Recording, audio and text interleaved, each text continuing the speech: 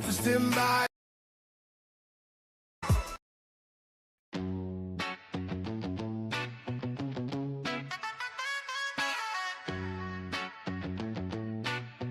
Yeah, the HOK is the toughest environment.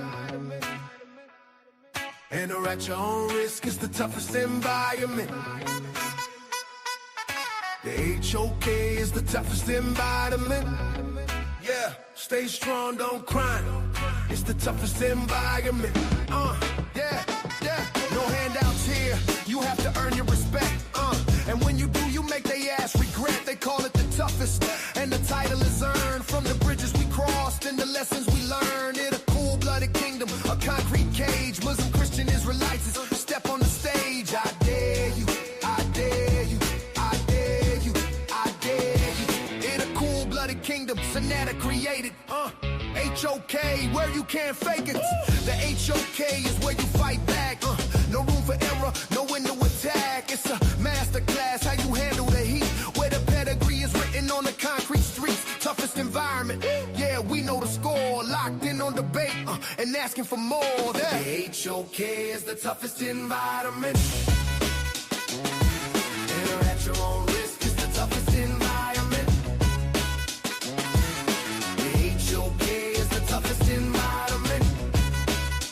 Stay strong, don't cry. It's the toughest environment. Yeah.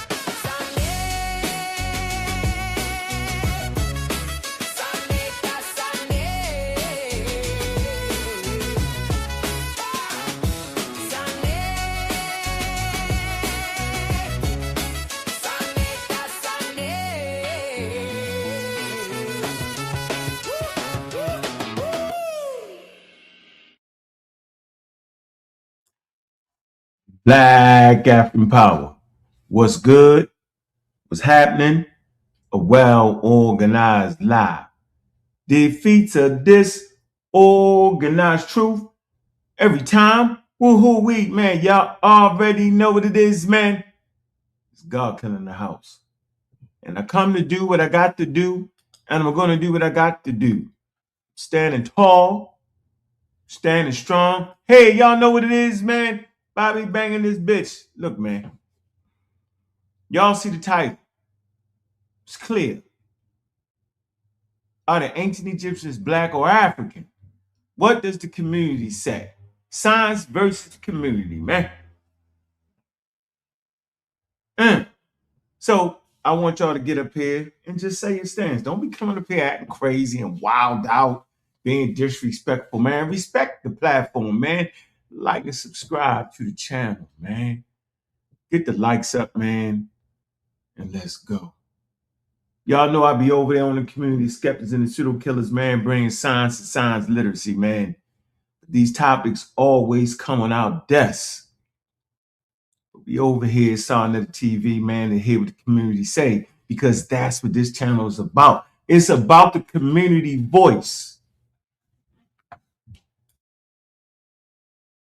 It's about what the community has to say about said topics. This has always been the program since the days of being outside with the picture of slaves on fire and their backs being whipped in the background. sa.neter has put the mic in the face of the community. So this is exactly what we're saying. And I see we already got the haters in the channel, but you know we ain't mad. You know the damn voice. Because you get a chance to figure out whether I'm a coward or not. You get a chance to figure out whether I don't know what I'm talking about. You give a chance to figure out if you can handle an upscale conversation. Because it ain't about me, it's about you.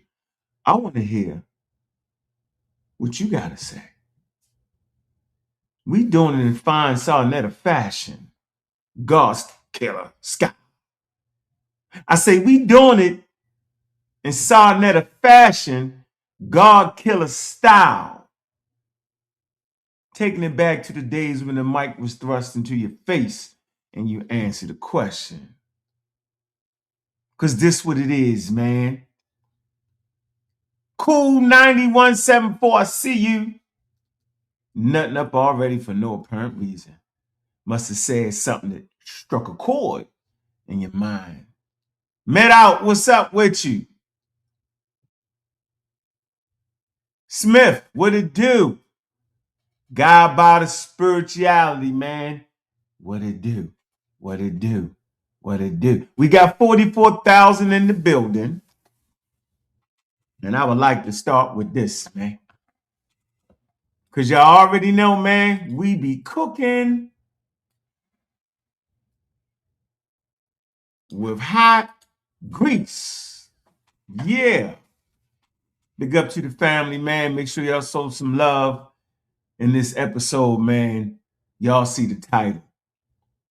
Are the ancient Egyptians black or African? What does the community say? I want to hear from y'all, man. Y'all should be snowed in and ain't got nothing else better to do but to come up here and talk that talk. Science versus community, huh? There's a lot of haters of science and perceive it to be the white man.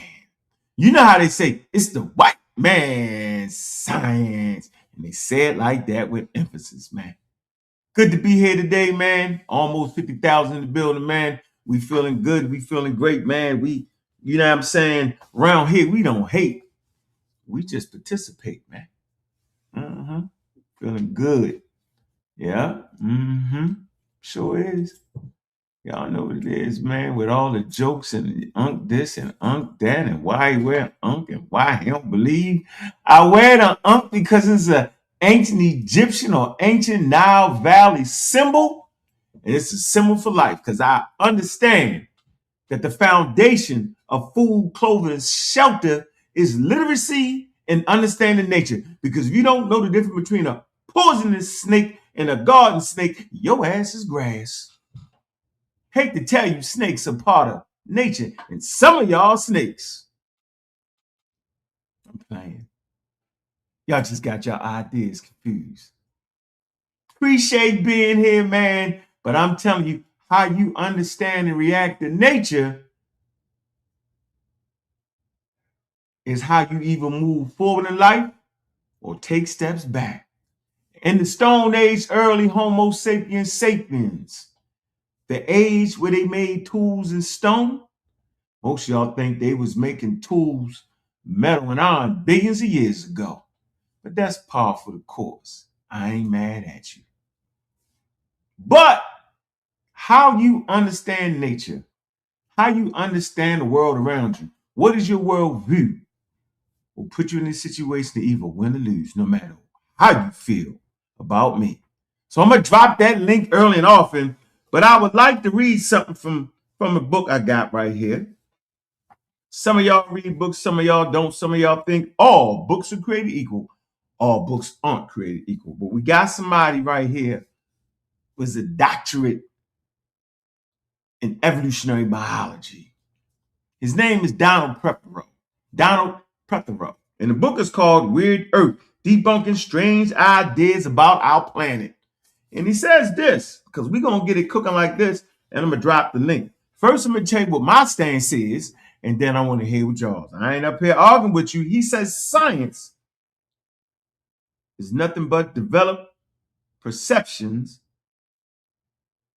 interpretations, intent, common sense rounded out and maturely architected. All science is about testing hypotheses and finding out their validity by further observations and experiments. Scientists generally aren't trying to prove their hypothesis. Y'all brain is about juggling up right about now, but to disprove them. This idea surprises a lot of people. See, I told you they ain't trying to prove it. Just sit back and get the lesson. This idea surprises a lot of people, but it is true. Strictly speaking, science is about proving ideas wrong and moving on. Not about proving them right. Confusion falls upon us. Scientists are not looking for the final truth. You know, that's in religion. That's in your New Age religion. That's in your old ancient religion. That's religious thinking. Scientists are not looking for the final truth or providing something absolutely. Remember, science don't speak in absolutes. Absolutely true. Scientists' explanations must always be open to further scrutiny and testing. They are tentative and must be capable of being rejected. Man. Thus, science is very different from what people think it is. When scientists speak to each other, they're not after truth. They are careful not to use the words true or fact, and strictly speaking, we don't prove things true. Instead, scientists are trying to test and falsify and test again until an idea is well collaborated, not proven true. Now, some of y'all, that was a bunch of mumbo jumbo. What is he talking about? He done lost his mind. But as you get through the different chambers, remember I told you how nature is? Nature forces you into a space. And you either understand her or you don't, to move on to the next space. You can never get it all at once. That's why most people, when they make their accusations about how the world works, are wrong, because they got these big arching, sweeping ideas that has not faced scrutiny of nature. Meaning you can only get out of the next phase if you conquer that phase to get to the next phase. It's like a video game. For all my youngsters that like the video games constantly, you know you do not go to a level 100, not unless you get past level 1, 2, 3, 4, 5, and all the way next. That's how science is. So people, man, we got enough people to start dropping the link, man, and see what y'all want to say, man. How y'all want to do it, man. Yeah, man, X is a clown. Yes, he is. Man, I hope y'all enjoying y'all Sunday. For all y'all that went to church, man, y'all was slipping and sliding. But say it again. Y'all was slipping and sliding. Man, did I not hold me copy link, man? All right. Let me put that in there for y'all. Man, come on. Man, y'all see the question for the day. Y'all see the question. All right. Let me give you my answer is, I ain't going to no high level. Peace, Richard. What's good? I'm going to go to the basic. I'm going basic. Let me see. I'm going to read 2 things. Austin Hall. All right. It's 2000 statement. So let me do this. Yeah, I like it right here. I want to do it right here. Do this. Help to find some words. I'm going to come right here. Let me share my screen and give you what my statement is. All right. That way y'all can, Pat Mose, what's good, man? What it do? What it do, bro? Good to see you, man. All right. Remember I told y'all Ray Brown. Remember I told y'all I wanted y'all to read this whole damn thing right here, man. This is the article dealing with the ancient Egyptian race controversy. It talks about early racism in the field. It talks about Diops. It talks about the Cairo Symposium. A lot of y'all have been miseducated on the Cairo Symposium. Y'all have been led to believe it was some type of competition to which Diops won. It wasn't. It was a scientific conference where they brought ideas and they brought a lot of information. As a matter of fact, they brought interdisciplinary into the fold. It was part of the international scientific community. So to have those brothers in those places, in that place at that time, was top notch spectacular. Don't ever get that confused. And so we right here, okay? All right, we liking it right here. So it talks about 2025. UNESCO International Scientific Community published a review of their 1974 publication, The General History of Africa. Y'all know I always talk about that, right? Most of y'all haven't read that. It say this review was crafted as an alternative to Eurocentric views of world history. All right? Remember that. So don't come up here and start producing Eurocentric views. Don't do it. Because they wrote the book to counter that. It say the chair of the scientific community, Augustine Hall, stated that the ancient Egyptians had African and Eurasian populations. Did it? Y'all know where Eurasia is, right? It's right there, right? See the green, right? What you think? Say, Eurasia is the largest continent area on Earth, comprising all of Europe and Asia. There you go. It's called Eurasia. And it has a very diverse population. So y'all can see people, of course, they migrated into the Nile Valley, back and forth, right? Just would make sense, wouldn't it? It say, with the updated review section stating that recent data has reposited, that's their word, reposited. Y'all want to look it up? Reposited. All right.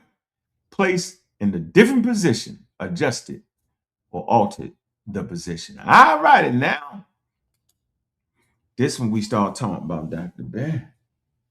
Y'all talking about how crazy he was. Funny. Big up to Dr. Ben and all the haters who never read his work, who act like they like Dr. Ben, talk crazy. Remember, I learned about Charles Darwin from Dr. Ben. So, repositioned, look, Upper Egypt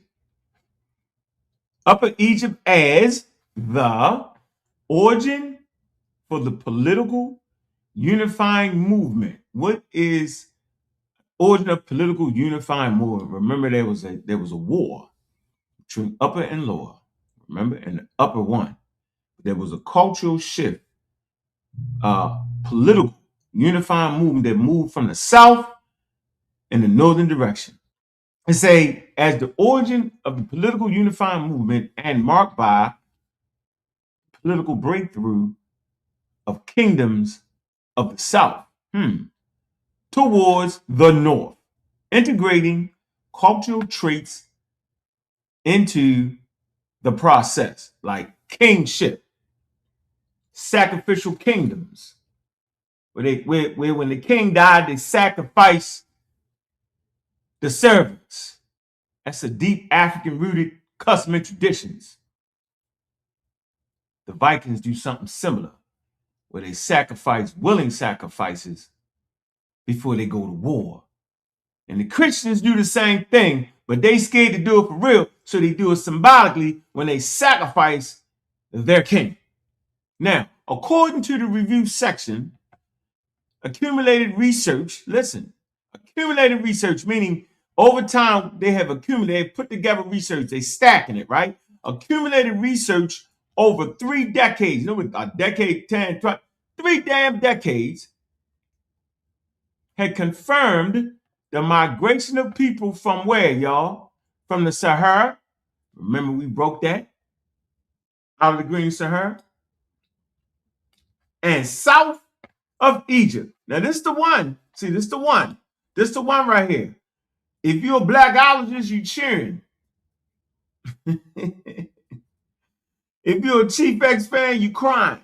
It says south of Egypt. The word there is of, south of. Not north of, but south of. And I want to show you where south of Egypt is. South of Egypt is sub-Saharan Africa. It's an area and region of the continent of Africa that lies south of the Sahara.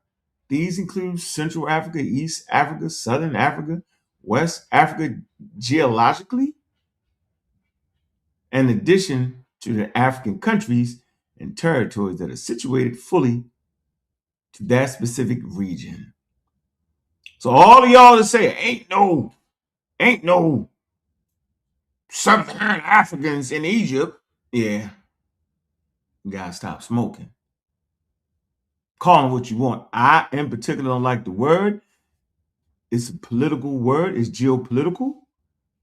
Like Sudan can go from sub-Saharan Africa to North Africa in a quick word. But you can see on this map right here, as a matter of fact, let me click the map on it so it's a trip, right, for y'all to see it. All right.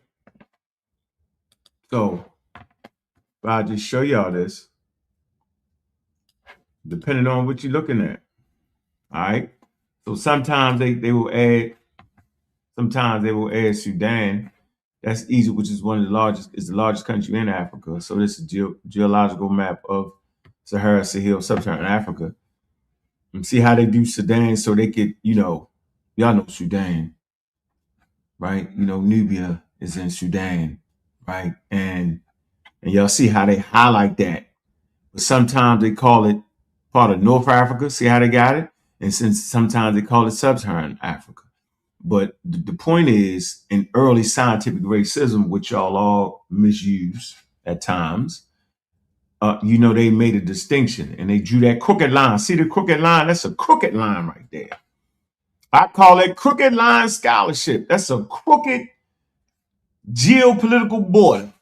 And it's an electric fence. And if you're sub-Saharan Africa, meaning if your skin is a little dark, you can't cross the crooked line. Zoop, zoop, zoop, zoop, zoop, zoop, zoop. I call it crooked line foolishness.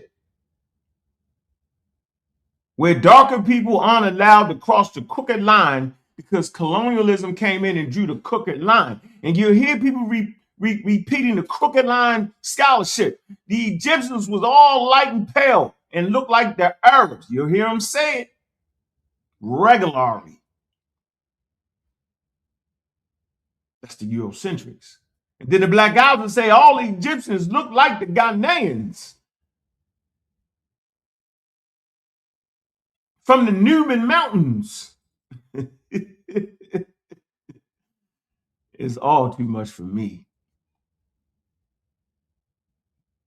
They look like Northeast Africans. Simple as that. And y'all know where the hell Northeast Africa is. Stop playing. So let's get back, because we cooking with hot grease. But y'all see it right here. That's we all see what they talk about that. So everybody, don't even go with the term, yo. Some people feel like sub-Saharan Africa is, just racist, yo, because it's wild. And then people take advantage of it. I mean, it's a whole lot, man. But the conversation that we're gonna have today, man, we're gonna open up to all that. We don't have a problem with that, yo. It's fun time for us, man. We get it. And so this the part don't nobody want to hear. According to the review section, accumulated research, 3 decades. When I tried to tell y'all, man, that it's ongoing research from 1974, right? That because it's a scientific conference, and after scientific conference is when they start testing those ideas that was brought at the damn scientific conference. Is where you get the review. So for 3 decades, they had confirmed the migration of people from the Sahara and south of Egypt into the Nile Valley during the early periods. It says several scholars in the volume also cited anthropological. I know some people don't like anthropology, but that is the study of culture. And on my watch, we will study African and African American or FBA culture through the lenses of anthropology, because it put the brakes on y'all. It don't allow you to say what you want to say. It don't let you get off the nonsense. It make you adhere to rules and regulations. But see, this is not that show. You can say what you want to say. I just want to hear what the community got to say. So anthropological, linguistics, that's language. What language do they speak? Genetics, what's in their gene pool? Genetics, the study of genes, genetic variation, heredity in an organism. Human beings are living organisms. And if a human being is a living organism, then that means human beings, now watch this, that means human beings are connected to all living organisms. And this when the religious amongst us fall out, start calling me names. They call me, he's an agent. Nah, man. He worked for the government. Wait a minute, man. I'm not an agent. I'm a free agent.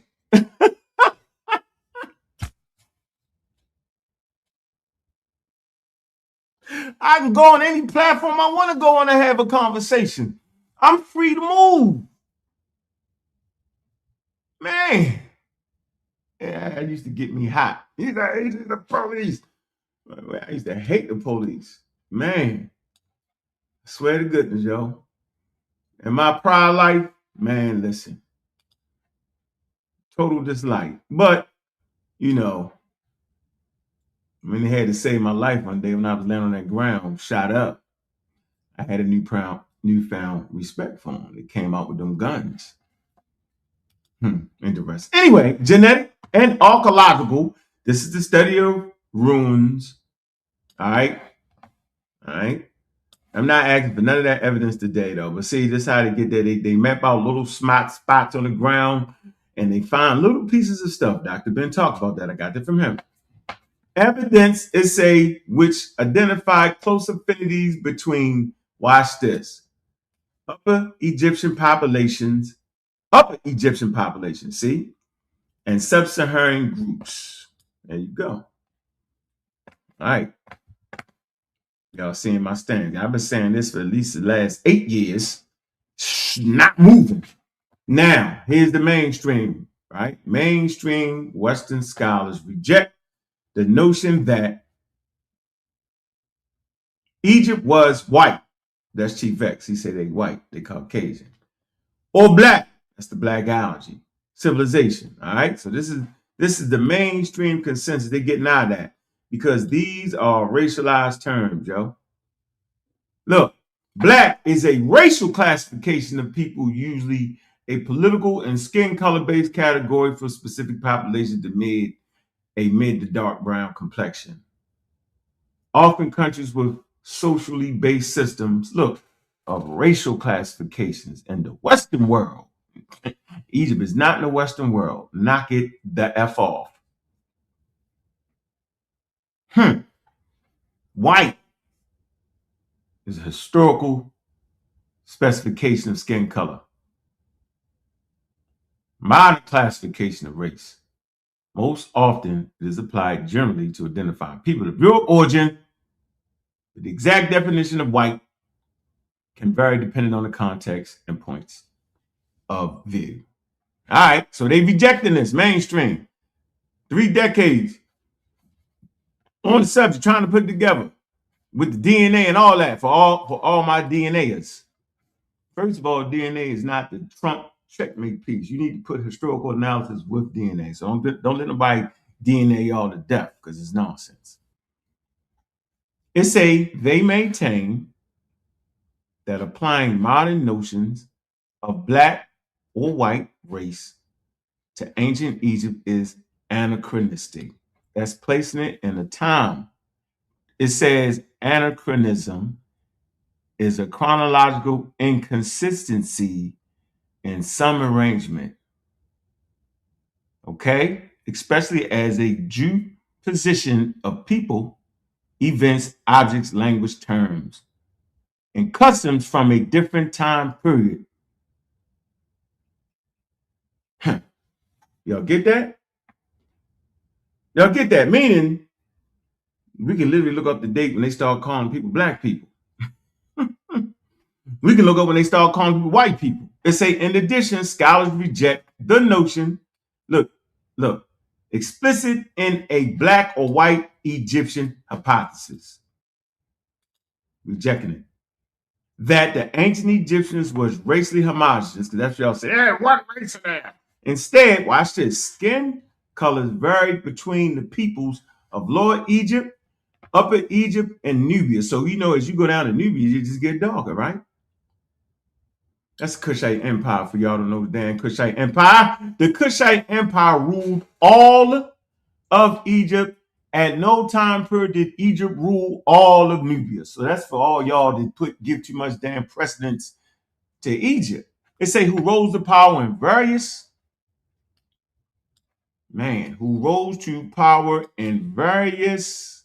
eras of ancient Egypt. Within their history, despite multiple foreign invasions and demographics, watch this, were not shifted substantially. So the demographics, foreign invasions, demographics, that's like the population, were not shifted substantially by large migration. That's when everybody was saying, that's not the Egyptians. Y'all acting like it was a replacement event that occurred. You know, there was a replacement event that occurred in America, where Europeans and indigenous Africans replaced, for the most part, not all, the indigenous population. All right. Now, so that's my stance, right? And I hit a thing gonna click. All right. So let me get Mr. Humble up here. Mr. Humble from the Bomb Squad was good. You see the research question today. What up, Brody? How you doing? You see the research question, and this is a community show, so you get to say what you want to say. If you don't got no sources, you don't got had none. I'm gonna sit back. I'm listening. But I'm saying is, I ain't looking at it. What you say? Come on, man. You're slipping, bro. I ain't slipping. I hit you back one time. Oh. Yeah. Oh. All right, I'm gonna tell him. All right, he probably got you. What you think about that debate, huh? Between what? What I sent you. Right here? Yeah, man, look, I be sending y'all stuff, bro. See, because here's the thing, y'all be thinking we new cats on the block, bro. I don't think you knew nothing. Yeah. I'm looking at it. I gotta take my time, yo. Okay. I'm the good guy. The reason I'm sending y'all these receipts is because y'all think we new cats on the block, right? We got receipts too to back up. And hold on. I'm gonna write it down. Things Humble. that we do. Hold on, Humble, because you the rowdy one. Look, I got you pegged the rowdy. You rowdy. Baltimore. Listen, hold on. How old are you, Humble? It I'm don't 32. matter. I'm 32. All right, okay. Hold on. I'm putting that right there, yo. Okay, so you ain't no youngin'. You're 32. So it wasn't until I was 33 that I started cooking with hot grease. So you got a whole year, yo. Listen to what I'm telling you. Listen. You got a whole year. Listen. You got something that I never had. I'm gonna tell you that right now, yo. There was nobody like Ngozi, like Sosa, like the pseudo killers. Watch this, like the Amaral squad. You can sit there and say them niggas got that wrong, them niggas got that. Oh shit, damn, woo! I ain't had that. I had to look at old footage with Dr. Ben and them and all that, and then had to retrograde it to now and realize they was wrong right here and right. I ain't had nobody to talk to me. Everybody that could talk, bro, they was pseudo. And I could not respect them as my elders because I could not stand on their shoulders because they wasn't pushing forward academic rigor and discipline and scientific literacy. Dr. Ben was pushing for scientific literacy. He was a non-believer.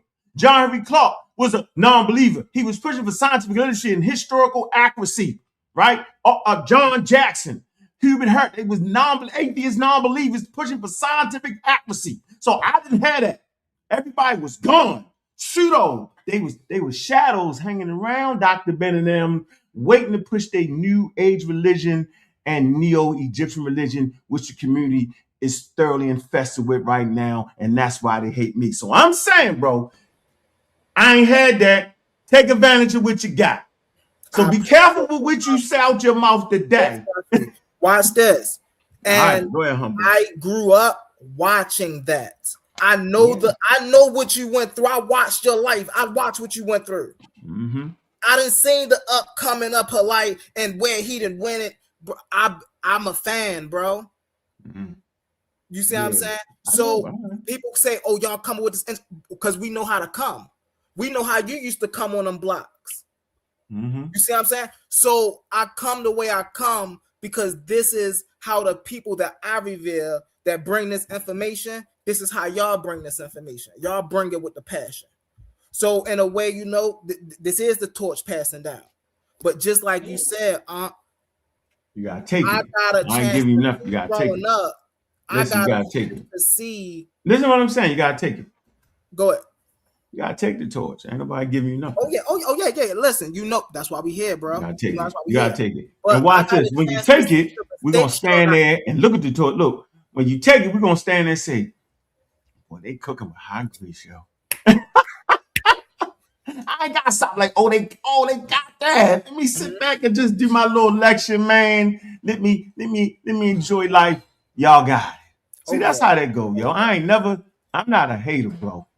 I'm from Baltimore, Maryland, Hilltop. From the Hilltop. Right. Park Heights. You know what I'm saying? Rogers Avenue. That's me. All right. That's what I did. So my whole thing was having brothers that was 10 years younger than me, 15 younger than me. And we hit the corner. I was like, "Yo, we leaving at 4. What you mean, yo?" I said, "Yo, at 4, the knockers," because they used to let the police be knockers undercover when I was out there. They scheming. I said, "But yo, they come out at 4, so we leaving at 3:30." You know what I'm saying? We leaving at 3:30. All right. Oh man, we gonna step. Then they get locked up and they say, "Damn, OG." I said, "I tried to tell you, dog." Right? I said, "Yo, you can't sell that right now. We got the green bags, right? We got the green bags, right? You stop putting in the green bags." But yo, no, because they're gonna think you got the same thing. I say, now we can cut a side deal where you can get my product, but you still can't use the color because the color got something to do with what it is and what it means and who pushing that. And to take my name off the package. There you go. See, so they gonna think it's me if they see green bag. Exactly. So I'm schooling the niggas, and some young niggas fought it, and some didn't. The ones that didn't fought it, but was astute and was listening, yo, right now, yo, I can call them up. I ain't saying nobody names, yo. They all around the world, and they living, and none of the niggas died. I just want to say nobody died on my watch. Nobody in that next generation after me died on their watch. Nobody died. And most of them didn't go to prison. How about that? How about that one? How about that one? See, I'm gonna leave. That's my track record. You know, I caught the end of the show the other day when we was all talking about Baltimore. I was just on my other platform, man. My lady right here. I was just telling them how big up to the system. I'm on Bigo, and so when I'm on Bigo, I bang with the Hebrew Israelites all day, every day. But I had to explain to them, bro, I actually go downtown in Baltimore, Maryland, and bang with those Hebrew Israelites in real life. That's why I'm able to bring all of these talking points, because I do this. When it comes to this scholastic arena, when it comes to bringing your information, bringing your sources, sourcing up. Hey, bro, source up or shut up. Who we get that from? Well, you know it right here, yo. Who we get that from? And guess what, though? Guess what, though? Everybody on Bigo saying that now. Yeah, source up and shut up. but see, here's why it always helped to have a genuine brother like Humble, because you know who it always do? Bring it right back to you. Hey, yo, why y'all keep running around here saying like y'all invented that? We know, we know where we got that from. You know where we got it from. Appreciate that. So, you know, that's why, you know, I was talking to my brother Ashay earlier, and I was like, yo, I don't want him to feel like I'm trying to push him to a whole new. It's just, man. Push to a whole new what? What you mean? The platform. So Bigo, mind you, I gave you the Bigo joint, bro. I know. I'm a star superstars over there, my guy. I got you. But you know, sa.neter, he got his thing. It's like fucking. It's like ESPN on NBC. Hey, look, ESPN is not promoting. Watch this. ESPN is on Netflix now. You put that bitch on every channel. Oh yeah, I like that. That's how you do it, man. Listen, why not do the YouTube while you got the Bigo set up? Yeah, but sa.neter gotta want to do that. I'm over on his spot. Yeah. You is. I mean, hey, listen, like I said before, though, man. I'm on my spot. This is where we do it. He the old one. He the old man, yo. Of course, like that. That's an adventure. I would try. I would, you know, I'm adventurous. That's why I come to. That's why I never really brought. That's why I bring up to y'all. You see what I'm saying? Because sa.neter go where it go though. Somebody that's sitting back watching. Now, before I got on the panel, from somebody sitting back watching, there is a lane where we now can get paid for our information. People love to hear us speak like this. I know. There's people who can't wait to hear us speak like this. All right. Well, listen, you see that damn question. You see the question. Don't mess it up. Where the question at? Where the question at? And Gozy is listening. Gozy and Gulliman, as soon as they get their ass up, they will be here. It says, are the ancient Egyptians black or African? What does the community say? For me, it's always science versus the community, nigga. So I'm asking you, what's the question? And you gonna say they both? I'm listening. Go ahead. Bomb Squad, you on the damn clock. Oh, you already know I'm saying they black. I actually got a presentation coming. Because you know we got some brothers out there that's claiming they Caucasoid, and we gonna have to put that. Oh, you gotta get him. You gotta get that. You gotta get that. Old geezer. He said they Caucasoid. You heard him? Oh yeah. You heard him. Listen, don't let him catch you. Hey, let's talk about something real quick, bro. Because I'm gonna go in deep on another day. But let me show you how I don't play no games real fast. I'm gonna show you I don't play no games real fast. You gotta answer that question though, because we're gonna figure out. I did. I said they African. I answered the question. No, you said they was black. You mixed the two. You made the fatal mistake. They melanated people. See, that's why I don't like using that word black, man. Yes, they African people. It's a horrible. Melanated people is a horrible thing because all humans are melanated. Listen, they African people. Whatever you want to label. All right, so that's it. Hold on. I'm locking you into your answer. All right, go ahead. You can be black and not African, bro. I would agree. Black doesn't denote similar ancestry. Just for the record. And I can show a source on that. I would agree with that. Okay. So you can be African and still not be related. All right. So you can be indigenous Africans in the Nile Valley, but not related to indigenous Africans in West Africa. It ain't got nothing to do with each other. Yeah, we cooking, we getting them. I wouldn't say nothing to do with one another. I mean, they on the same landmass. You see what I'm saying? But now, what I would say is that cultures would be very different. Okay. Their language would be very different, right? But the tint of their skin would be in the same proximity. They would still be dark brown people. Say that again. They would still be brown people. Yeah. All right, we agreeing that. We agreeing they skin color. Yeah, we agreeing with that. Yeah, we ain't fighting that. Watch this. If we're saying they are, if the guy that say this, if they're saying they're Caucasoid, then how could they then turn around and say they brown people? Because they're gonna say it was brown Caucasoids. I'm gonna show you later. It was the invading race theory. Yo, seriously, yo, they actually, this is during the time of scientific racism, yo. Like so they were saying. Let me show you something. I want to get it clear though. So you just saying they're indigenous Africans, indigenous in Northeast Africa. That's what you're saying? Yeah. All right. So listen. Hold you to that. I'm writing it down. Hold on. So let me show you how I don't play no games, bro. So if you can see my screen, damn, you can't even. Oh, there it is. Hold on. All right. So you can't even see it. Let me read it to you though. Are you aware? Hold on. Let me get to it. That this man, after everybody on the panel, and I think you tried to start it up saying, bro, you know the scholars don't use the term Negroid no more because that's a racist term, right? Yeah. Here's what he said, right? Chisak states that he does not have a problem with the Negroid term, and he used it twice. He said, so now I use the term Negroid because everybody knows what a Negroid is. Even though it's an outdated term, I don't care. I like the term Negro. What type of racist rhetoric is that? Racist? Crazy. Do you know, watch this, do you know that he stated 8 times in a video the other day that the Egyptians were not black people? Yeah, hold on, but was he wrong in making that statement? Yes. Wow. See, now we might have to take that A off your name. Because we know when he's talking about black people, he's talking about the melanin of their skin. He's talking about them being dark brown people. Okay, so if he is saying that they are lighter pale people with a Caucasoid feature, he would be disingenuous and misleading because we know the people along the Nile shared phenotype. So you can't say Kush. Do you remember the question you asked them?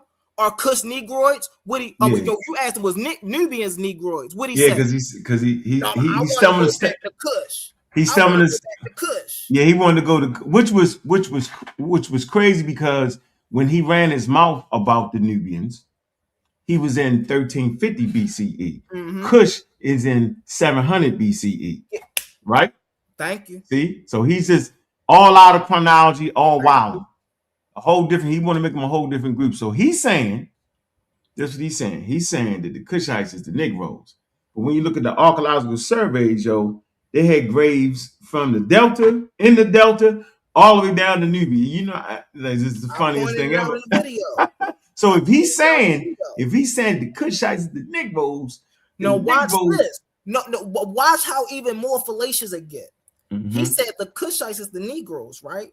Mm-hmm. But what he failed to mention is the Kushites is the youngest out of the three. Yeah, it is. So if the Kushites is the youngest out of the three and they share phenotype, how are the Kushites Negroids, but the Egyptians are not Negroids? Make that make sense. Because he's saying it's a line right there, and you bump your head on the line. You can't go up the river. Man. But wait, listen, the reason we don't use those terms because it actually presents confusion in the conversation, right? Exactly. Because then people will move that Negro, because then the first people that was definitely called Negroes was West Africans. Don't forget this. Right. And so then they'll say, well, see, they all the same. They not. I would agree with that. They're not the same population, even though they may share genetic markers. Yeah. Right? And I'm okay. It doesn't mean that it's like Britannica. The area of Britannica, right? Britannica, right? The Romans went into those forests of Britannica, right? Mm-hmm. They didn't know they shared DNA markers. They didn't know that, right? But I'm saying they shared DNA markers with the Brits and the Franks, okay? Mm-hmm. Whereas though the Egyptians, they shared Northeast African and North African markers, right? Mm-hmm. Okay, at least through the male lineage, the E1, B1, mm-hmm. okay, the P2. They share those male lineages, male markers, right? But then there's other markers that you find outside of Africa. And so it's a very complex conversation right there. So I'm never using the racialized terms because my worldview will then be shaped by colonialism, which will confuse the conversation having us fighting. But so now, I stay away from that term. Watch this. Because I remember you and Suntan had a conversation one day, and Suntan was talking about you going over people's heads. I'm not. I would agree, and all three of us would agree that you're really not. The issue is when we are talking, when we're using common speech, when we're using everyday conversation, right? Mm-hmm. And we bring up the word black, we know what we mean. You see what I'm saying? When we bring up the word Negro, we know what we mean. You see what I'm saying? But when we get scientific with it, you will be 100% correct. That's like us saying the earth is a sphere, right? But in actuality, it's a 3% ellipse. You see what I'm saying? Yeah, elliptical. Yeah. It really is an ellipse, but it's still it's not. Yeah. So it's just you got to deal with people where they at. You know what I'm saying? I ain't dealing with it. We got the Reggie. What up? He connects the old to the young. He even connects the old to the young. Hey Reggie, we have pulled in this topic, which was great TV. You're rolling the topic. Niggas, you don't even want to roll on it. We ain't writing. I ain't writing. Then you'll say, then you bring out the big sword. You have not written anything. I'm like, so on the topic. But I'm saying that should check me. I bet you got me. Let's move to the next thing. You hear the gentleman speaking. What do you have to say? A peace to the family, peace to the whole family. Definitely peace to my brother Ankh and the bomb squad representative Humble, and the wider community, friends and enemies. Okay, so Ankh, we go back and forth with this subject, right? Yeah. I think that I've come to the conclusion that you're using a racist lens to look at Egypt, ancient Egypt in this context. I answer the question though. Before you answer the question, then go ahead and. Oh, they're both. But they were. Okay. All right. They were both, but the reality is they called themselves a number of things, right? Prior God, prior than the word African. So African is anachronistic in the context in Egypt, ancient Tawi in its you want to do that? context. So So that's how they you didn't want to call do it? themselves Africans. Okay. Yeah, they didn't call themselves Africans. Absolutely. So they didn't call themselves Africans. Mhm. So we have to look Correct. at what they did call What themselves they call themselves? at the time, right? What did they call themselves? Okay. So I think the best way to look at it is to go back to the 1974 symposium, right? Mhm. Where Dr. Diop, Dr. Abdullah, Dr. Sanaran, and Dr. Obenga was talking about the subject. Why? Because that is scientific. That's in a scientific conference, right? And if you re-examine, well, first you have to know some ancient Egyptian terms and words. You do, right? And Okay. you have to know have to know how to correct the experts when the experts are actually wrong, right? And if you go back, that is the seminal conversation that started what we're talking about right now. So So, which experts was wrong? um, Oh, and I tell you what. I tell you what. yeah, Um, I don't want to. I don't want. I don't want. I don't care. So as long let the audience know that I'm following the experts oh no, and the you're not. consensus. No, you're not. So I'm not. So now you got to source up and shut up. Yeah, okay. Go get the consensus. Don't talk us now. Now just take your time and go get that because you know I'm gonna go get that. Okay. What are you following the consensus on that they are I just read it. I African just read or it for they're you. not black? I just read it. I always got my one source. I don't change nothing. I got my one source. Y'all Bring can that fight. I source don't up. care. Bring Here that you source. go. This the new one. You ain't. This the new one. Nah. This the one. Here, I'm gonna do it again for everybody. Hey Reggie, Don't why? get I, no, man. Hell no. so, We not wait a doing minute. this with you. Wait a minute. Now, hell Okay. no. I meant to. Okay, I meant to. You know what I meant to do?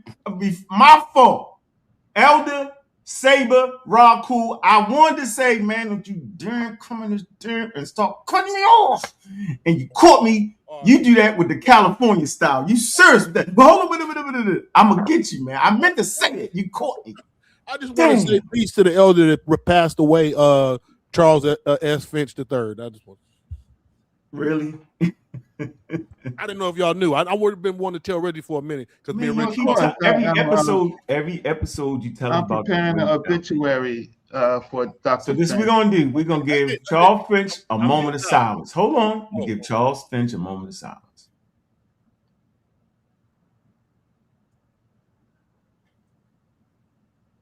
All right, there we go. All right, all right, that's par for you. All right, there you go. Go ahead, Reggie. Let me show you my source. No. I need to see your new up to date. Yes, sir. Your new up to date source. Yeah, I ain't did it. No, I didn't see it yet. It's right here. It's this one. I ain't do nothing wrong. I ain't look here. I ain't did nothing wrong. Look. No, it's cool. It's cool. That's it. Right here, yo. This is the up to date one. This is the ancient Egyptian race controversy, right? Mm-hmm. And I read it early in the show, right? And it's right here, okay? And Reggie, it supports me and you until you jump out the damn car, right? Mm-hmm. It tells you right here. It say the chair, the scientific community, Austin Hall. It stated that ancient Egypt had African and Eurasian populations. Mm-hmm. It says with the updated review section stating that data has repositioned Upper Egypt as the origin of the political unifying movement and marked by the political breakthrough of kingdoms of the south towards the north, integrating cultural traits into the process. It says, according to the review section, the accumulated research, look at this, over 3 decades. So now, see, they be doing the information now. Over 3 decades had confirmed the migration of people, look, from the Sahara and south of Egypt. See, this is south of Egypt. Yeah. See, into the Nile Valley during the early periods. Simple as that. It says several scholars in the volume also cited anthropological, that's anthropology, linguistics, a study of culture, linguistics, study of language, genetics, study of genes, and archaeological study of ruins, evidence which identify close affinities between Upper Egyptian populations and sub-Saharan groups. There you go. So this is my source, and they finish with this. And I'm gonna let y'all have at it. I'm shutting up. Western scholars reject the notion, right? Egypt was a white or black civilization. They maintain that applying modern notions of black and white races in ancient Egypt is anachronistic. It said, in addition, the scholars reject the notion explicit in the black and white Egyptian hypothesis.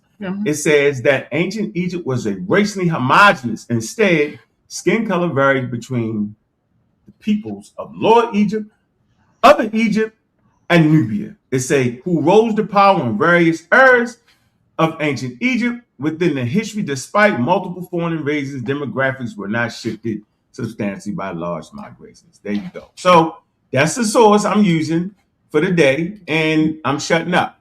Go ahead, Reggie, and then we're gonna move forward. We're gonna let Ra Atum Kepper get in after you, and then we're gonna go to Saber Ra. All right. Let's go. I haven't heard Then from Easy Ra. Bands. I haven't All right, heard go from Ra Atum Kepper, right? Mhm. And so I guess I just got to gather a few things. And so The game changer fat lab. You got My me. bad. so let the brother Ra Hey, Atum Kepper come on. Go ahead. Go ahead, gentlemen. Let the community I speak. Go ahead. right. I listen to you a lot, bro, and you always say that black ancient Egyptians weren't black. Were they if they weren't black people? They was indigenous Africans in that particular area.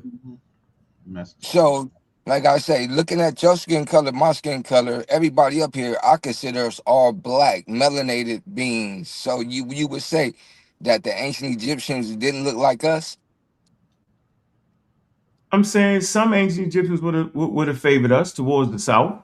Absolutely, no Well, if issue. they came, But we mixed too.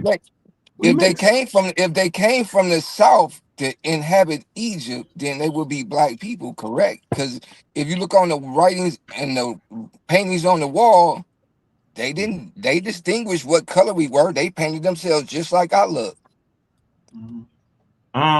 So now we got a little monkey wrench in that, because when you look at ancient Egyptian paintings, they're characters, right? Caricatures, right? Meaning they shoulders facing one way, their arms and hands facing. So that's not an actual anatomically correct modeling what they're doing. Okay. And at times they use different skin colors to separate each person so you can see it better. And so everybody's perfect in these pictures. So you shouldn't actually do that. You should not apply a racial construct, right? Saying, oh, they black. So we agree that they live in radiation that require you to have brown or dark skin at times, especially in the ancient more time periods before clothes. They're definitely, I could make a statement that based off my research, I understand that the ancient Egyptians would have been dark, they would have been darker in skin color than the modern Egyptians today. They I have would say cars, they so. have air conditioning, they have all that. But your skin color is not a good indicator of who you are, though. I agree with you on that when you say modern Egyptians. Why? Because of racial mixture. I'm a West African, and my ancestors came out of Kemet back into West Africa. Okay. So you saying they not black? I'm black. I don't see myself being no other race but a black African. So then, if we go on the skin color, then 90% of the population is black. Then Well, yeah, you can say that. They are black. They came from us. So yeah, they will be black. But that's your statement. I ain't fighting on that. I'm gonna let you, man. Today I mean, y'all come on, supposed to man. get your thing in. Over rate with all the I race agree. mixture, then they would be us because I got mulatto grandkids. So I wouldn't say they not me. They are me. So you think they don't get dark until they mix? No, you get darker where you at on the equator. When You you gotta on get the equator side of the equator, you're darker. let me, Compared to let over me here in the Americas, you came out lighter. it's live, Kyle. Big up to Kyle, man. All right, go ahead, Elder. We're gonna move to Elder Saber and Rob Kepperoo. Rob Cool 5. Knock it off. Go ahead, man. What do you got to bring to the discussion? This is the community. I see we got sa.neter on here. We're gonna ask him too. Go ahead. I ain't beating I y'all up just with want to. signs today. I I just gave basically, my position. Mm-hmm. yeah, I just basically want to listen a little bit more. Okay. I would say, but the one thing that I think I brought to the community, I've heard nobody say and dealt with, was the haplotype for the specific haplotype that West Africans, African Americans, and Egyptians share when it concerns the sickle cell. Because all over the world, people had different places had sickle cell. I'm gonna say all over the world, but distinctly only Egyptian, East Africans, West Africans, and African Americans share a distinct haplogroup of sickle cell. So I'll rest. Okay. And what's your conclusion based off of that? It's just Because amazing that they go ahead, anybody. yeah, that's Yeah, because you know, that's because you we are know, the we are those ancient Kemetic people that was Oh, robbed from the continent. We are those people, and they did it through DNA research. Well, they okay. didn't tie Go ahead, Sal. like sa.neter. He's part of Ramesses, right? Heritage. Go ahead, Sal. So that all that right, shows you the DNA connection there. all Mm-hmm. right. What I want to say is, man, I agree with Ra Atum Kepra. You got to stop saying that, brother. You got to stop saying the ancient Egyptians was not black, bro. We are talking about, yes, we didn't call ourselves black like 500 years ago. What are you talking about? But when we say black, you know what we're talking about. I We're don't. talking about like us, our people.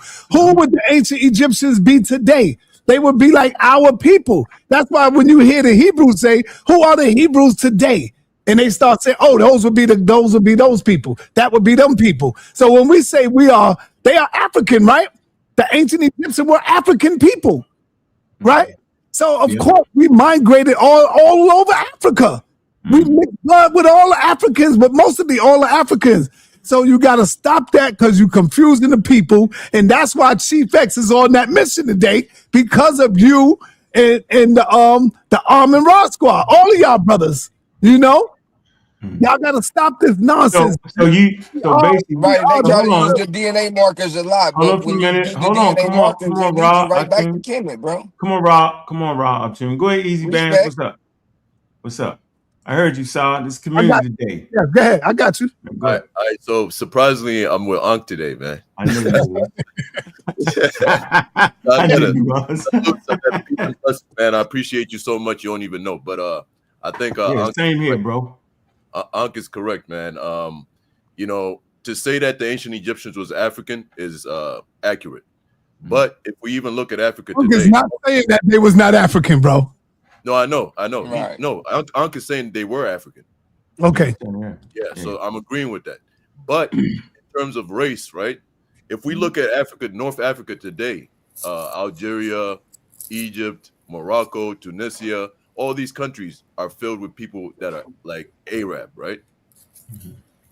No, Arab. Berber. No, Berber looking. Yeah, Berber looking.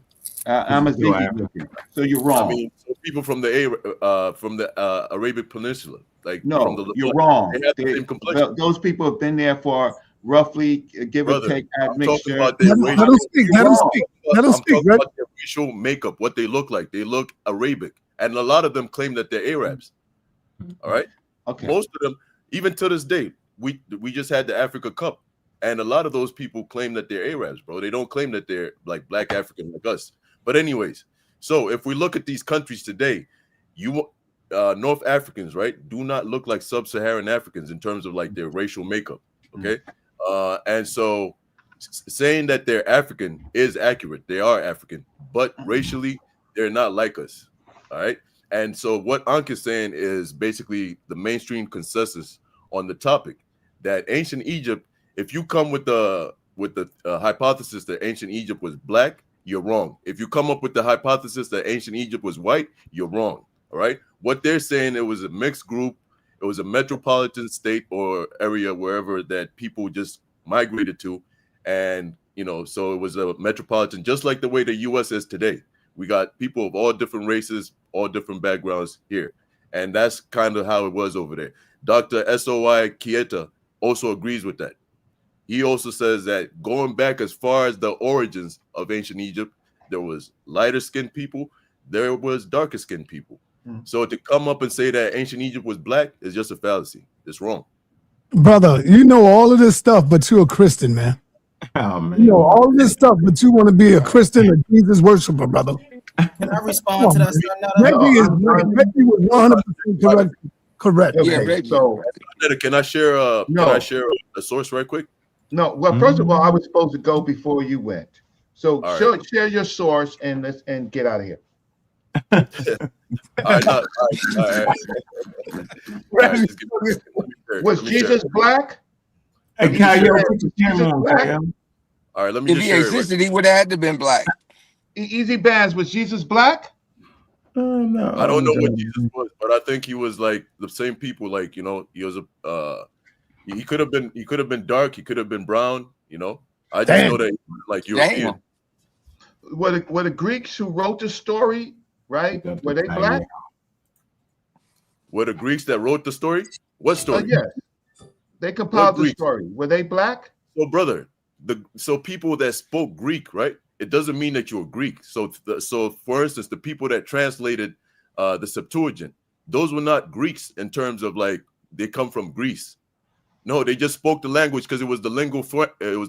No, we're not going down. We're gonna stay on this topic, yo. I'm not messing with you all the damn night. So if you have it shared, right? All right, boom. Yeah, Let me just read that right quick. Yeah, I just want the community. I want to hear what the community got to say. That's all. Go ahead. So I'm gonna read the summary and then I'll go to what it actually says. So the summary says an international team has successfully recovered ancient DNA from Egyptian mummies dating from approximately 1400 BC to 400 CE, including the first genome-wide nuclear data, establishing an ancient Egyptian mummies as reliable of ancient DNA.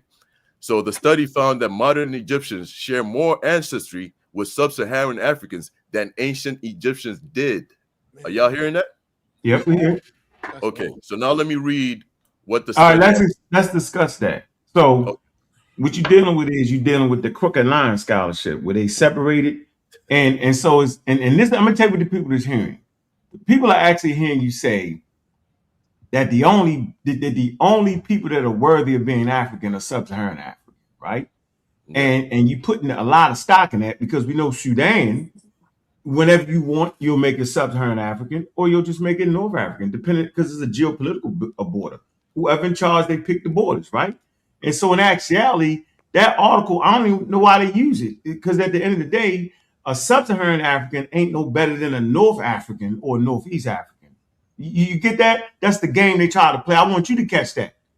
Yeah, I understand that, but yeah, what's wrong with them being Northeast Africans though? What's wrong with that? Just for clarity's sake, I'm gonna let you go. Just for clarity's sake, because when we're using these terms, of course, I disagree with the term sub-Saharan African, to be honest. But that's what's being used right now in science and in these debates, right? So that's all. By saying sub-Saharan, everybody on the panel knows what I'm talking about, even though we might disagree. What we talking about? So where's Sudan? We're talking about like Bantu speakers, etc., stuff like that. No, right? I'm saying, is Sudan sub-Saharan African or North African?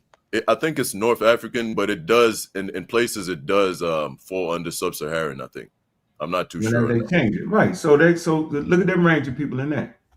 Look at the northern population, southern population. This is a Max Planck study that I'm citing. It's not my stuff, right? So let me just read. I'm just giving you. I'm saying I'm educating the people. So I don't want, for me and my crowd, I don't want you to get overjoyous about the word sub-Saharan Africa because a North African is just as African as a sub-Saharan African. Just for the record, right? All right, but look. So what I'm saying is that they have studied the genetics of sub-Saharan African groups, including Bantu speakers like us. All right. And they found that the DNA in modern Egyptians has more sub-Saharan ancestry than the DNA of ancient Egyptians. I know, but what does that mean though? Don't mean That a means month. Don't mean a lot. What do you mean? that means that the modern Egyptians, right? They have more sub-Saharan ancestry in terms of like Bantu speakers, etc. People from the south of the Sahara, right? Than the ancient Egyptians did. So when you look at the ancient Egyptians, they don't have as much sub-Saharan DNA in them as the modern people do, and that's why I want to read the rest of the article. Go ahead. I know. Go ahead. Go ahead. I'm writing your name down. Hold on. I'm writing the name down, God Energy.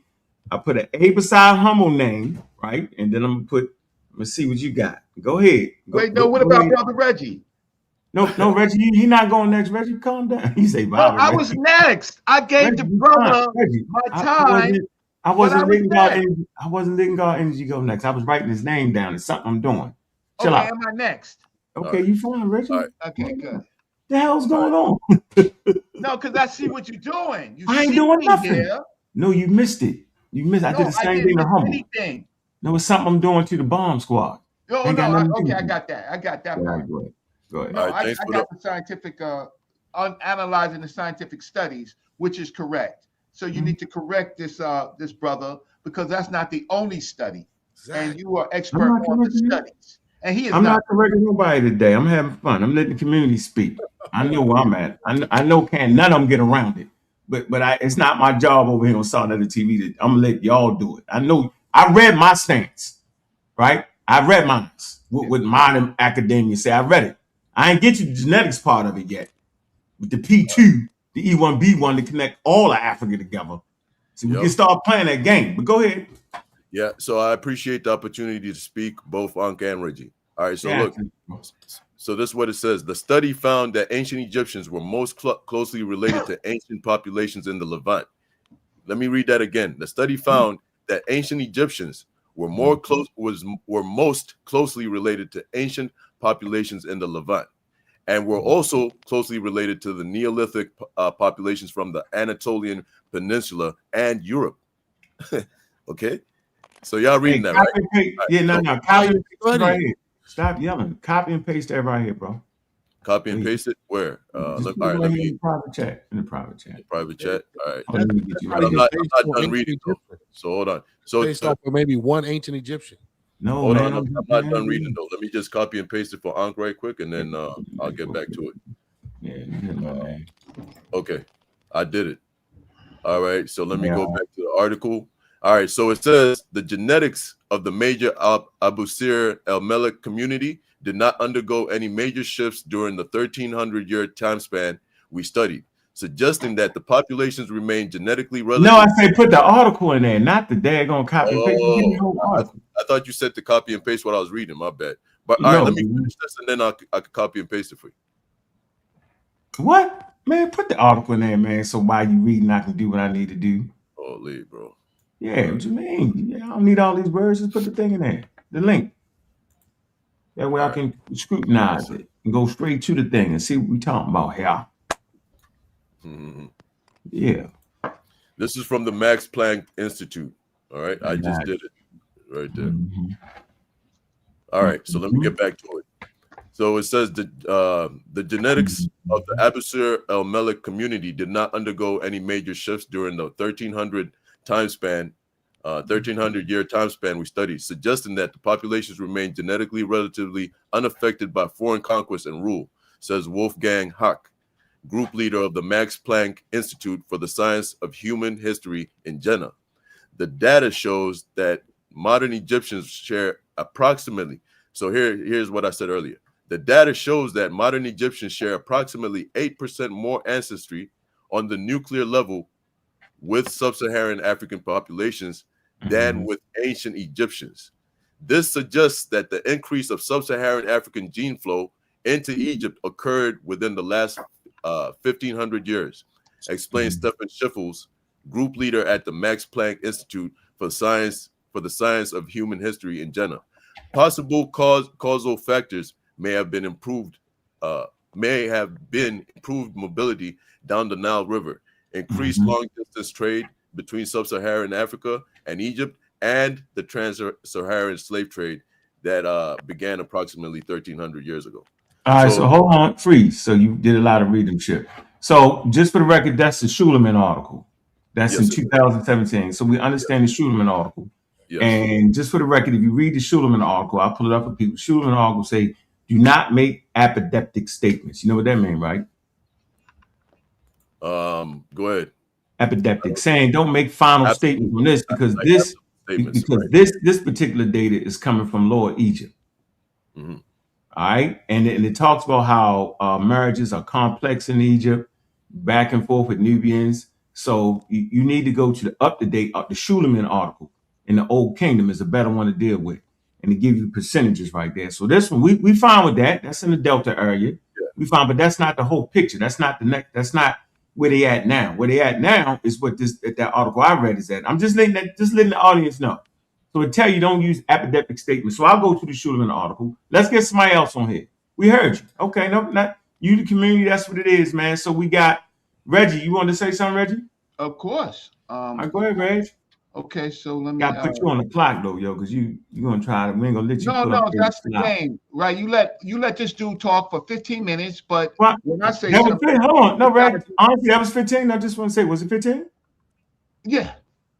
Okay, well, you got 15. It was probably about 15. Y'all kept interrupting me, though. So that's why. Every time I start, when you have. I'm not doing that. I'm not doing that, Reggie. We're not fighting today. It's a community show. No, we always fighting. No, I'm not fighting because I beat all y'all. So let's get to it. I ain't fighting today. Put my screen on, so let's get to it. Okay, you're not doing a slide show though, is you? Okay, yeah. So hold on, let me find you. Hold on, Reggie.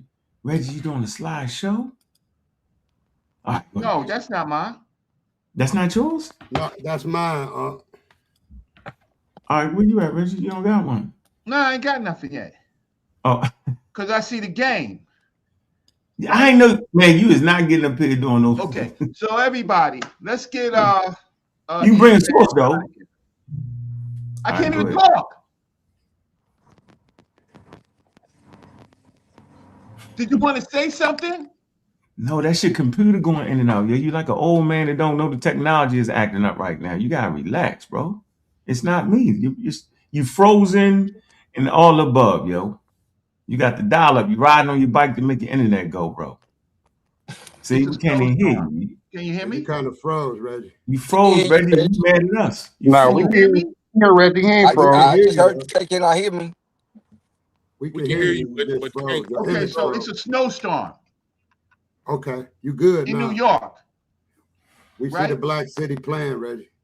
Yeah. Okay. So let me start with this. So I'm gonna share my screen, and I'm gonna get Easy Bands out of here real quick.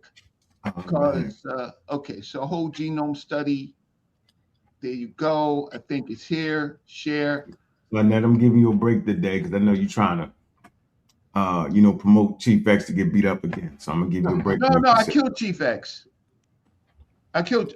We killed Chief X. Anyway, can you share my screen? Yes, sir. Okay. So, ladies and gentlemen, the Schuleman report was a very important point. But at some point later, they did the whole genome ancestry of Old Kingdom Egypt.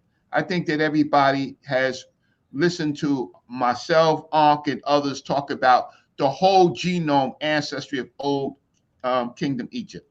In this study, we go to this exhibit where they make a statement about skin color. Now, I'm not here to argue skin color, right?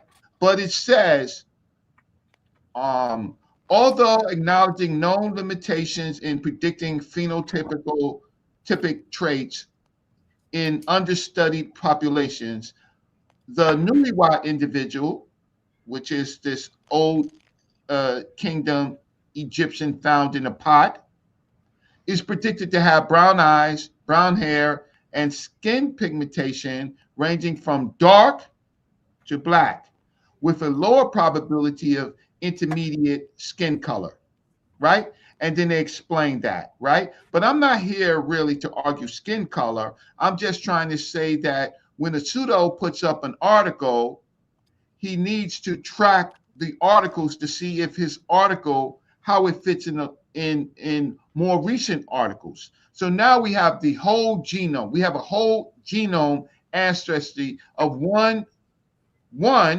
Old Kingdom Egyptian. With that, we can make predictions that using the scientific method, we can either agree later or falsify it, right? This may have been an anomaly, but this is the whole genome study of this particular individual, and it relates to his families, right? So let me stop sharing my screen with this. Okay, thank you for that. Okay, so the problem with the title of your show, right? Are the ancient Egyptians Black or African? What does the community say? Science versus the community. Well, the problem is the ancient Egyptians never called themselves African, right? And if they called themselves Black, how did they call themselves Black? Do you agree with me or not? I agree. I know. No, I don't agree. They didn't call themselves Black in no way. Y'all just be cheating on that. But I'm gonna let y'all cheat today. Y'all made it up willfully on purpose. Did they call themselves African? No, they didn't. No one's arguing that. Everybody, that's halfway, right? Now, so I'm good with that. I can take both. Reggie, I said that in the comment. Asking the community. It's a fallacy. Yeah, that's not what you're asking the community. But it's the show.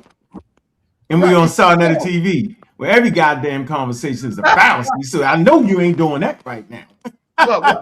All of a sudden, this is the first fallacy. Okay, I'm brother Reggie. No, not the first. Trying to see you anyway, King James. You came up with a wild kingdom prior to the Mesopotamians, and I ain't forgot that. I'm on you. Just when Reggie finish, can I speak? Go ahead. No, you got God energy next. You cannot jump the line like that. Let me know when. Let me know when. Right, peace, God energy. Peace, Elder Suntan. Peace, Saber Raku. Right?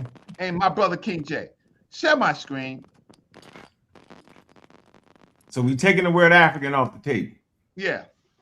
That's anachronistic. That's modern. So I'm saying, so you saying the help, so you basically saying now you're not allowing science, right? Who got a term using geography like Eurasia, Africa, North America, and you saying you want to take that off the table? No, just making sure we're consistent. I'm saying I'm clarifying this discussion. Go read this though. We argued over this forever. Go ahead, read that. I'm clarifying this discussion, not all discussions. I'm clarifying, yes, we can use African, but now if we're using it in an ancient context, right? Oh, it's a difference between what we call and what they called. So now I'm bringing in where the controversy started. Professor Abdallah hoped that the inquiry would be pursued in the strictest fashion.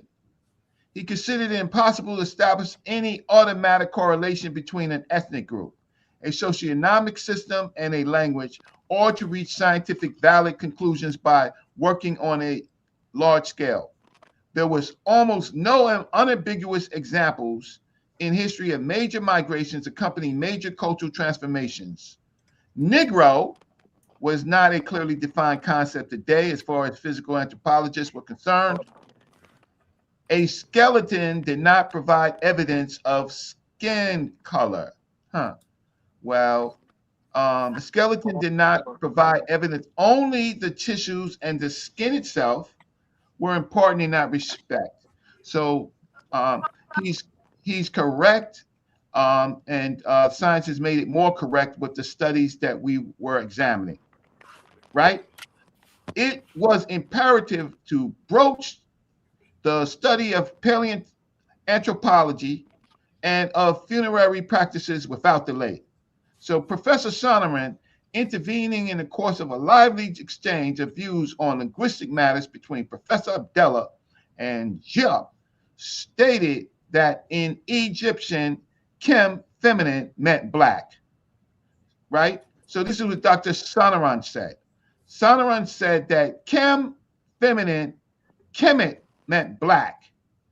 The masculine plural was Kimo, and the feminine plural was Kimnet. So, are these people scientists? Well, they're certainly PhDs. Are they having a lively conversation on a conversation? Yes. Or they're using the word black, or at least arguing it. So Dr. Sonaran said that feminine, Kemet meant black. Okay, all agreed. Okay, good. So they say that in the context of ancient Egyptians, they could use the word black. No, they're not talking about race right now, though. No. That's the problem. No race. Reggie, You don't see race in your title. I know, but he's not using they in this particular document. They talking about the word Kemet means black. They don't got nothing to do with a race, though. Are you doing it? Right. But that's what I'm saying. You are looking at it. No, I'm not. Context. Because that's what everybody else is saying. That's all. No. Keep reading, Reggie. You keep reading, though, Reggie. Go ahead. No. See, this is where it goes because I got good reading comprehension. I know. Go ahead. So now they probably will talk about race a little bit later. Let's get to it. So now, Professor Sonaran, who is one of the grammar experts of the day, says that feminine Kemet meant black, right? And the masculine plural was Kemo, and the feminine plural was Kemnet. The form Kemetiu could also mean two things: those of Kemet, inhabitants of Kemet. Then he says the black country, right? For whatever reason. It was derived objectively Nisba form from a geographical term that became a proper name. It was not necessarily felt with its original meaning. To designate black people, wow, the Egyptians would have said Kemet or Kemu, not Kemetiu.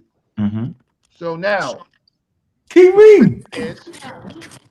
The question is, what I have to ask you, and we will. Oh man, you're not gonna stop at that sentence right there. This is what we're not doing.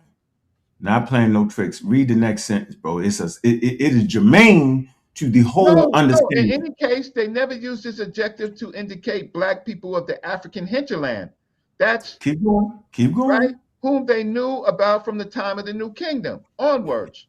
Nor in general did they use names of colors to distinguish different peoples. All right, there you go. Wait. Okay. I agree with that. Okay, so I have some arguments with that, but you need the best. So you got a problem with that now? Okay. I want to. Yeah. Because the problem is that we have found. That's why I want to talk about it. Who are we? So can you agree that he says I agree with designate black people? The Egyptians would have said Kemet or Kemu. Yeah, the word is would have. Right. That means they actually didn't do it. That means they didn't do it. That's what the word would have means.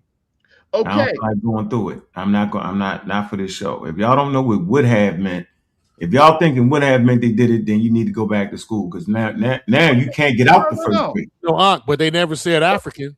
No, man, that's not what we're talking about right now. You're talking about the African thing is out of it. Never brought that up. That's a Roman naming convention. The Egyptians would have said Kemet or Kemu, not Kemetiu. Now you said that now what we have to do is we have to answer the would have. Right? No, who's the we? Oh, people that study not people. You. You don't study the language. What people? I want to make sure y'all don't make up some fake authority out of nowhere. Where conscious community becomes authority. I'm not going down that road neither. Not doing that. Everybody else can. Don't put me in the conscious community unless Reggie, I don't want to fight you. In the conscious community. Listen, Reggie, listen, Reggie. I don't want to fight you. I don't want to fight anybody. No, I'm not. I'm saying I don't want to fight, bro.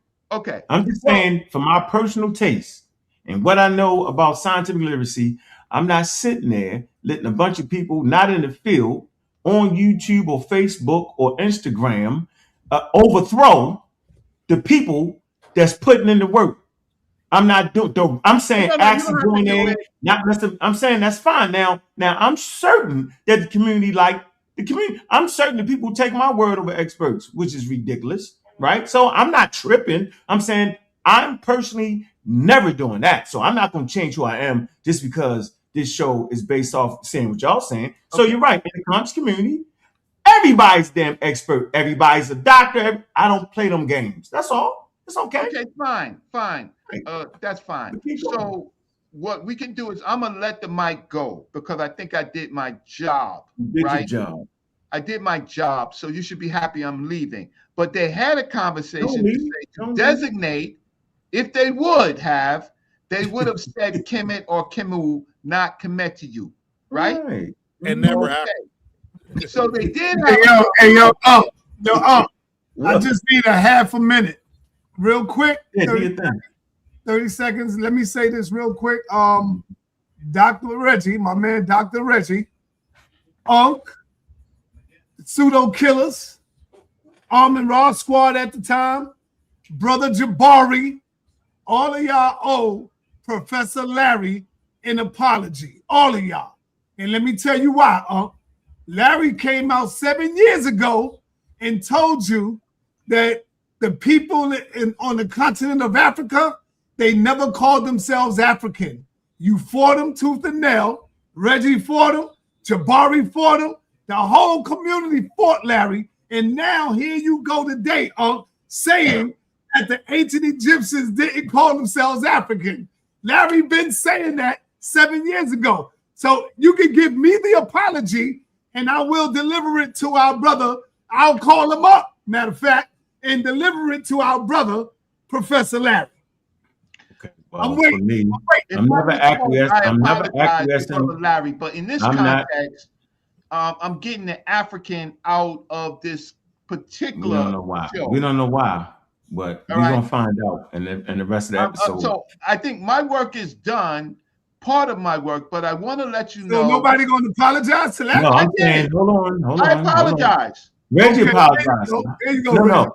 I'm never acquiescing to a faulty premise. What's the faulty premise? That I did not know that the word Africa comes from a naming conventions by the Romans that conquered Carthage. I'm not doing it. I'm not sitting here and letting y'all play with me and my good name. I ain't trying to hear that. Okay? And it's based off, let me finish. Come on, brother. And let me finish. And it's based off of an indigenous tribe or an indigenous Berber tribe in Africa. So actually, Africa is named after an indigenous Berber tribe, a Freak tribe. So I'm not doing that. Reggie, right? But what I'm saying is, Larry said they didn't call themselves African because everybody know that though. If Europeans, so you fought with him. It's the Roman province. Don't make me dig up. Go dig it up. Go dig it up. Okay, so let me get out of here because I promised I was going to get out of here. sa.neter, you're right. Brother Larry, in that context, was right. In the show's context, what we're doing is we're getting rid of the African part, right? Because it doesn't apply in the ancient time periods. As far as what the people who called themselves, what the Greeks called themselves, ancient Egypt, but they called themselves their own names. So we're disallowing the African names, or we're disallowing the indigenous names that the people themselves called themselves for the purposes of this. No, we're not. But, and Reggie, even the word Egypt, to be fair, even the word Egypt, I hate that word. It's Greek. He's been using Reggie. Look, Unc's been using the word Upper and Lower Egypt this whole, I've been cringing. Pasha May Tamehu, learn the indigenous terms and use them instead. I was supposed to be next. I hate Upper and Lower Egypt. I'm getting out of here. I bite you. Wait, let me close. Reggie? Let me close.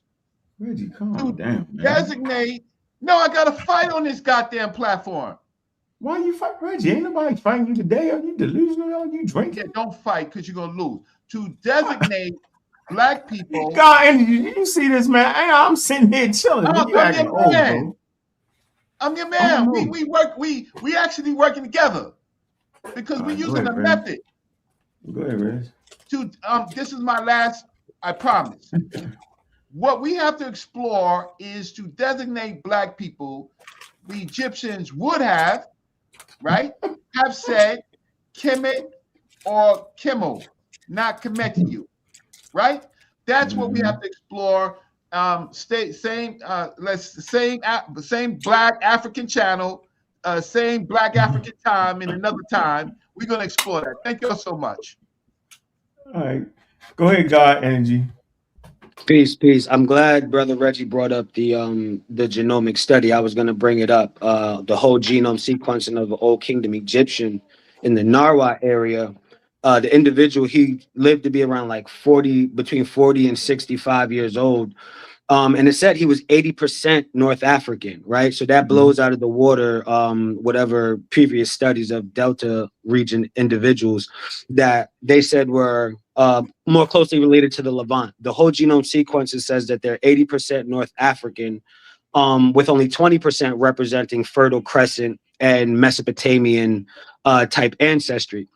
Interestingly enough, they also use, not only did they do the genomic study, they also did the osteological study, meaning the bones, the craniofacial analysis of this individual as well, specifically the mandibular analysis, the mandibular indexes, right? So when you compare the different studies, you see the non-African family that this person fit into was representative of the sub-Saharan African. So the phenotypes, it mentions what the skin color would have been, but when you compare the phenotypes from the craniofacial analysis, you even get more of a clear view that this person is sub-Saharan African.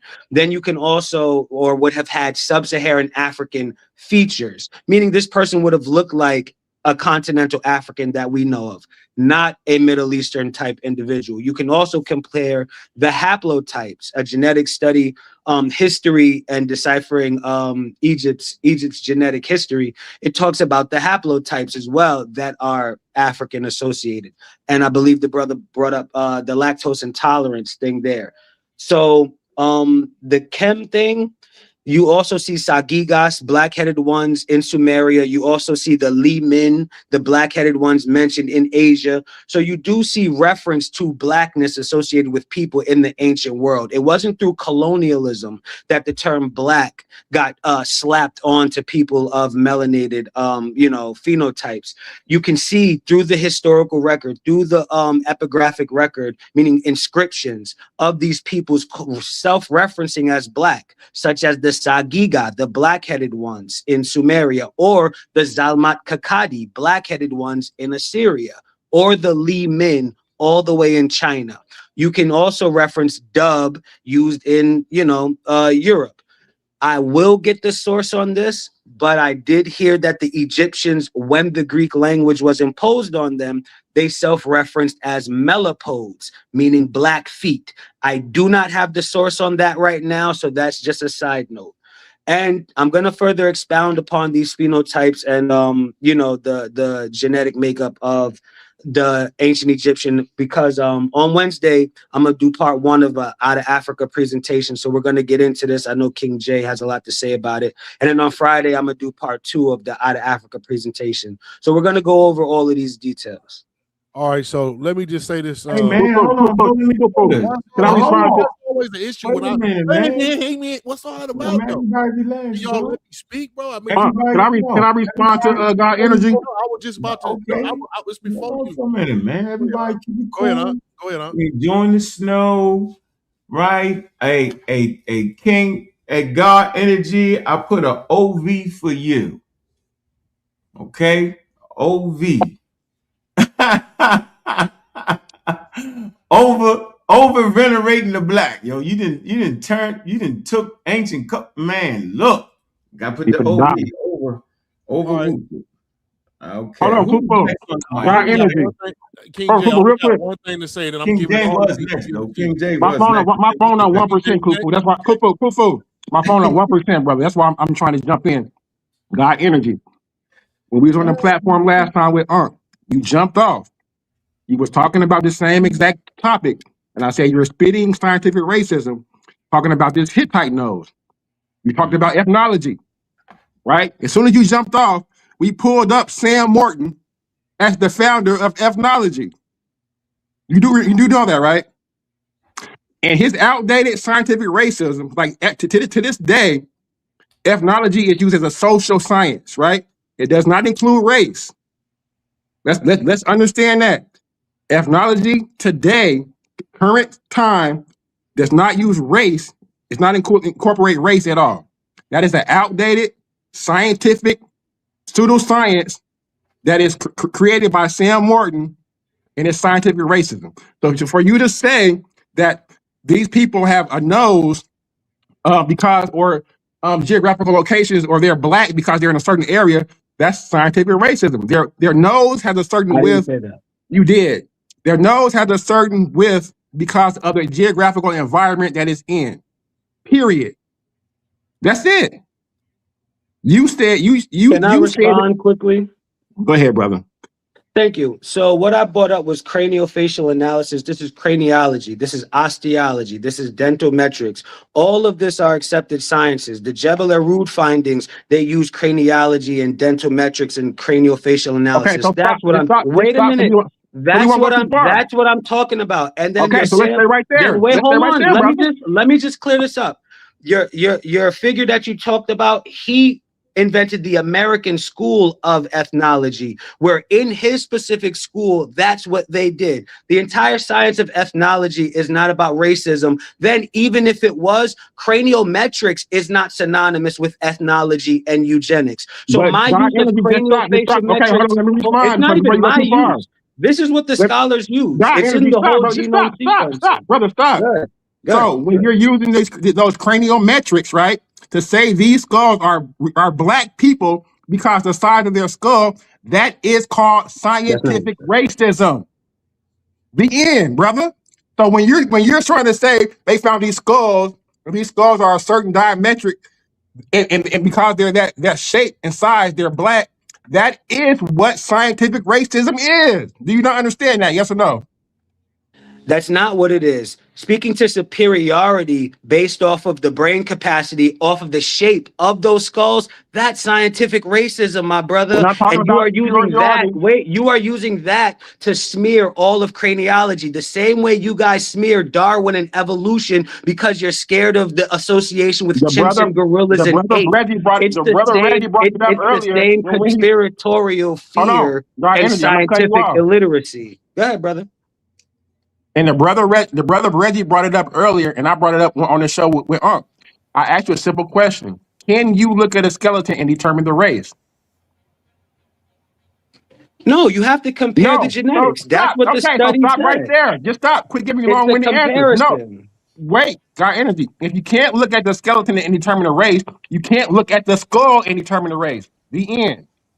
And also, he basically made an absolute claim. Nah, y'all can't cut in. Y'all can't cut in. Y'all know who's going next. You're going to have a fit. Go ahead. Go ahead. All right, Easy. Hold up. Listen, this is for Easy right here. I want you to clearly listen to this, Unc, and tell me if I'm off or I'm absolutely on point. So the scientific recent study on ancient Egypt shows the Max Planck study was biased. They cannot come to the conclusion that ancient Egyptians had closer connections to the Levant and Anatolians than so-called sub-Saharan Africans. This is what ChatGPT came back with. What you're pointing to is a real and widely discussed critique, but it needs to be stated precisely because bias and methodological limitation are not the same thing in science. So I'll give Easy that they didn't have the methods, they didn't have all the bones, they didn't have the Southern stuff. So they just came to the conclusion, but I'm going to show you why. Here's the accurate scientific position as of now. What the Max Planck study actually was, you're referring to in the 2017 Max Planck Institute study on ancient DNA from Abu Sir el-Malik, Middle Egypt. What it analyzed, 90 mummies, single site, time range, New Kingdom, Roman period. Easy better. You're going to sit here in front of all these black people and tell us because it came back all in white people in Roman period that they was mostly close to the Levant. That's it wasn't. It was so. Listen, it wasn't. It was a 1500 year time span. Studying remains from the same area of Middle Egypt, right? And it showed that the genetic makeup of these people was unchanged or very little change, right? During that whole period. So it's talking about a 1500 year time period from 1300 BCE to about 300 CE. All right. So it gives you the now we heard you. We got hold you. on. Let me put a source. No, we heard you. You don't got to go long. You made a clear point. And I wanted to respond to God Energy right quick. No, you can't. You can't. All right, You wasn't finished. You just made your point. Time range, New Kingdom, Roman period, most late Roman period Roman. DNA. Can't hear you, your thing went out, bro. Okay. It says, if only Easy Man dropped white Jesus, he'll be a bad brother, man. You gotta drop that Jesus, man. Oh man, he don't gotta drop Jesus to understand anthropology. Yes, he do. Hold up. Oh, go ahead, sir. No, go ahead, Raku. All right, so this one thing though, he's not listening. It's not that wild. that 1500 don't matter because this is why. It says very limited Southern Egyptian, Upper Egyptian samples. Are you telling me, that that's not biased when you got 15 white boy mummies from Rome, 2 black from the South, and then you conclude that they was white? Come on, man. No, I'm gonna show my source. This is what I like to do. And remember now, I'm letting y'all get off y'all community thing, and every now and then, I'm just gonna bring some science. So here's the actual article right here. All right, big up to Ben Eden. I see you. Hold on. Here's the article that we all talking about right here. See? Okay, it's called "Ancient Egyptian Mummy Genome Suggests an Increased Sub-Saharan African Ancestry in Post-Roman Period." So they're looking for something that's distinct right here, right? And we want to find out where, here go, the graphic context samples of the study. Y'all see, this is actually in what we would call Lower Egypt, Upper Egypt. My fault, Lower Egypt. Okay, so near the Fayum, El Fayum and all that. See the X right there? And so X marks the damn spot. So this sample comes from Lower Egypt. Right? Right. Let's get all that straight. Lower does not mean the bottom portion. It actually means the upper portion because they're dealing with it coming out the highlands and drainage into the Mediterranean has to be a slope. So at the end of the river, the elevation is lower. So they call that Lower Egypt. Come on, man. What, yo? Well, it's not Lower Egypt. Actually, it's technically the Fayum is Middle Egypt, but go ahead. But it's Lower Egypt, though. It's not. It is, bro. It's not. Lower Egypt. Hold on, let me correct you. I'm saying you fucking up. You're not right, but go ahead. You're wrong, and I'm saying you're wrong because no, you're wrong. Now you want to talk about the administrative part of it, bro. Like I'm on my A game. Don't do it. I be giving you a break at times. I'm telling you, bro. You want to talk about break? Okay, so good. Because it's not your lane. Okay, so watch this. It's not science. What I'm telling you is, Upper Egypt administrated it. My nigga. Now, geography-wise, it's in Lower Egypt. Now, near the Delta. It is. So anyway, let me move forward. Let me move forward to this. Yes, it is. Come on, bro. Don't make me bring 1,000 sources. You disrupt the show, and I'm still going to get you for talking reckless about an ancient civilization that don't nobody know about, that don't have writing and don't have reading, that don't got nothing to talk about. I'm saying, no, they don't got no right. That's what I'm saying. Now, go get the right. Go get that right now while you eating. Don't talk me to death. Go get the right. Now let me move on for the I know what I said. Go get it. Come on, because I'm gonna go get that nigga, remember? So you let's go talk get for real though. Let's talk for real. No, we're not talking for real. Go get the writing system that was in the Nile Valley before Mesopotamia and before Africa, before Egypt. Go get it, bro. Don't talk me to death right now. We're not talking about writing systems, bro. That's what I was talking about yesterday when I made my point. I said they communicated in the Mediterranean, and they communicated through written language. Please, question. If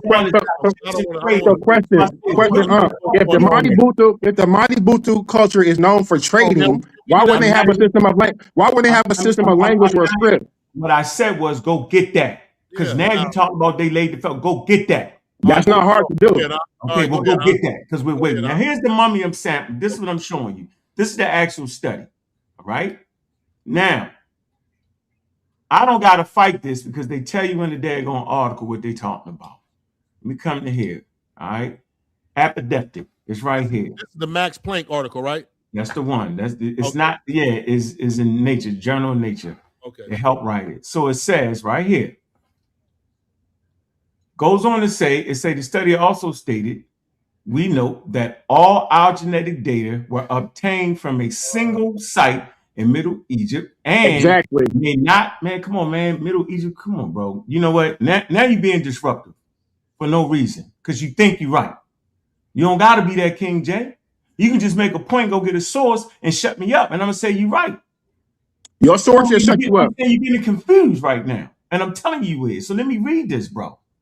Come on, man, don't do this, bro. This is what I don't like, because we going to get our points off. You don't got to keep jumping in. Right where you at, and it may not be representative for all of ancient Egypt. Hold on. So the study itself, that Easy Brand brought, is telling you something here. This is what I dislike. Nobody reads the whole thing. They play the game. I said read the conclusion and read the abstract. Right. It say the study also states that we note that we note all our genetic data were obtained from a single site in Middle Egypt and may not be representative for all of ancient Egypt. So Easy Bands came on here playing like it was. Exactly. All of them say something different. It say it is possible that the population in the South, see, some reason Jay is in here talking reckless, right? It say in the south of Egypt, we're more closely related to those in Nubia and had a higher sub-Saharan genetic component. It say throughout the pharaonic history, there was intense interaction between Egypt and Nubia, ranging from trade to conquest to colonialism. And there is compelling evidence for ethnic complexity within the household, with Egyptian men marrying Nubian women and vice versa. It say clearly more genetic studies on ancient human remains from southern Egypt, some kind of way King J think that it's southern Egypt running his mouth, right?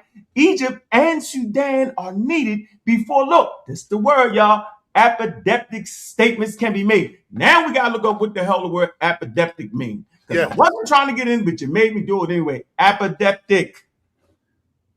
Clearly established or beyond dispute. Right. I like that. So I don't like to bring the science in all the time. I like to let the community do their thing, but y'all playing with my name right now. I will beat you up, King James. You playing with me. I'm going to start calling you King James now because you playing. So go get that. This ain't your lane, This ain't your lane. You can't tie science into everything. Now just like this. Now we can't I can't talk. Go ahead. Yeah, you can't talk. Yo, that's the article that Easy Bands put up. Y'all forgot? He didn't go to it all. He went to a blog. He went to this. This is a blog. We guard against using blogs. Yeah, he used the blog. See, this is what he used. I don't use these blogs. See, this is a blog. Science Daily is a damn blog. What did they write the paper off of? See, I'm showing people how to use source material now. For me, this ain't a source. I want to go to the people that wrote the daggone thing. That's a blog, right? We can get the whole context of it. Here it go. It's in Nature. There you go.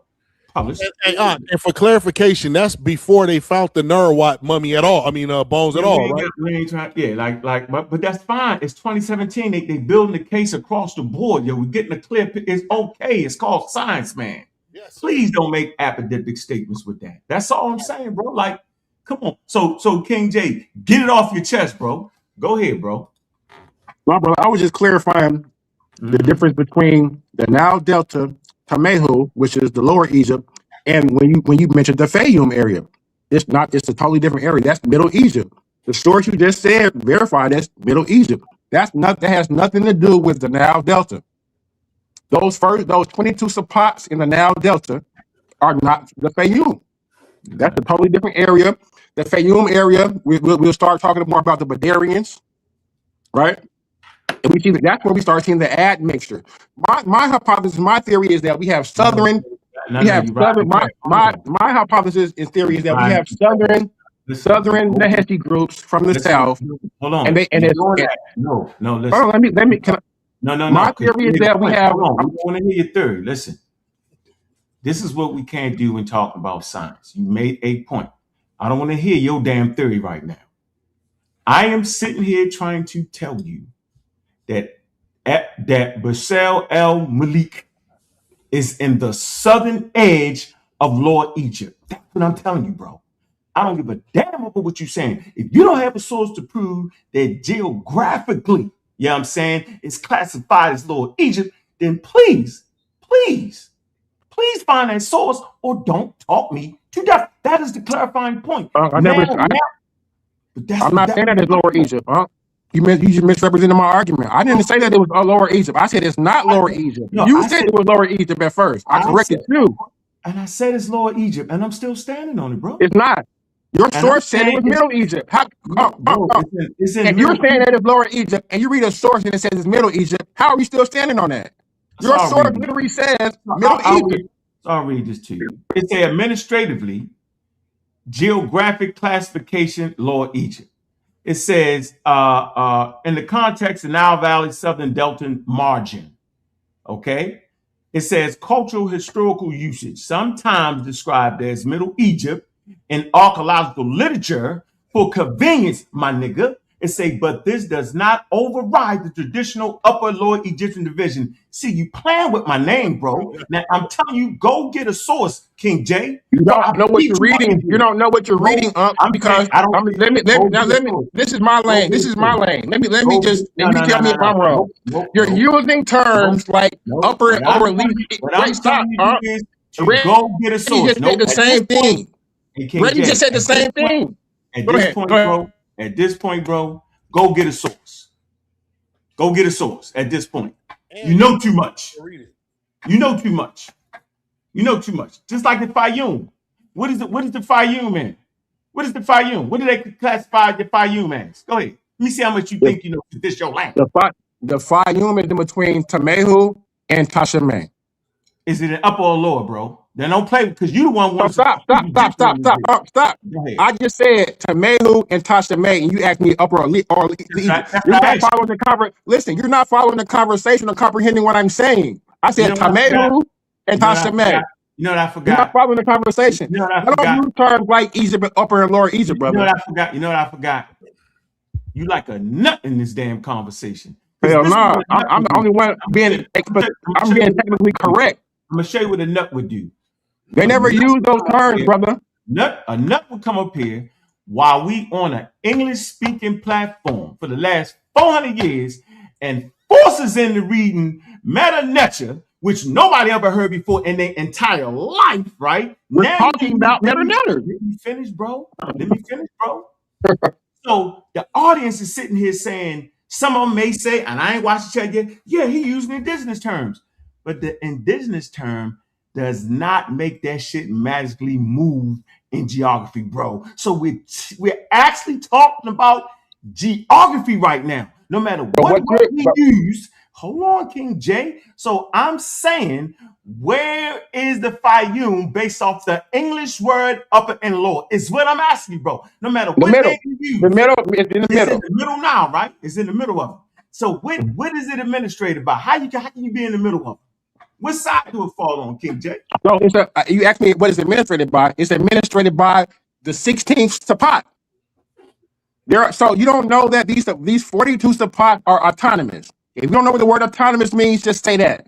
They're individual city-states. Hold on. You asked the question. They're not homogenous. They're independent city-states, right? And they each are ruled by their own nomarchs.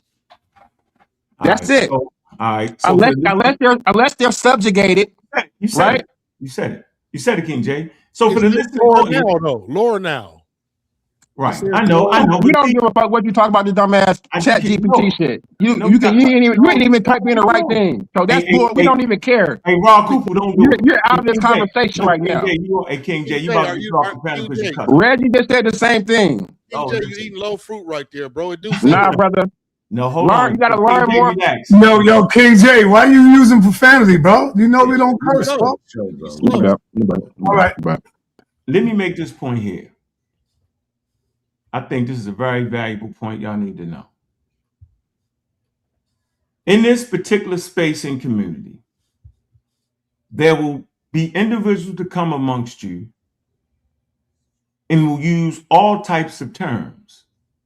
They will put emphasis on, well, what's the indigenous word? And will make the indigenous word, watch this, more important than the context of what the hell we're talking about.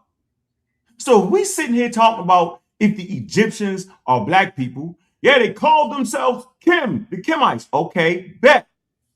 Not Egypt. Okay, bet. But what does that have to actually do with what we're talking about? We're talking about geographical features here. King J is over whooping the indigenous words because we talk about the location of it. And we're simply saying that the mummy itself, where they dug at, was more, it was in the southern portion of Lower Egypt. Remember I read prior to this whole show going off, how they now talk about how the traditions travel from the southern portion to the northern portion. Remember we talked about that?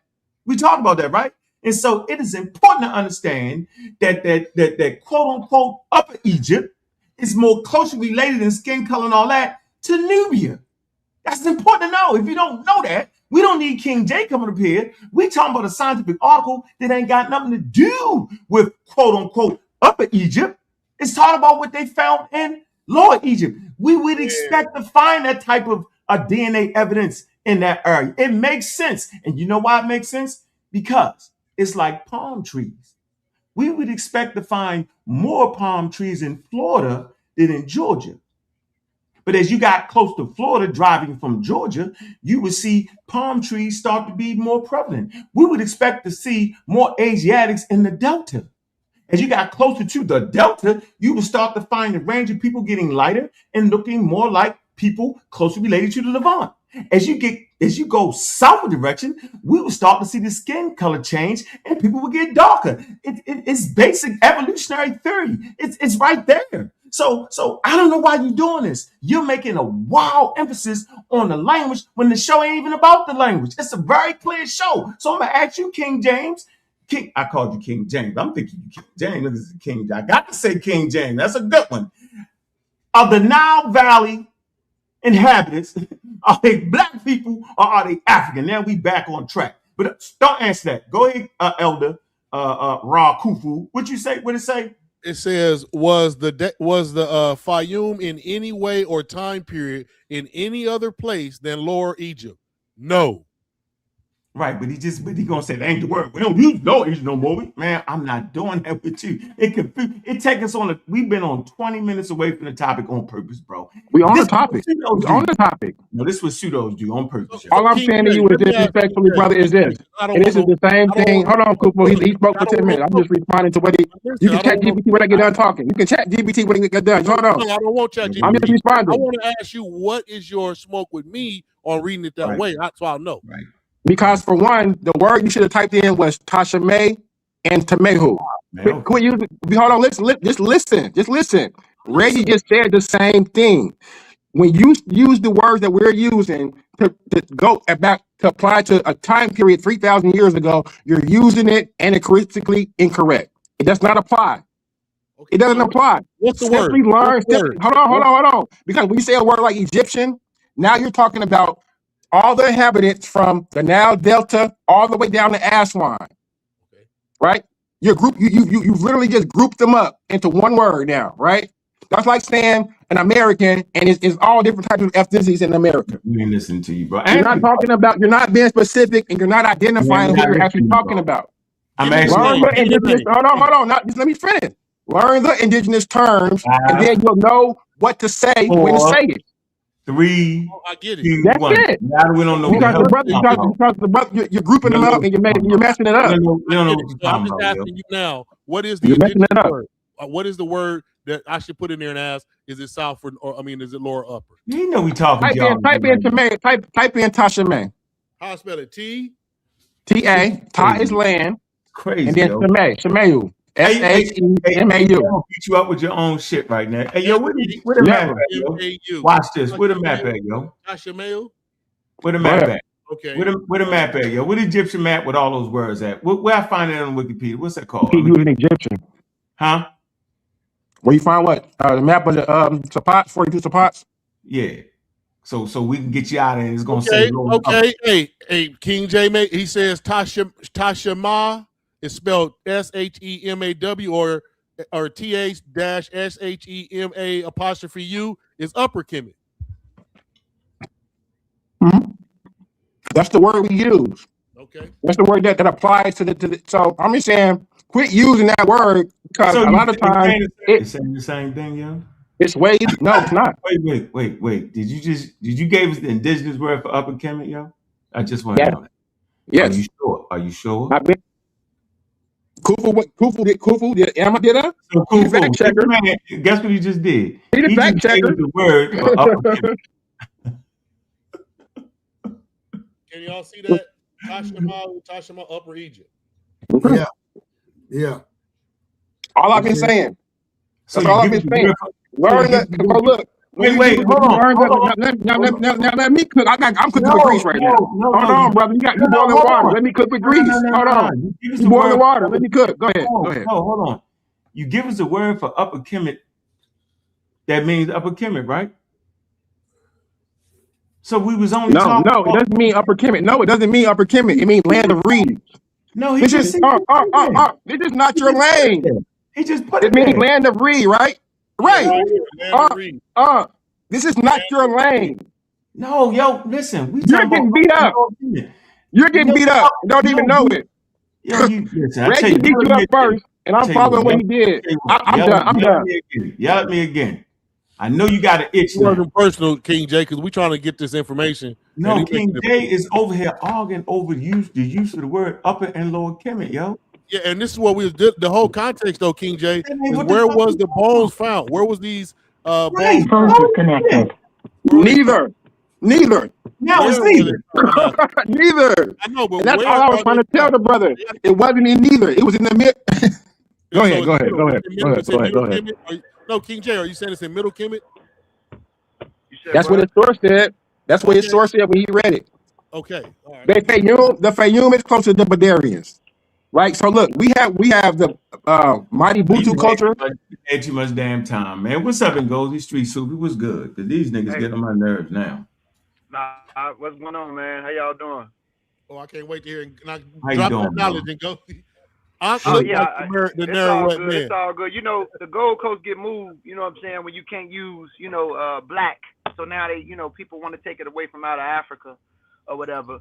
But there's a proxy to population groups in North Africa. And it's been like that for a very long time. Even when the brother read the Nuret sample that was found in Egypt, in that area, it's connected to Neolithic North Africans, which also had a specific cluster. It's not about skin. Yes, he had brown to dark skin, but he still wouldn't fall in line with population groups south of the Sahara that we descend from directly. North Africa has been a population for exit and entry zones since populations left out of Africa. We're going back, 75,000 years when they first left out. People go through genetic drift and slightly come back. Even the earlier Eurasians that back migrated with darker skin before SLC2485 or 45A2 or Kitlog gene even kicked in for skin variation to get lighter for later arrived Eurasians. So that Nuret mummy, if you look at it, even though he was darker skinned, he still lines up with Neolithic North Africans, which is a cluster between Neolithic Libertines and Ibero-Maurutians. Exactly. Ibero-Maurutian segment was also distinct because it was partly ancestral North African, which is classified as Tokahori, which is really nothing but late Assyrians, and Zudzana, West Asians or West Eurasians. So it's still like the population or the best people that connects with the Egyptians today would be groups of people in Egypt today, from the north to the south, even the darker groups, because you find the same layer with the northern Sudanese populations. So there's an admixture with various admixtures, correct? Yeah, hold on. So Ngozi, what is his name? Not Yosef Lazaridis. He did the dental non-metric affinities talking about the Bantu expansion coming from North Africa. And it's North Africa that links West Africans and East Africans from that ancestral North African Yodi Irish. What you spoken of? Yodi Irish. What you speaking of is Joe Irish, and I Irish. Yeah. I want to respond to you. I did a post on that. So with hold on. Irish, Can I add this last part? Right quick. What you were explaining was also cited in Pleistocene North African genetics links North African and Near Eastern human populations. Correct. Yes, sir. Correct. Now I want to talk about that. I want to talk about Joe Irish study. I did a post on this. It's very important. Okay. With Joe Irish, you're right. Joe Irish is talking about that layer. Like if you're haplogroup E, right? We know E1B1A did not develop in sub-equatorial zones of Africa. We diverged from a specific point. You got to go all the way back to something called the Cormarusians that developed in the Nile. So that goes back so we got haplogroup E M96 diverging around 70,000 years ago to 68,000 years ago. Then you start to find, later on all the way down the line the E1B1, which is the Cormarusian culture. Then you start to find those groups of people come from near Upper Egypt and North Sudan, dispersing into the Green Sahara, right? But here's the thing. The people in the Green Sahara, that layer is related to that Libyan finding, which is the Tokahori, right? The Tokahori or the Onanians. Exactly. Right? The Tokahori or those Onanians which is nothing but another group of Tokahori, mingle with population groups in the Sahel Belt. When they mingle with hunter-gatherers from the Sahel Belt that's connected to Western Central African hunter-gatherers, they're meeting up in the bridge. They become something called the Kepians, right? This is before you have a before the admixture. Before the admixture, though. This is before the admixture. This is before we become Bantu. This is even before Niger Congo, because Niger Congo is way before Niger Congo. Way before. So Bantu when's this is like dated late, right? But what you just said went over their head, and Gosi, what you just said went over their head. They're agreeing, and you're debunking them. Yeah. What you just said was that first flow from Neolithic period into the Nile Delta, right? The Merimde, right? The Merimde. The Merimde is much later, because that's more like the Merimde is like 5,000, 5,500 BC. That's after the Neolithic. That's like they already but hold on, I'm talking about the first inhabitants of the Nile Delta. Before then, So the first inhabitants of the Nile Delta, we got to go all the way back to Nazlet Carter. That goes back 34,000. Not that far back. Ancestral Northeast Africans, and actually the A0 haplogroup starts from Northwest Africa, migrates through East Africa. That's why you see remnants of the Hadza and the Sandawe. We got to be cautious of that, because you find A00, which is one of the oldest branches in Cameroon with the Imbu. I didn't want to touch on that.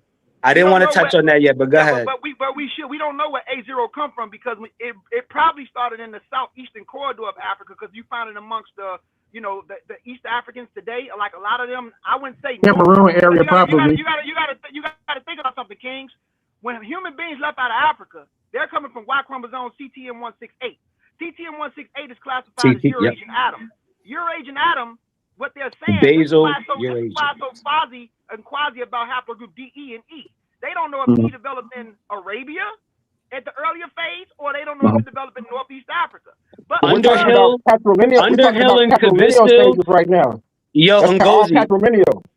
Underhill and Kavisil, they lean towards DENE haplogroup forming in Africa, and then the CT migrating out. But then there's another genomic study, deep rooting of the DO haplogroup, where they find the DO haplogroup rooting at the basal root of the D haplogroup. They also agree with a DENE haplogroup divergence in Africa. So Kavisil and Underhill and this other new study, the deep rooting of the DO haplogroup, they are leaning towards DE and E forming in Africa. Yeah, but non-African genomes. Those mutations happen outside of Africa. You guys are talking about divergence. You're talking about divergences, and these happened tens of thousands of years ago. All right. But let's talk about the time period we're actually talking about. That's fine. We know all the haplogroups and all that. Let's talk about the specific time period we're talking about. Hold on. All right, listen, we're gonna get some order here, man. Hey, King J, you gonna stop yelling at me like that, yo? If I throw this mouse at you. What's wrong with y'all?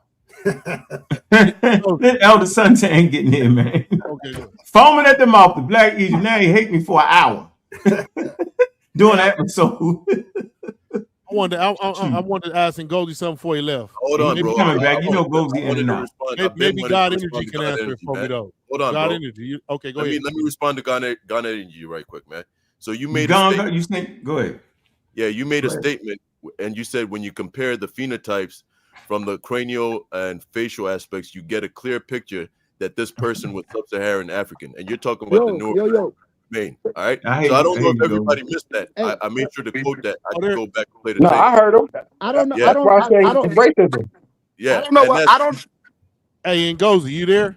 Yeah, I don't know what I missed, man, because somebody called me and then my phone got knocked off. I was trying to ask you. I wanted Ngozi's opinion on this too. Okay, hold up, Easy Man. Let me ask him first. Brother, I was just speaking, brother. But you was talking to the other brother. Hold on, before you go, Kings. I just want to say this. I do believe, based off recent findings like DO, that haplogroup EM96 developed near Egypt and upper and northern Sudan at that time. I don't think it happened in Arabia, but what I'm saying is that they're all postulating. And as long as you have postulation in science, there is no certainty. So even if it did develop in Arabia, the population that lived in Arabia 70,000 years ago would have looked like ancestral East Africans at that time, because they diverged from ancestral Northeast Africans. So I don't really trip over that, because Arabia and the Levant in the western part is classified as greater Africa in the sense of Homo sapiens drifting out. So what I'm trying to say is, though, but for what it looks like for now is that EM96 developed in Northeast Africa in between Upper Egypt and Northern Sudan, because we can see the routes, even with us with EV38 that mutated into EM2.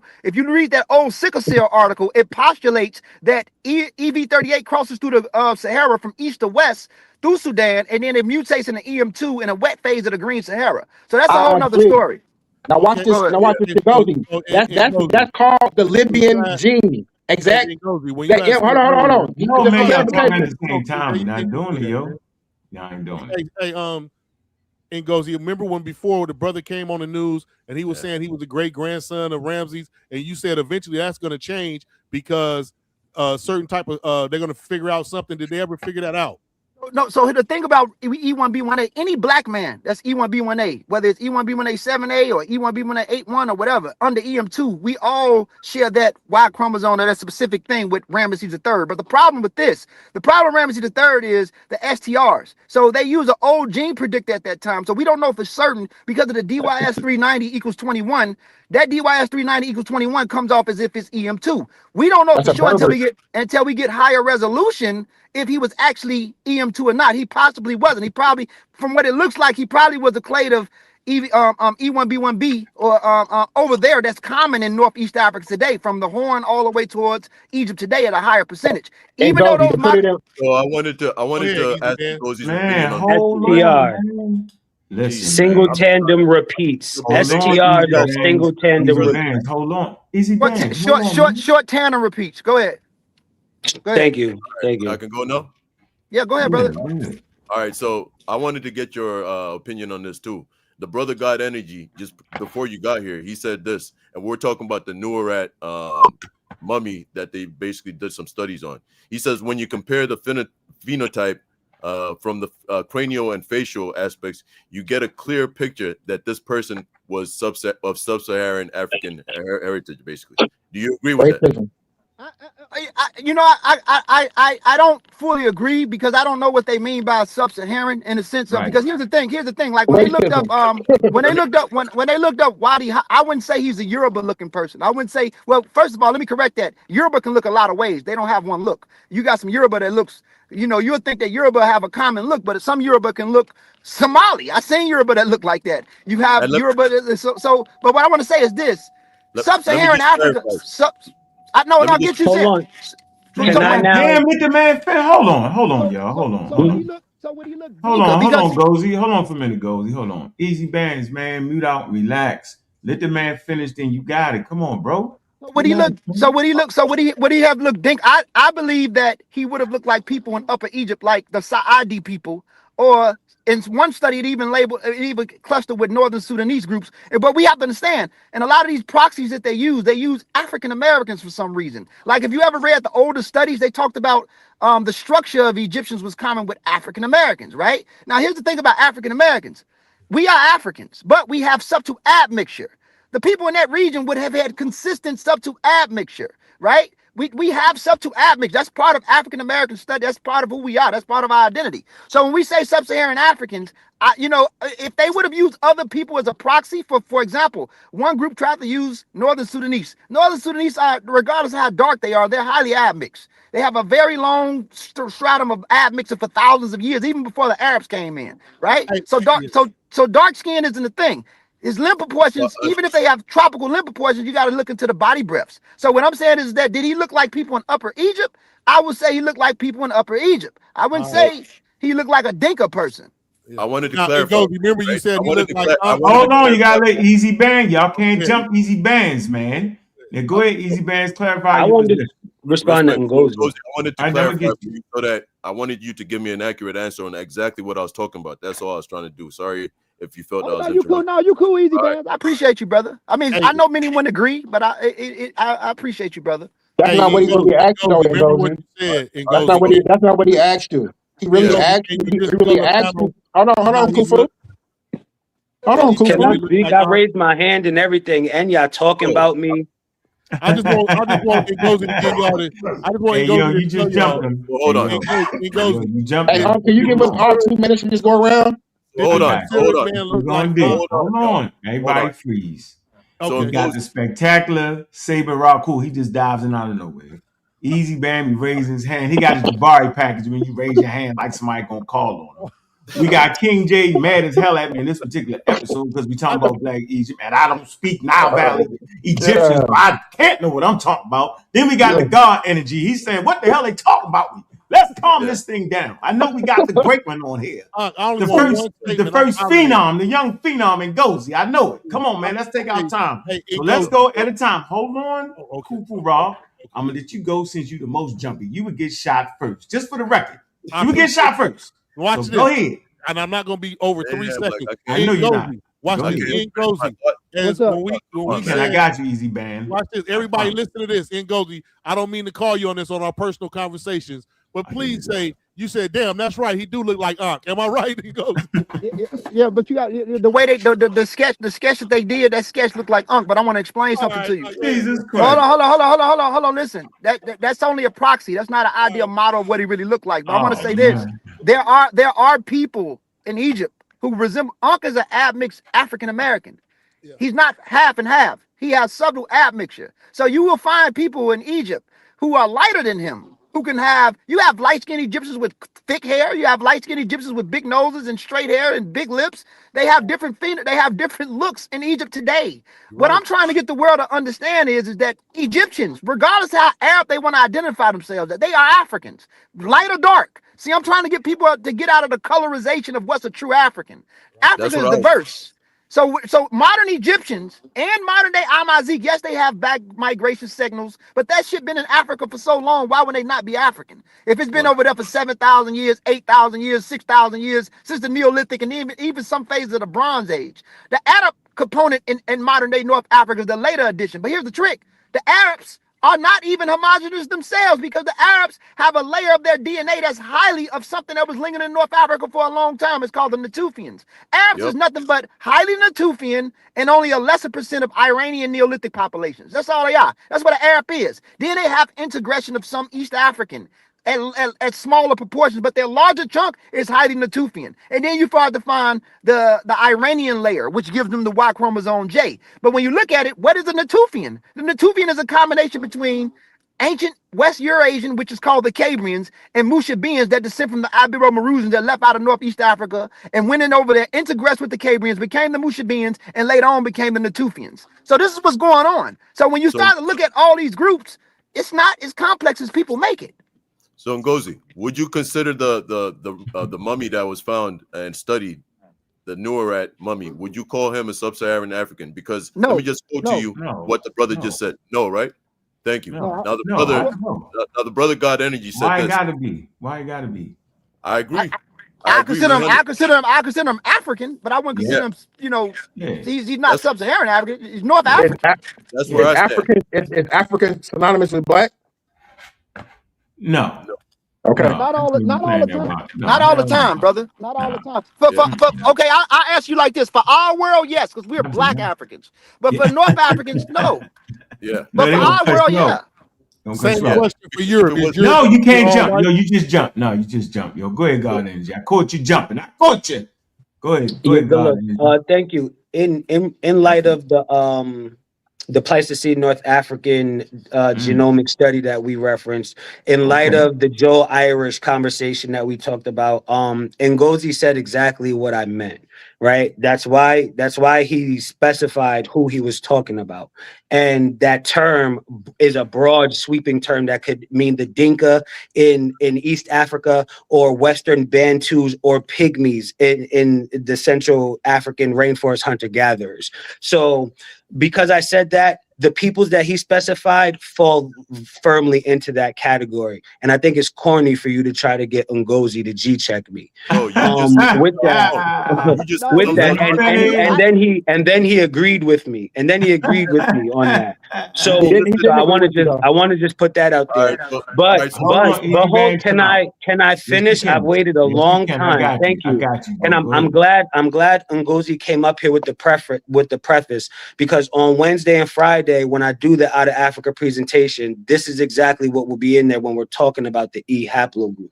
And it's the basal Eurasian part of this conversation that I'm going to be talking about, because the Arabians, specifically the Gulf Arabians, they have the largest percentage of basal Eurasian ancestry, and that's what comes through the Ibermarusians, and that's what comes through the Natufians. And like he said, the Arabs, Southern Arabs, have the largest Natufian component in them. And you can see Western Arabs have the Western and Eastern Arabs have different proportions of Ibero-Marusian and African versus Iranians, right? So Arabia is split on the dispersion of its genomes. So it's clear. It's clear that these people have this African origin and African heritage.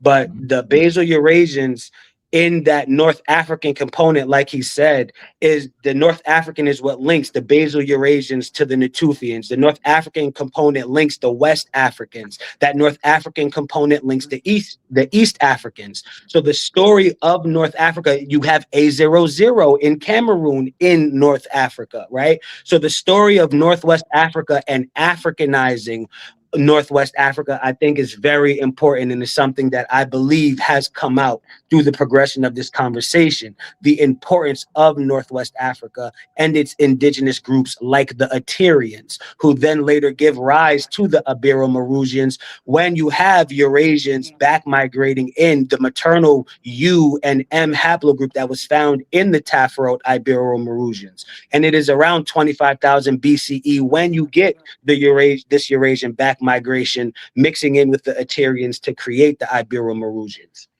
Correct. And a lot of those Zuzana, West Eurasians that back migrated at the time would have been darker. They would have been darker skinned. They would have been lighter. Now I want to also say this is before the LC. This is before the A24 and A45 morphs for the lightening of the skin, right? The depigmenting alleles, the SLC gene, SLC45, A2, SLC24, A5. He's not agreeing with you. He's not agreeing with you, God.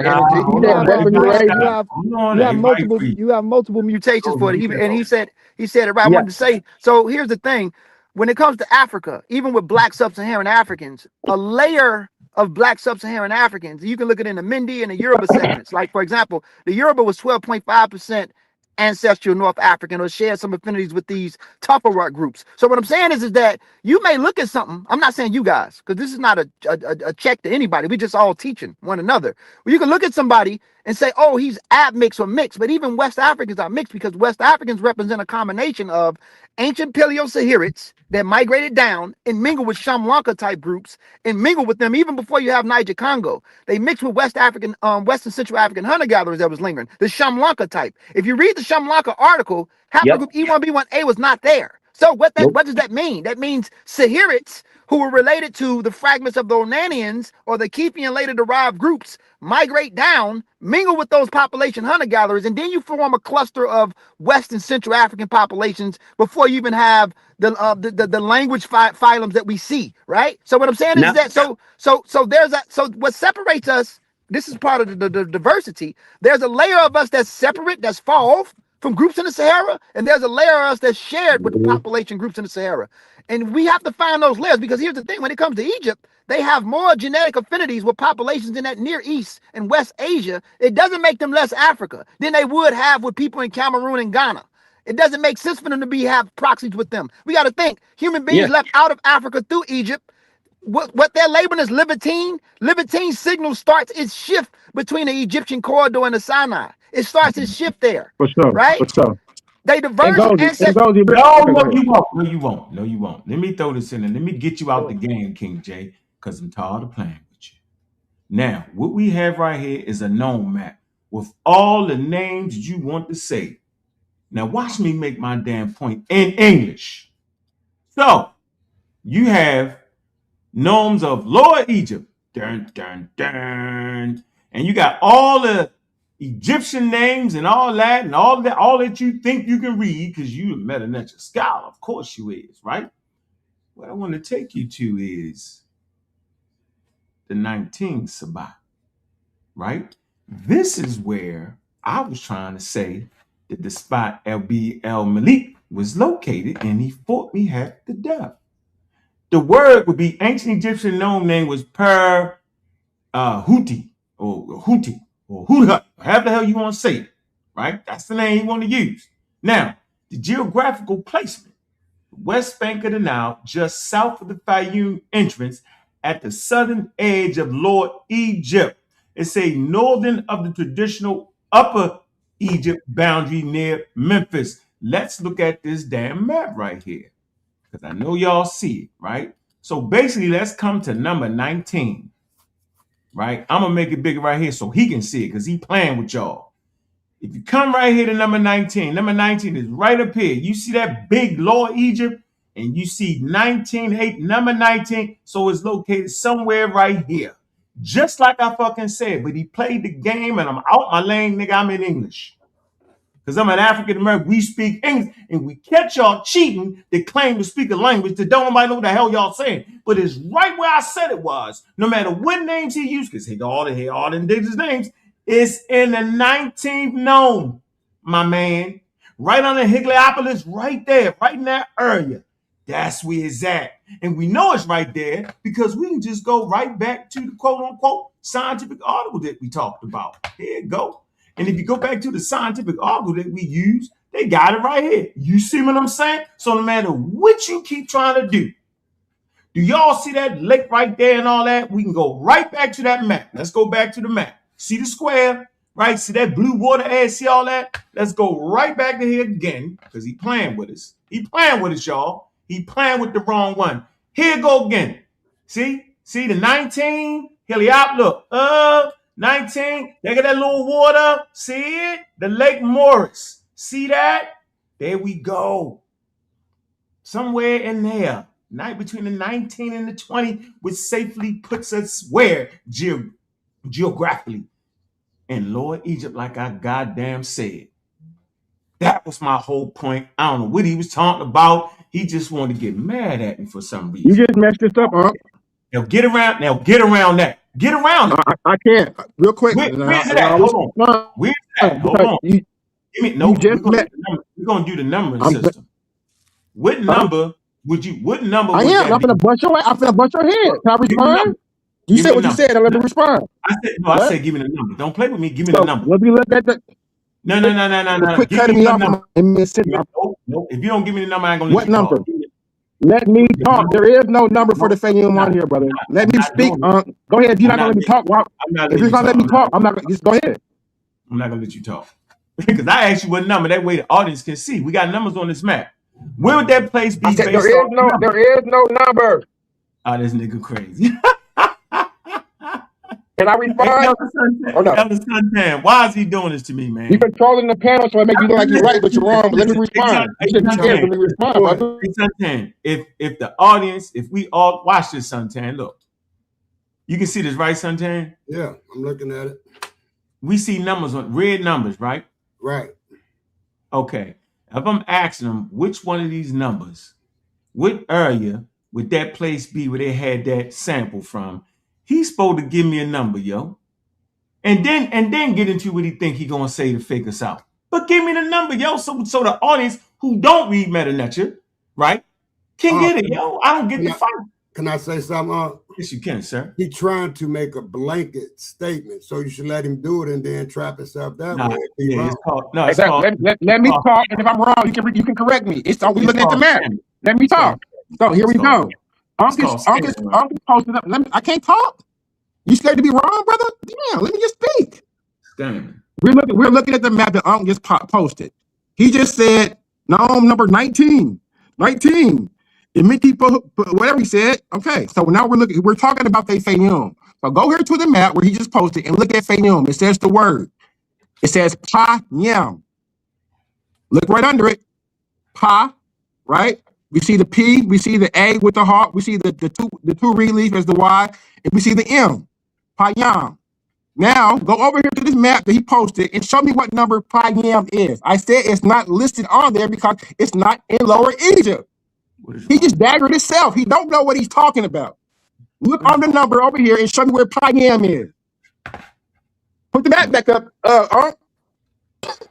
Now, go to Fayum, and it said, what does it say under Fayum? Payam. Yo, it says Payam.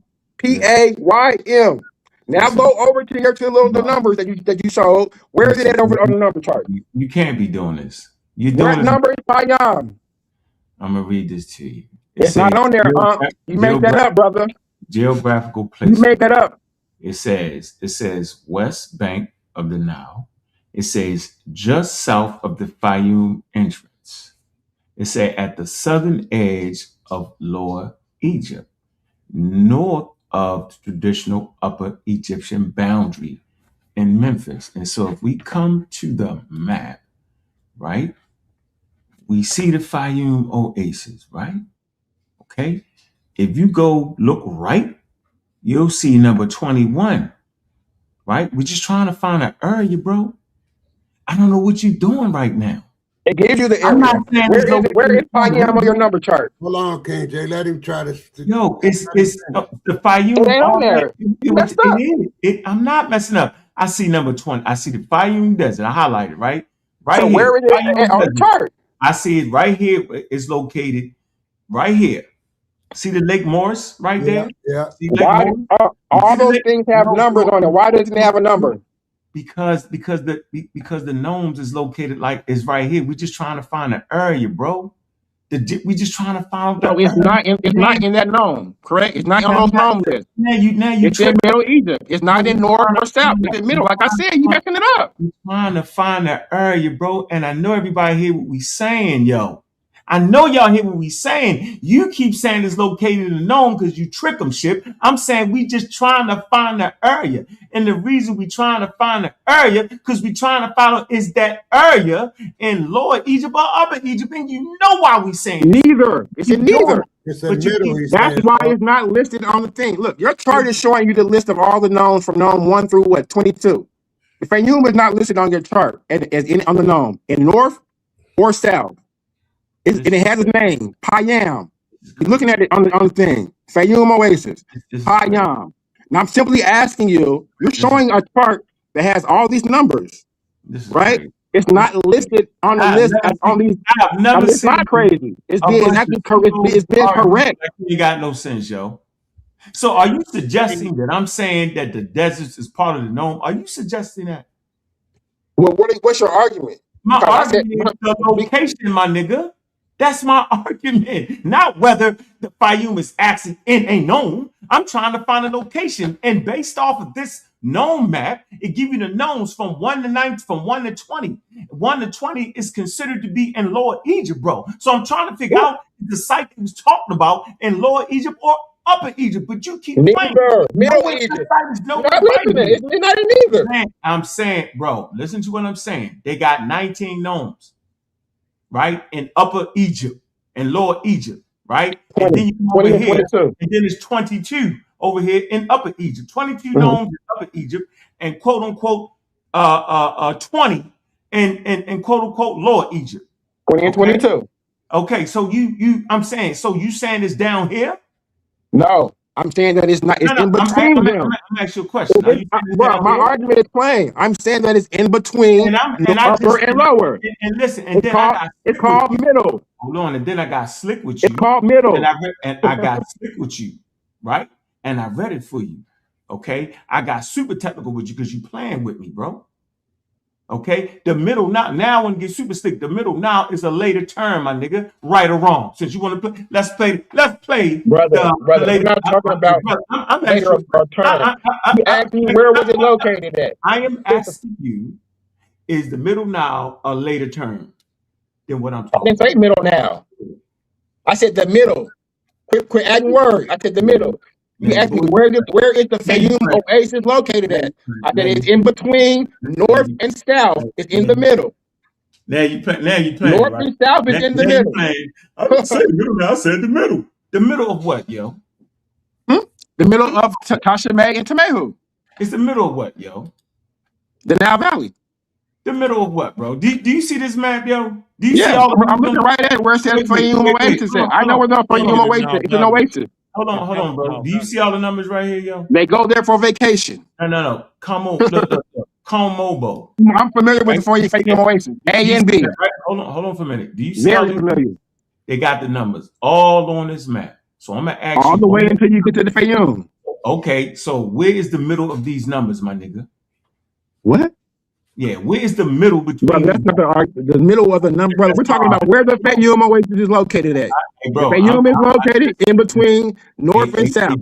Hey, you a dedicated pseudo now, yo. Brother, my argument ain't pseudo at all, brother. You're dedicated. It say Memphis is the center. Right. Okay, let's get to Memphis right here. What is the city that represents the middle of ancient Egypt? What is the name of it? Where Memphis at right here?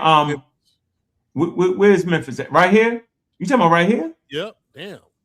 Why did it say that? I asked it like this. What is the city that represents the middle of ancient Egypt? What is the name of it? It's a short, correct answer. Memphis, ancient Eneb Hejeb.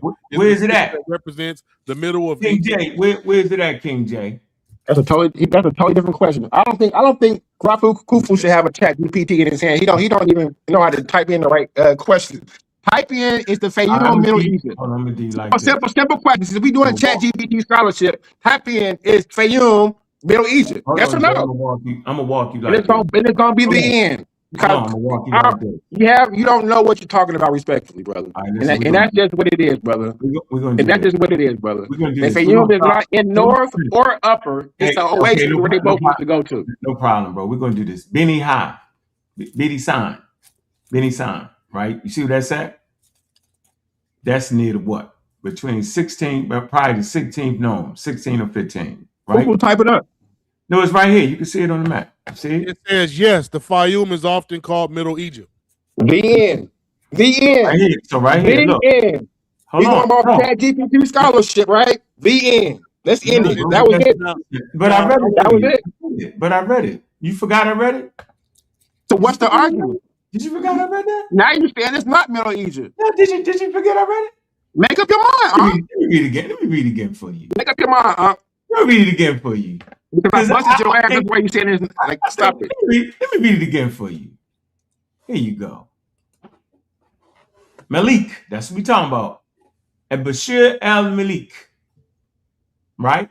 It says administrative geographic classification. That's all I'm talking about, my nigga. You doing some other shit. It says Lower Egypt. Okay, because we're just trying to find out these populations. I don't know what you're doing. Physiographic context. Watch this. Nile Valley, Southern Delta margin. You know what the margin is, right? It says cultural historical usage, sometimes described as Middle Egypt. See, I read it. Watch this. In archaeological literature, for convenience. You ain't told us that, my nigga, but I told us that. Here's the key word. It say, but this does not override the traditional Upper and Lower Egyptian division. See what I'm saying? But you're making it override it, and it says it does not override you for the man for the traditional shit. You don't want to speak Egyptian. It say why confusion happens. I would say because damn pseudos. It says the term Middle Egypt is a modern scholarly regional label. But you say, oh man, don't use the modern shit. Say it again. The term Middle Egypt is a modern scholarly regional label, not an ancient political division. It goes on. Ancient Egyptians divided the country primarily into Upper Egypt, Southern Nile Valley, or Lower Egypt, the Delta. Okay.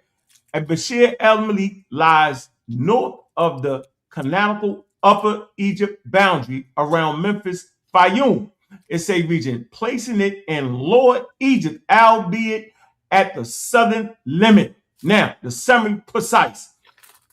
Upper Egypt, no. Lower Egypt, yes. Middle Egypt, modern term. Sometimes used descriptively, not politically. Now, that's where I'm at with it, bro. So you did all that to be stuck right here. Hey, anyway, let's move on to the next episode. I'm done with you. I said right here. Middle Egypt. It say Middle Egypt is a modern academic convenience, not an ancient political division. I know, but this man sit up here. And so is Lower Egypt and Upper Egypt. You can't say Middle Egypt is and Lower. Look, you can't say Middle Egypt is new, but Lower and Upper is not. They're all the same. What are you talking about? What are you talking about? What are you talking about? I'm off this. You're not making sense, huh? I know I'm not. Don't worry about it. Everybody knows the Lord in Upper Kemet in ancient time. What is right? that? Yeah, he tripping. Brother. So, Right, just so what make sure about that's the middle? point that you're And making. so there's middle, in which it was the Fayoum. You're not making sense. That's a modern convention. It's a modern academic It's a modern academic convention. And so it's lower and upper. No, it's No, not. it's not. No, it's Yes, not. it is. They didn't, brother, they didn't say No, it's lower and not. upper Egypt. Are you crazy? No, it's not. No, it's not. I'm The gonna give you word was the word. Payam. We I'ma see give the you we see the word. We see Nah, the I'ma word on the map. Payam, I'm gonna give you the word for it, yo. which was Middle Egypt. The name of Lower Egypt in ancient Egyptian language is called Tamahu. Tamihu. The northern land. Is it not the northern land? What is Simatawi? That's the combining of both lands. No, brothers. Kufu, you be quiet, please. What? Man, Wait a minute, King James. You telling me Simatawi is not the combination of two lands? Brother, listen. What you're doing is you don't even know what you're talking about or chat GPT. It's simple. I know what I'm doing. Tamehu is the north. Tashemehu is the south. Payam will be right in the middle. It's the Fayoum. It's not. What did they call it when they combined the kingdoms? It's the word Tashamu. What does Simatawi even mean in Metal? You don't even read Metal. You off. Huh? I've never heard of. I don't know what. That's because you don't read it. I know what Tawi means. It means the two. I know what. Jonathan, he'll tell you. I know what Tawi means. What does Tawi mean? Two lands. Okay, Simatawi mean the combination. Smatawi. Brother, Tawi means the combination. Tawi means the two lands to combine, brother. No. Tawi. Ta means land. We means two. You don't know the language, brother. You reading chat GPT. Hold on. Now, me and Easy Bands. You don't have an argument. I bet you can't show me more books than I can show you right now. Hold on for a minute. Brother, you can show me more books, but you can't comprehend them. And you can't comprehend what you're reading. What does it matter? You call yourself King J. You can't comprehend what you read. I can hear you, Easy Band. Listen, they're Easy Bands. Now, this whole extra conversation, stemmed from me and you having a conversation over the article, right? Yeah. I was simply trying to identify the area. Okay, that's all I was doing. This man with the super tech, you see what he doing, right? Just to realize it is in the area that I said it was, no matter what. And then he ended up using the more modern term, which is the most ridiculous thing ever, yo. It's the most ridiculous thing ever, yo. Cannot believe he middle is up or down. That's not a modern term. I'm Easy Bands. Go ahead, Easy Bands. You say middle. Yes, man. King J is really passionate because, like, this is his, thing, right? So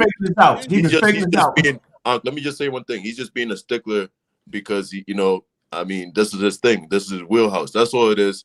But if you wanted to, let's get back to the conversation.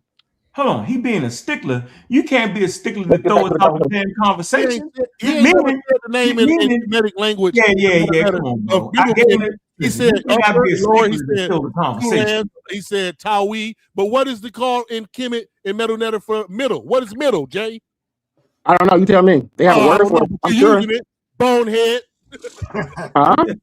I said middle is English, brother. I didn't speak any. I don't know the Egyptian word for middle. What's the name of it in that time? Since you said it was Easy Band.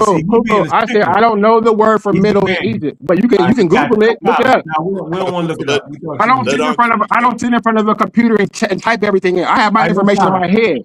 If you don't have your computer, if you don't have your computer in front of you, you know nothing. All right. Let me get the Easy Bands. Easy Bands. Okay, I know. Hey, y'all two got to be quiet. I'm gonna put y'all in the bottom. Hey, Easy Band. He's a stickler almost. He don't mind introducing a more modern time like Middle Egypt into it, but he is stickler if I use upper and lower and then give it indigenous names for it. All of a sudden, I'm out the game, which is crazy to me, Easy Bands. Yeah, but y'all just gonna keep going back and forth. No, I'm not. No, I'm done. I just I like to go in the crazy house sometimes. Word. Yeah, I mean, that's you're making a point.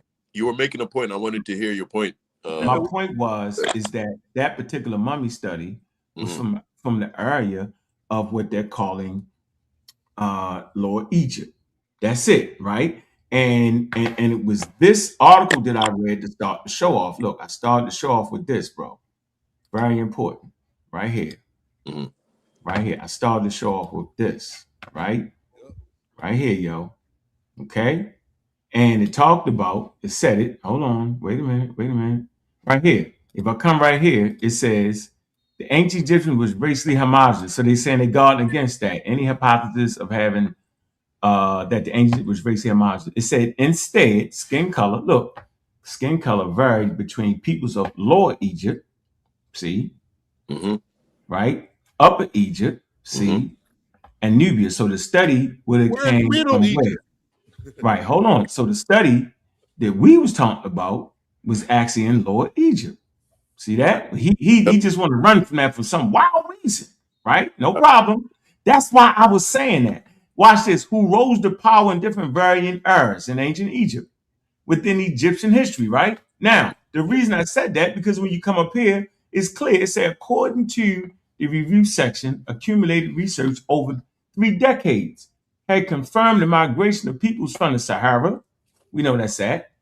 It says south of Egypt into the valley during early periods, bro. So that's all. And then it goes on to say this. Look, it says several scholars in the volume also cited anthropological, linguistics, genetics, and archaeological evidence that identify close affinities, look, between Upper Egypt, right? Okay. Upper Egypt, where the mummy sample don't come from. See? Upper Egyptian population and sub-Saharan African groups. Now, when you come to the actual scientific article itself, right? When you come to itself, right? It tells you this. It says right here, it says, now, it says the study also stated, we know all our genetic data was obtained from a single site in Middle Egypt. They use this as a convenience, right? Ancients didn't, and may not be representative for all ancient Egypt. They say it is possible that populations in the south, see, so they wasn't even talking about populations in the south of Egypt, were most closely related to those Nubian and higher sub-Saharan African genetic components. They say throughout the Quranic history, there was intense interaction between Egyptians, Nubians, ranging in trade, conquest, and colonialism. There is compelling evidence for ethnic complexity within the households, with Egyptian men marrying Nubian women and vice versa. Clearly, more genetic studies on ancient human remains from southern Egypt and the Sudan are needed before apathetic statements can be made. Which was the That's why I said all that. And what does that mean? Because you didn't comprehend. That whole argument started with me and Easy Band. Right. Are you filibustering? Are you filibustering? Like they were coming from Anatolia and where else, Easy Band? You said it's not a chat GPT conversation, Kufu. When you said that shows more of outside of Africa, Anatolia, and even up in Europe somewhere. You was naming. So what? Oh my God! So you did not say that, but it's proven wrong right now. What have you been listening? Talking about? What are you talking about? Proven wrong. If we play like what you said, man, like you started off saying, "Listen, listen." You started off, bro, because you don't even know what I said. I know what you was talking to me, bonehead. Bonehead. Look at you, man, bro. You must be like, you fam, must what are you? You must don't know what you were saying. What are you talking about, fam? You don't remember nothing long enough. You don't remember nothing long enough, bro. You act like so that's why I read that. What did I say? You the one you sat there and tried to make it sound like the Egyptians didn't have more African sub-Saharan until modern time. What are you talking? You don't remember, bro? You see, he doesn't even know what I said. Go ahead, huh? He doesn't even know what I said. All right, what'd you say? I basically brought up a study from 2017 that took a look at 151 mummies over a span of 1,300 years and showed that, look, these people 80% close. What? 80% was North African, and 20% was sub-Saharan. They don't know that. No. Oh. That's not the one. That's not the one. Okay. And that study doesn't even say 20% was sub-Saharan. It says 20% was Near Eastern. You talk about the newer red. Yeah.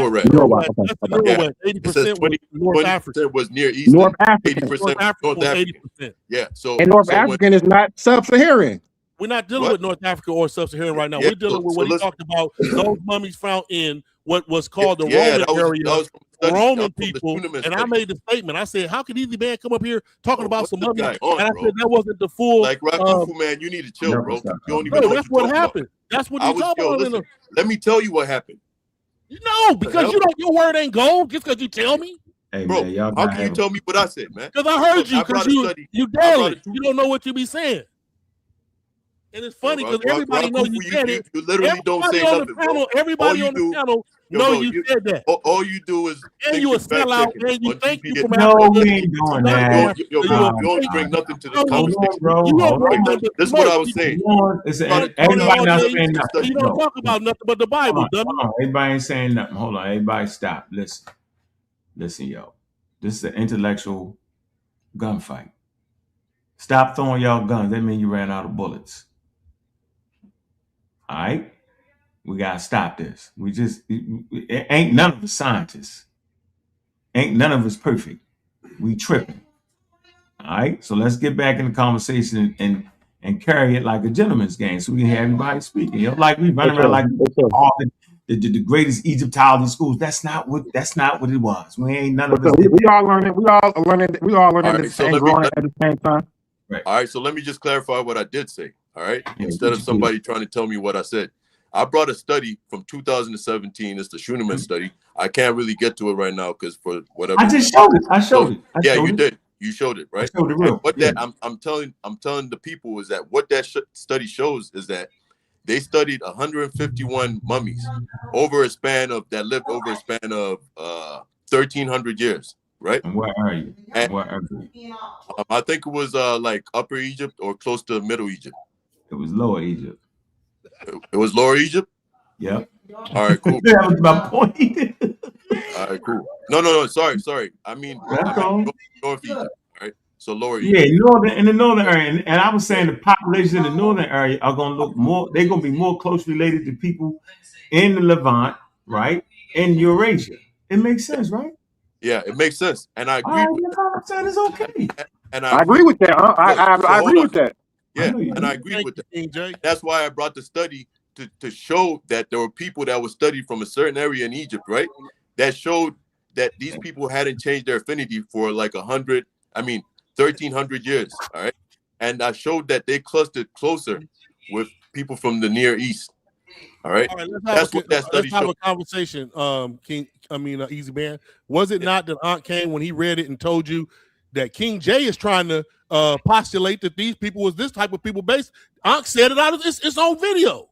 Yeah, because you were trying to make it seem like Egypt was those people from the north, and we were saying no, that the study can't be concluded. That's why he brought up the word. I don't know. Bro, man, look, everybody on point with you, man. That's not what I said. Look, Rakufu. You wasn't making an apodeptic statement. Hold on, Easy Band. Was you making an apodeptic statement? Was you trying to say that? No, I wasn't. Look, my intentions when I came into the argument, right, was to support what you were saying because I knew. I even prefaced before everything. If we could go back and watch the clip. You said I remember. I got good. I prefaced that, look, to say that the Egyptians were white is a fallacy. To say that the Egyptians were black is a fallacy. That's what I said. It was a metropolitan state or whatever with people that look different. That's what I said initially. And then I brought in the study. King J, you remember that, right? Easy Man, when you brought the study in, though, you showed us that they got more affinity with the people even in Anatolia near Europe. I'm showing that there was a people. That's an apodeptic statement. No. Listen, for the whole of Egypt, they say don't apply all that to Egypt. King J, will you agree? So listen. So let me say something, right? No, King, do you hear that though? If I'm saying that I come in prefacing saying that it was a metropolitan state with people that look different. If I say that, how can you now try to turn my words? No, that's not. Listen, we trying to say that they don't got the rest of the study, that they ain't had the rest of the information. And I was very well. So take it lightly. You get it? Like any statement you make about this scientific article, because they had not had the rest of it. That's all, bro. You get it? And to be honest, it's nitpicking because my point was to show that there were people. How you gonna show something the scientific article claim they can't show? What are you talking about? Look, Did you just hear my point? I said, yo, it's like show something that the article itself claims is not showing, yo. What are you bobbing your head for, King J? Yeah, he's right. King J, it's right here, bro. It's right here. The word is y'all making a straw man argument. What I'm glad that people watching the show. What is he saying that's wrong though? I don't hear anything he's saying that's wrong. You gotta hear what he said, Rogan, when you know he came in pushing that line about that. That's the reason I came back. I know you don't get it, King J. We're not expecting you to get it, King J, at all. I heard what he said, brother. He said they're not neither black nor white. In the Bible. Hold on, Kufu, brother. Come on. He said they're not black nor white, and it's a metropolis area. That's it. What is wrong about that? He didn't say that, and it's a lot wrong. Because, you can't make the study based that you can't make that statement. What is it called again? What's the word? It's right here. Most of it can't be conclusive, of course, because they need more genome, but most of the. That's what we're trying to say. Don't leave it like that. You can't leave it. It was like, no, you got to. First of all, Kemet started in the South. I don't need Chat GPT to know that. Now we just read. Hold on, whoa. Let's be clear. We just read it. It said the culture moved in a southerly direction. That does not mean that all the people move. It said the culture moved in a southern direction, right, from places south of Egypt and in upper Egypt. Remember? South is upper though. Right, that's what I'm saying. I'm saying there was north. There was a north population and a south population. Yes, and they spoke two different dialects. Did y'all know that part too? But who Dr. Ben? Wait, Dr. Ben and Sheikh Anta Diop both. Their whole premise was the South contributed more in technology, in religion, in the names of the gods, and everything. What do you mean? No? They had some points. Mayat is a northern deity. Yeah. Mayat doesn't come from the South. Yeah, see, he got you on that, but it's okay. Okay. All right. I'm wondering, the greatest of them all come from where? So here you go. Y'all see this, right? Look, apodeptic. It says expressing or of the nature. Hey, are you supposed to be sharing your screen? It's not sure. It don't matter if I share it or not. Don't nobody give a damn about what I got on these screens. They don't give a damn. It said expressing or of nature of necessarily truth or absolute certainty. We just saying, yo, you ran up in here with absolute certainty that that's how the Egyptians look. And they say, and the article itself say, hold on, do that because we don't got the rest of the stuff. Right. And then we took you to the up-to-date model in 2025 to say, yo, we got a lot of stuff and to give you some good percentages, right? So that's all I was saying, bro. And then Jay just felt like fighting in the episode, yo. Well, so do you hear what I'm saying, though? Go ahead. Let me make sure you ain't making an apodeptic statement. So I'm saying that when I came in, I was supporting what you were saying, right? So now look, if I'm supporting, no, but you said you support what I'm saying, and then you went off and made apodeptic statements, which I'm never doing that. I never made an apodeptic statement. I said, look. So this is what you're missing. When I came in, I even prefaced it. All right, I did it again. Look, the Egyptians, to say that the Egyptians were black is a fallacy. To say that the Egyptians were white is a fallacy. That was good. That was on the train. He was on the train with that. Keep going. That's what I said. All right. Keep going. Now, all right. Then what was the next step you said? Then you showed the article. I even went further to say it was a metropolitan state, meaning there were people that looked different. Okay. There could be black people there. There could be white people. I mean, they could be all skin colors, all variants or whatever. That's what I was saying. And when I brought the article, when I brought the article, right, it was to show the existence of a specific group of people that were there that had different affinities. That ain't what happened. Let me finish. And the study was that covered the people over 1,300 years. All right, that's one. Now, two, this is the same community, right? That's always sticklers for, let's go with the evidence. Let's go with the evidence. And that's not enough evidence. So hold on. Exactly, bro. So why you didn't say that part? Your part never said. Hold on. I gotta say this part right here, huh? He said they read one half of the article. He didn't finish it. However, we're talking about other things, right? When we talking about other things, easy bang, bro. You read this. Easy bang. So I just try to clarify what I was saying to you. No, just relax. Right? Let me show you. Let me show you what you did. To you then. I put your article up for you. Just calm down, yo. Now, what you meant and what the audience got. Think about this. So the audience don't even recognize this as being a blog, bro. They don't. That ain't where everybody is. Yo, you just hear the grandstand, bro. I realize. I'm not. Listen to what I'm saying.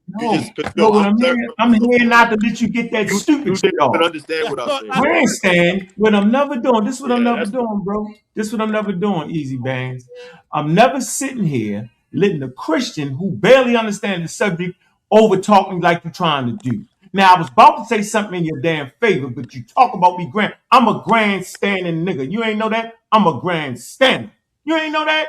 Yeah, I celebrate after touchdown. I don't care about you, That's what I do. I'm like Neon Dion. I grandstand.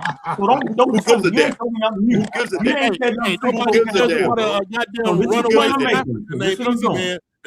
on. Let me say, Easy Man, everybody calm down. We're not going to die. Calm down. So I simply said, for the listening audience, you presented a blog. And when you read the blog, right, it wasn't the full article. Right. Because if you just read the blog, you be like, oh, that's what it is. But when you get you the real article, it say, yo, all this shit we just published, please do not make apathetic statements. That's all I'm saying. The audience wasn't aware of that. That's all I'm saying, Easy Man. So it appeared to the audience that was it right there, what you read. Like, that's, oh my goodness, they got it. No, bro, because that's not the real article. That was a blog. That's the point I was trying to make. And for that, let me respond to that. Let me now you don't have to. We got other people. Let me respond to that, bro. I don't need you to respond to that. You just misrepresented me, man. Okay, you just misrepresented me. What's going on? What's going on, Cedric? What's up with you, bro? You can get back, Easy Man. I didn't misrepresent nothing. Yeah, you did, bro. So look, let me tell you why. Because you got 5 seconds. 5. All right. Because I've known about that article for at least 4 or 5 years, man. Listen, I've known about the original article. I just went to that to get a summary or an abstract. Hold on. I went for the purpose of getting an abstract where I could show you guys the information. I was not going in there to say, let me find the primary source, etc. I've known that forever, bro. So you're misrepresenting me again. You're trying to discredit me saying, oh, I don't even know how to research or whatever it may be. I said nothing about you researching. I simply said that the audience doesn't know that that's a blog. I didn't say you didn't know that was a blog. Now I'm insulted. Now I'm mad that you've known about this for years and came with a blog first. Disingenuous. Now I'm mad. Now I know you're scamming. What you're doing, right? Now you're scamming us now. Now you're being silly, man. Now you're scamming. Now let me ask you again. Okay. No, you're not coming in. You're not coming in. Go ahead, Cedric. What's up, bro? I'm just getting bunny hopped, man. Peace, God killer. You want to jump in? Hold on, wait. You want to jump in, Sanjay? I'll wait. Let Cedric go ahead then. I'm patient. I'm enjoying this. All right, go ahead. It is good that I did my presentation yesterday, because I see standing where I stood, I got feathers ruffled. Now I'm going to say it plain as day. At no point in time in human history, ever in human history, was there a singular phenotype, a singular skin color, or a singular anything. Human beings always ranged in skin color. Our development was not in a singular spot. It was in a wide geographical location. This idea of this singular identity, they were black, came from the south. Stop it. Just white people from the north too. Stop it. Oh man, you gotta stop. Damn, this is crazy. Something is wrong with this. I can't believe he just going. That's painting the narrative. Yo, Say the same thing to the white. Can he paint the narrative on his turn? All Can right, he be a painter? What is it? Us? It's got to be all of us. It just seems like that way because it's called the conscious community, but it's unconsciousness when it don't just be real. Be real, Cedric. That's just like this. Can I finish what the hell what the hell you was talking about? You're so emotional. What did I say? What did I say? No. Hold on, Cedric. A saber, Rakufuhu. You know this is Cedric. He's the greatest over talker. Won't let nobody talk ever known to any of us. If you cut this man off, yo, he go on an epic howling, screaming at the top of his voice. We will never get to finish the show. Please let the greatest person on the microphone that will overtalk everybody. He got a mechanism in his pocket to turn everybody else mic off. Your mic don't even work no more when he get to going. So yo, let this man finish. Yo. This ain't the time for that. Cedric, we apologize. Don't turn a little button on and stop everybody mic from working. Go ahead, sir. So Egypt is over 1,000 kilometers long. Egypt consists of 42 nomes. There is no singular nothing in Egypt. When we think of Egypt as this singular entity, this one thing, is a wrong idea. The notion that people put some stuff on their back and got up out of Khartoum and went hi-yo, up the Nile we go is illusion. You have exchange of culture. The phenotypes are going to range based on the environment. Put the skin map over Egypt and you are going to see a range in phenotypes indigenously. At no point in time before Egypt was established, you have 12,000 years of back and forth migration all through that region. By the time Egypt was established, the phenotypes that you see there were produced there. When you do not understand human evolution, this conversation is going to be forever stuck. Let me give you one more caveat. All those people in Northeast Egypt, regardless of what skin color you want to give them, are genetically distinct from West Central Africans and have always been. Put that in your pipe and smoke it. I'm done with this silly I'm smoking it now. Now I'm about to smoke you. No, you're not. You sit there. You're going to go in turn. We got somebody else. Relax. All right. Relax. He didn't say they're not indigenous. He didn't say nothing about the Europeans or the Arabs. They're not even connected to them. Say the whole picture, buddy. All right, relax. So listen, we got a statement right here. Mr. Shooter TV. He says, none of this information comes from us. Okay? Now, what I would like to do is I would like to disprove that in 2 seconds and get them off the game for that. Since we sitting here thinking that Africans and African Americans, man, don't actually participate in science, is crazy. So we'll come to this study right here. It's called The Whole Genome Ancestry of an Old Kingdom Egyptian, published in 2025. All scientific articles, right, have abstracts. I say y'all read the abstract, stay out the middle of the paper, the main paper, stay out of that because you're going to mess it up.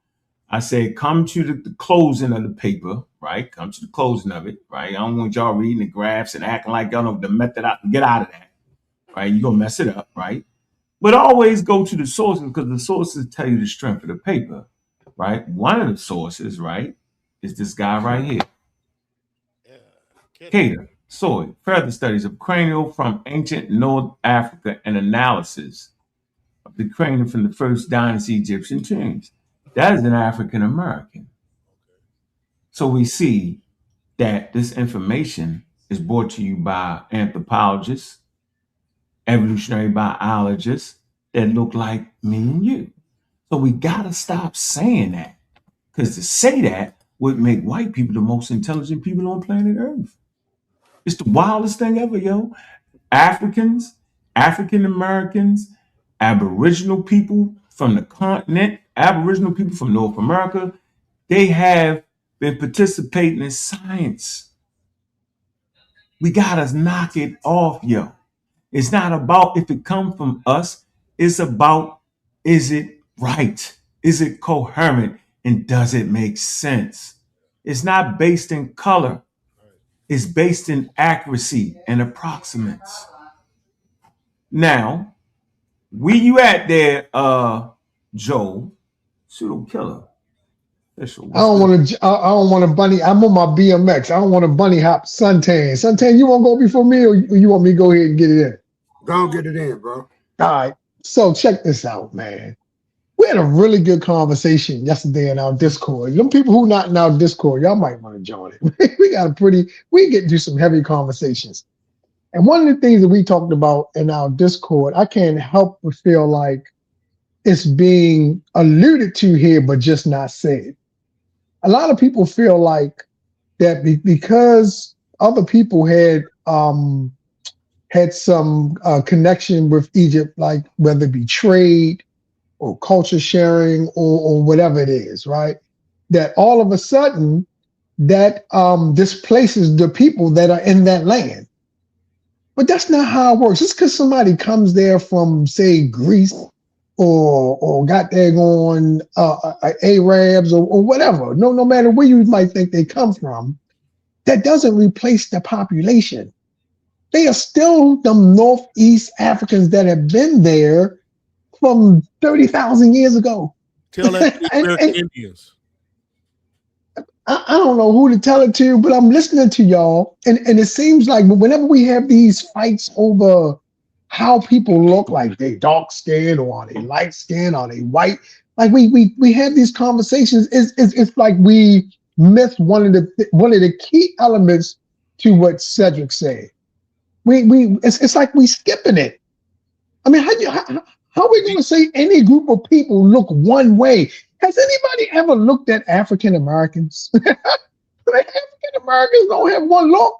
Nobody's saying that. That's the problem. Yeah, we are. People is conflating that when you don't say that about the American Indians, Mr. Armstrong. You don't say all the millions of Indians is gone. If somebody came over here from China and be like, this is how they always look. Who can say they're gone? You sound like that, bro. No, that's a horrible example.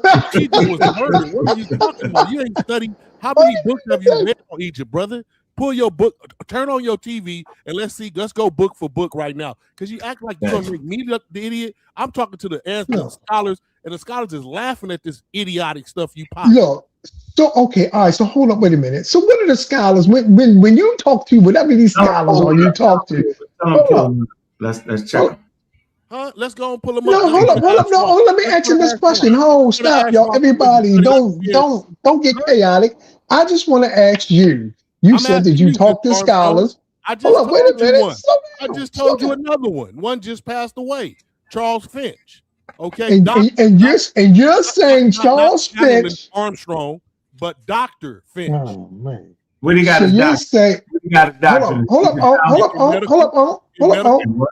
And what? Doctor, you're saying Dr. Finch. You're saying, hold up, you all over the place. You're saying Dr. Finch. Only reason I'm over that place because he said something. So, but go ahead. Now you gotta take a break. You gotta breathe sometimes, man. You gotta let somebody else get in. You gotta take a break. Hold up, I heard you, Dr. Finch. Hey, my presentation came at Black Music. Lord. One mic. Y'all are difficult.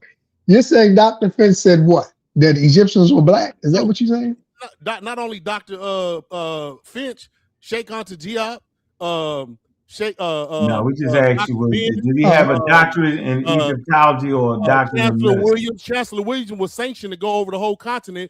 I bet none of y'all read African Rebirth. Y'all probably read Destruction. Y'all don't even know nothing. All right. So let me say this to you then, my brother, because here's a missing element. Since the turn of 2010, we have this thing called the Genome Project. Yes. You familiar with that? Okay. Now, a lot of mistakes were made by writers in olden times because they used their eyes to identify who was who. Okay, so do you agree? Do you agree with that? Do you agree? That had happened before. Yeah. Okay. All right. So now, we gotta share the conversation, bro. I'll get to say something too. So here's the thing. Yeah, I know you because you don't want to hear it, but here's the thing. No, you don't want to hear it. You cut me off. Because you made it ain't no us. What are you in a pom-pom league now? I'm talking to you. No, I said you cut me off. I was the one talking. I'm cutting us off. You cut me off. Now you singular. Come on, man. Let's go. Anyway, yeah. So back to what I was saying, that what Easy Bands came up here and did which was disingenuous, and was lightweight calling him on it. He won't just call him on it like he just won't. I don't know for what reason, but anyway, the man was straight disingenuous. Jay ran and got behind his monologue thing. Now he ain't up here no more. He disingenuous. The fact and Cedric didn't say the other side of the argument. Okay, let's say they don't connect with West and Central, but say this too. But they also don't connect with Europe and what he just leaves that out. So we supposed to be like, okay, well we can assess. They do so connect with them. That's my point. We have a genome project, buddy. So that means you don't read. Now you took a shot at me saying I don't read. That means you don't read. You lost your mind. Did you? No. Okay. Let me say this. Did you happen to look at the genetics of the newer white man? Did you happen to look at the genetics of the newer white man? Put him back on the screen. I know back then we gotta have a good conversation. I want everybody to hear what y'all saying. That's all. Put them back. Come on. Tell me the genetics of the newer white man. You shouldn't say anything but tell us the genetics of the newer white man. Hold on. Everybody stop. Yo, come on, man. Listen. All we want is for everybody listening to the audience to hear the conversation, yo. I'm not putting nobody off. You just want to hear the conversation, yo. I think it's proper. To see black men discuss topics, yo, I think that's good for us. Right. So we talk over each other. We don't know who the idiot and who not. Right. And we're not adversaries. It ain't worth it. We're not adversaries here, man. We're not adversaries. Armstrong, you want to go first? Go ahead. All right, so go ahead. Have a conversation. No, I'll reset what I said. I left with a question. Give me the genetics of the newer white man. Go. Hold up. No, I'm not going to give them to you. I'm going to make a plain statement. I am not saying that this is a tiff. We don't win tit for tat here. We win when we give the information as best we know. We don't just give a specific philosophy to fit our narratives. And what I mean by that is this. He was disingenuous by not saying there's sickle cell that only Africans get. I brought that up to the community. Nobody in the community knew about that, right? I brought to Ankh a few things before. I could tell you things like having child marriages and stuff like that is destroying the woman and all. He was like, and this is what Ankh said. Well, science ain't caught up to it yet. Science caught up, but the man ain't. The man is Neanderthal in his thinking and his government running. He shouldn't be doing that with. You know how many child marriages was in America? You know, so they're not using science to run us in a social way. Science, yes, is good, but you got to get a whole thing. You can't say Egypt had no black, therefore it was all connected to that genome. Don't say that. The oldest thing they had was Norwalk, and it said 80% North African. But what North African? Let's look at Tassili and Jir. Let's look at the wall paintings of all those North Africans that they call the Garamanti. All of them was blacker than Cedric looking at me in my face right now. What are y'all talking about? So let's go back to the mosquitoes. So I want you to know that that you can find protection from malaria all over Africa. So you're acting like the only place mosquitoes are found, in let's just say West Africa. I never said that. I said East Africa, West Africa, and African Americans share a distinct haplogroup of sickle cell that other groups do not. Prove you wrong. Anybody. We don't have to prove you wrong. You think you're reaching the wrong conclusion. Now, your conclusion would be right. Hold on. Your conclusion would be right if mosquitoes was only found in West Africa. And in response to mosquitoes was to the mosquitoes that's found in West Africa, then all of a sudden you found that protection all over Africa. That means people would have migrated from West Africa all over the place, right? And then came to America. What's really happening is mosquitoes are the #1 killers of humans. It puts environmental pressures on humans. Not only do it put environmental pressures on humans, it puts environmental pressure on humans in Africa, period. And so the population of people that live in Africa need protection from the mosquitoes, no matter what part of Africa you live from. So the fact that you said that, the Egyptians got to protect them, of course, and African Native, and African American, of course, because we come from Africa. Nobody's disputing whether the Egyptians come from Africa or not, where the mosquitoes are. I'm not saying they are. No, you know what Easy Band is. Easy Band is. What is your reason for saying that? I don't know what Easy Band, because Easy Band is saying that. I'm not talking to Easy Band, talking to Joe. No, but the reason I'm talking to, and Joel and what's name came up, and it seemed like they piggyback off Easy Bear, and that's why I'm speaking. And I'm going to say why. They didn't say the other side of the study. The other side of the study was it's not enough. And even with his genome program that he's talking about, it's still not been enough DNA from the South to even balance. And in all their writings, you can't bring up none of their writings from the Perth Emiru to the pyramid text to the coffin text. None of those writings or anything's on the wall say they came from. It was a mutual coming together of North and South. Mina or Aha or King Mina, he conquered the North, and that's how you got Simatawi or the ruler of the both lands. It wasn't a. Let me get in again. It wasn't. Let me finish. It wasn't a northern conquest of Southern. It was the opposite way. And all Dr. Ben, Sheikh Anta Diop, John Jackson, John Henry Clark, all the scholars agree it went from South to North. So y'all the one that's disagreeing. Okay, all right. So that's what I was saying about our conversation in the Discord. See, we spent a lot of time discussing this very thing. Just because somebody comes to an area does not flip the people. Like you can't have a couple hundred people come into a whole country and then all of a sudden the country not what it was. They just get absorbed into their genetic built makeup. What are you saying? What are you saying? So simply because somebody came from the and basically whoever you saying came from the South was already blended with them anyway. So I don't even know how that's even a good point. But anyway, that's just saying it. Talking about Dharma. Hey, Unc, why you gonna let the man sit up here and lie on me? Did I say that they came? You said Norma came from the South. I said Norma came from the South as a Nubian heritage, coming from the Nubian bloodlines, and that he went up north and conquered that land, and that's what made the whole civilization of Kemet. Before that, there was kings in the north, kings in the south. You had a different type of king. You even had. We ain't gonna fight that. We ain't gonna fight that. That don't change who those people are. That don't change who the people are. That doesn't change who the people are. Hey, okay, I'm tapping out. I'm going on mute. Enough of that. Let me end on this right here, man, because this is what the topic is about. It's scientifically inclined. Let me read this. This you? Yeah, that's me.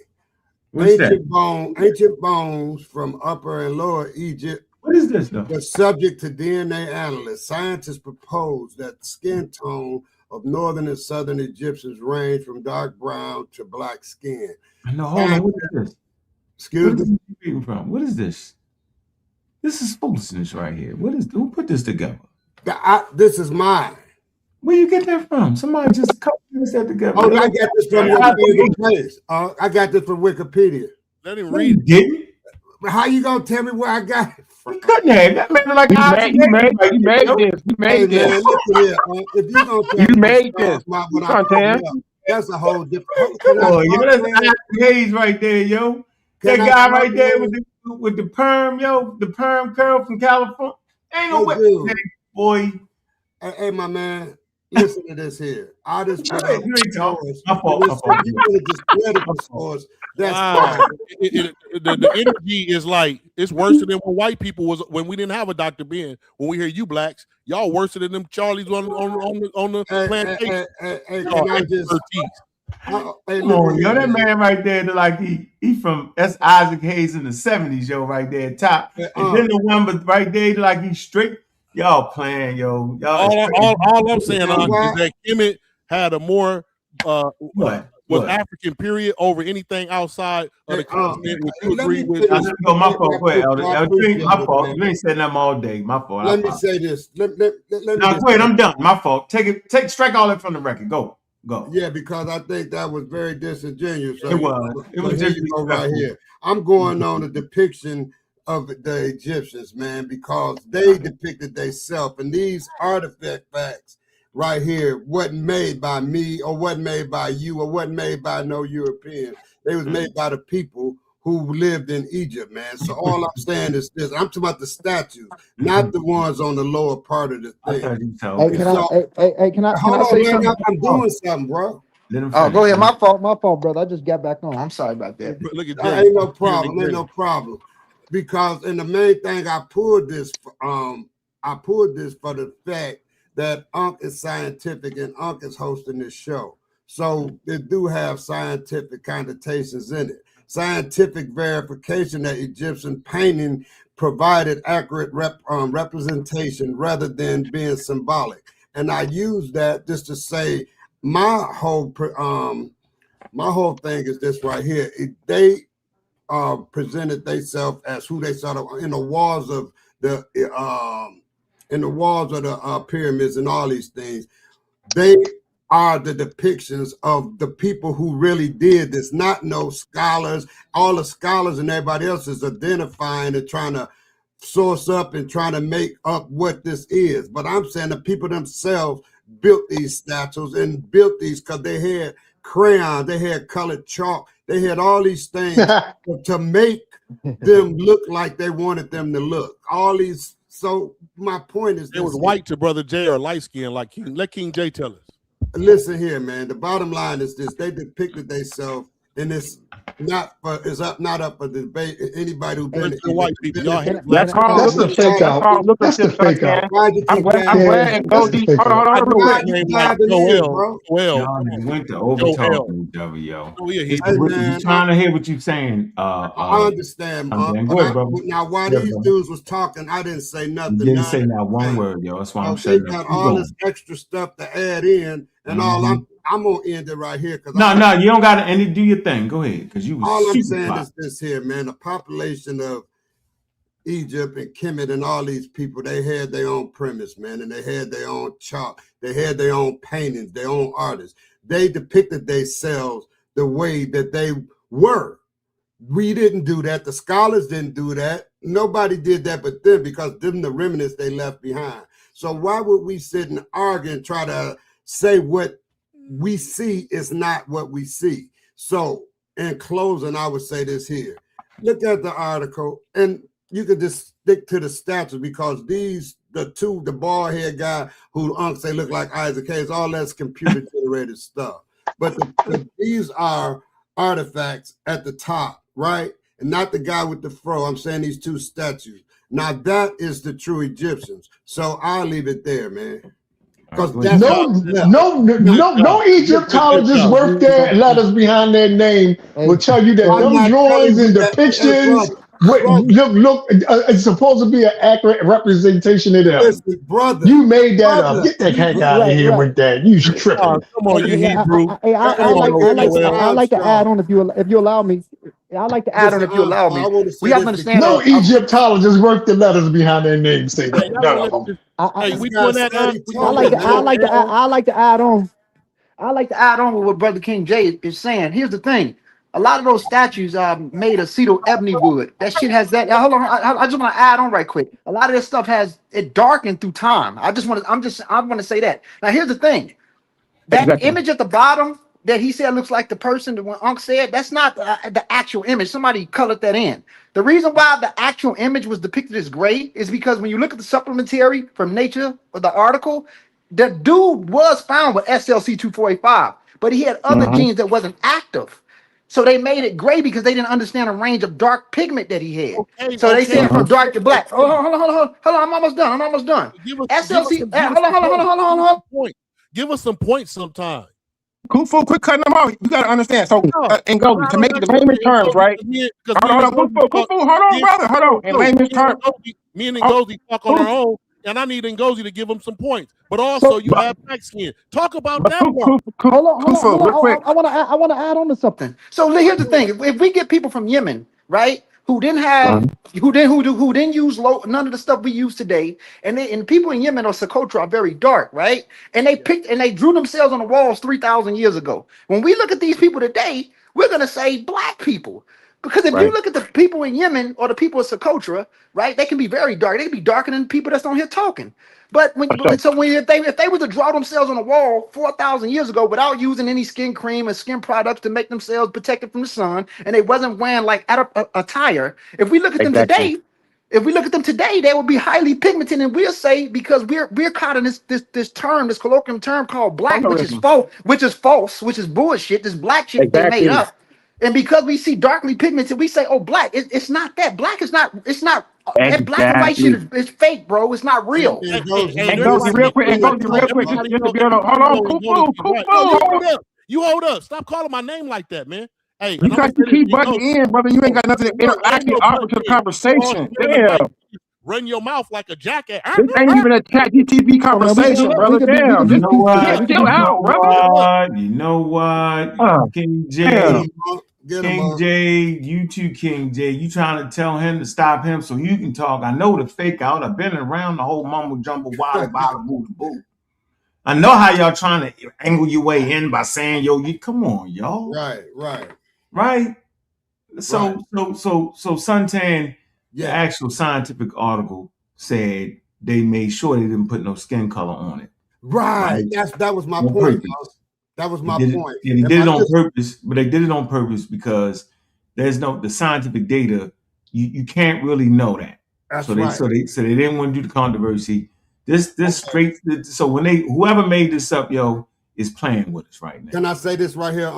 Let's just look, and the statues are original. Let's just look at the phenotype of those statues. Let's take color out of it because the color fades with time. Look at the phenotype. Now, would you say that's a European? Would you say that's an Arab? Or would you say that so-called African American? This phenotype of these statues you see, and I dropped the mic.